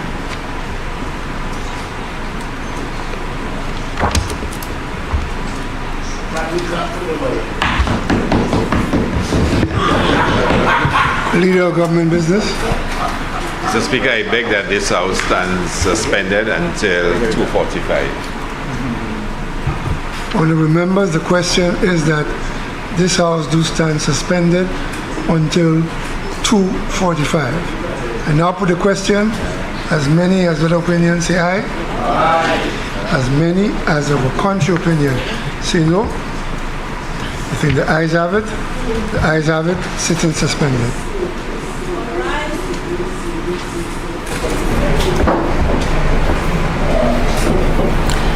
That was the leader of the opposition and member of parliament for Mico South, Honorable Adam Chastney, wrapping up part one of the second day of the debate on the 2024-2025 estimates of revenue and expenditure.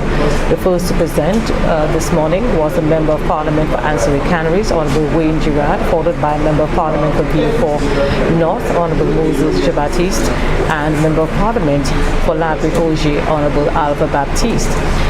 The members of parliament for member of parliament for Ancillary Canaries outlined several initiatives to come on stream or are nearing completion in his constituency. Example, roads and bridge repairs, repair of the amphitheatre, installation of a water treatment plant, etc. He also welcomed and applauds the construction of a fire station in his constituency. The Beaufort North MP, Honorable Moses Jean-Baptiste, mentioned several projects in his constituency, and as his other colleagues who have already presented, the issue of roads is again the focal concentration. He assured his constituency that major roadworks inclusive of the construction of drains will be undertaken in the new fiscal year. Under the constituency development program, he said the micro businesses in his constituency are receiving assistance. Honorable Jean-Baptiste, who also has responsibility for health and wellness, outlined a plethora of initiatives and projects to be executed budget in the new financial year. He spoke of assistance to the Cerebral Palsy and Child Development Center and the Office of the Quality Assurance Officer, a relatively new office within the Ministry of Health and Wellness. Some attention will be given, he said, to the mold issue at the Millennium Heights Medical Complex. He also spoke of the introduction of a new area with regards to the medical assistance program and the upgrading of the blood bank and assistance to the Environmental Health Department. Mention was made of the St. Jude Hospital reconstruction project and the relocation of the Lakwa Wellness Center, as well as the reconstruction of the Cicero Wellness Centers. Other areas of focus include the Public Health Resilience COVID-19 project, the strengthening of the Office of the Chief Medical Officer, and also assistance to the Soufre Hospital. Honorable Jabatis also paused to thank the Solution citizenry for the contribution to the 2.5 health and security levy, and he said that there will be an increase in the allocation to facilitate the services provided by the 120 Cuban health professionals on island.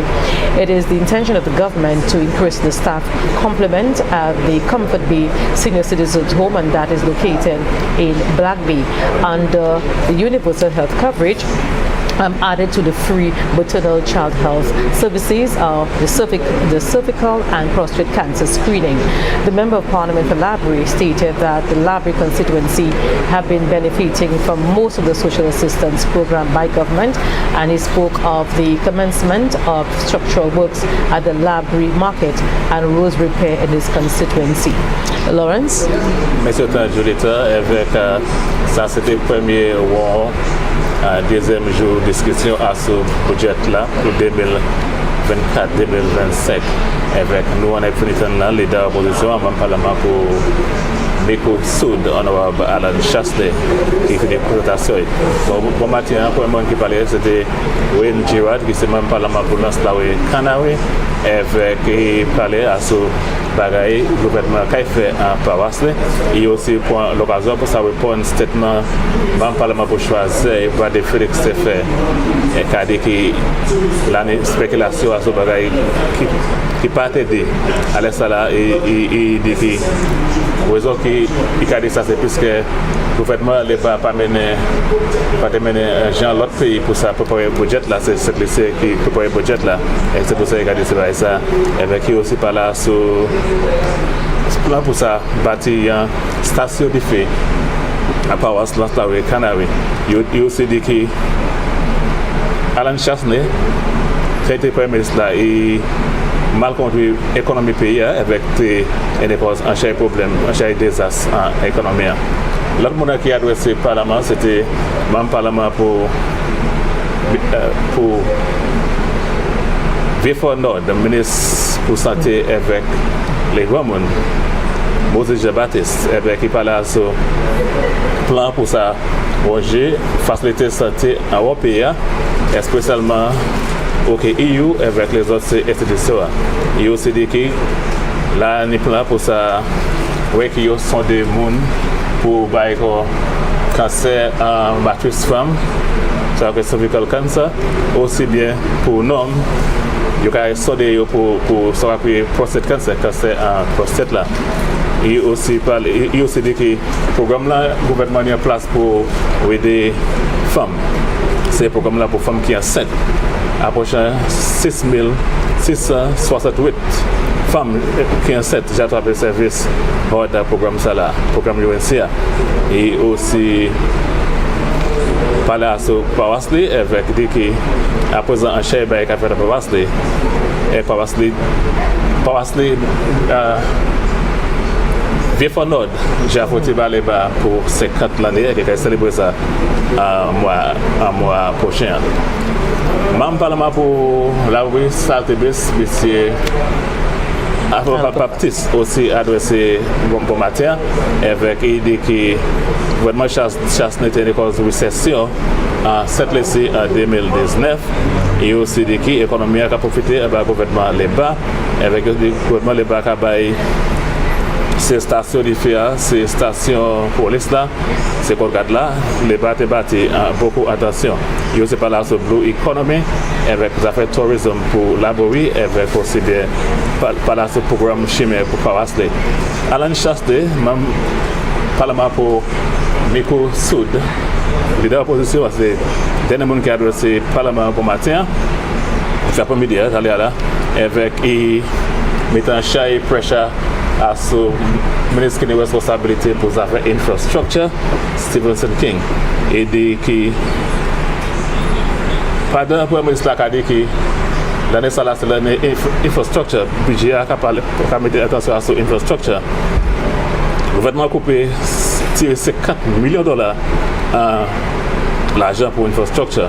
Avec a dit que ça veut dire qu'il n'y a pas de confiance en l'habilité de M. King pour ça, pour le département ça. Bon, l'autre bail qui est fait encore, c'est Bradley Felix, c'est même Parlement pour choisir Salle Davis. C'est demandé pour chasser des agents à prochaine 30 minutes pour sa présentation. Mais c'est même le gouvernement pas accepté ça, il a rejeté ça. Avec il dit qu'il n'y a pas M. Chastain plus de temps pour ça parler. Chastain aussi remercie le Premier ministre là pour qu'il ait l'argent pour le programme CDP. Avec il dit qu'il a fait chemin avec l'argent ça. Il aussi j'ai infini plan pour ça bâtir. Il y a un community center pour commune Douga et possible pour ça faire l'autre projet. Okay, so this is where we wrap up this part of the debate. When the House resumes at 2:45, we'll be hearing from the other parliamentarians who will lend their voice to the debate, and we're speaking here of the Castries South, Castries Central, and VA4 South MPs.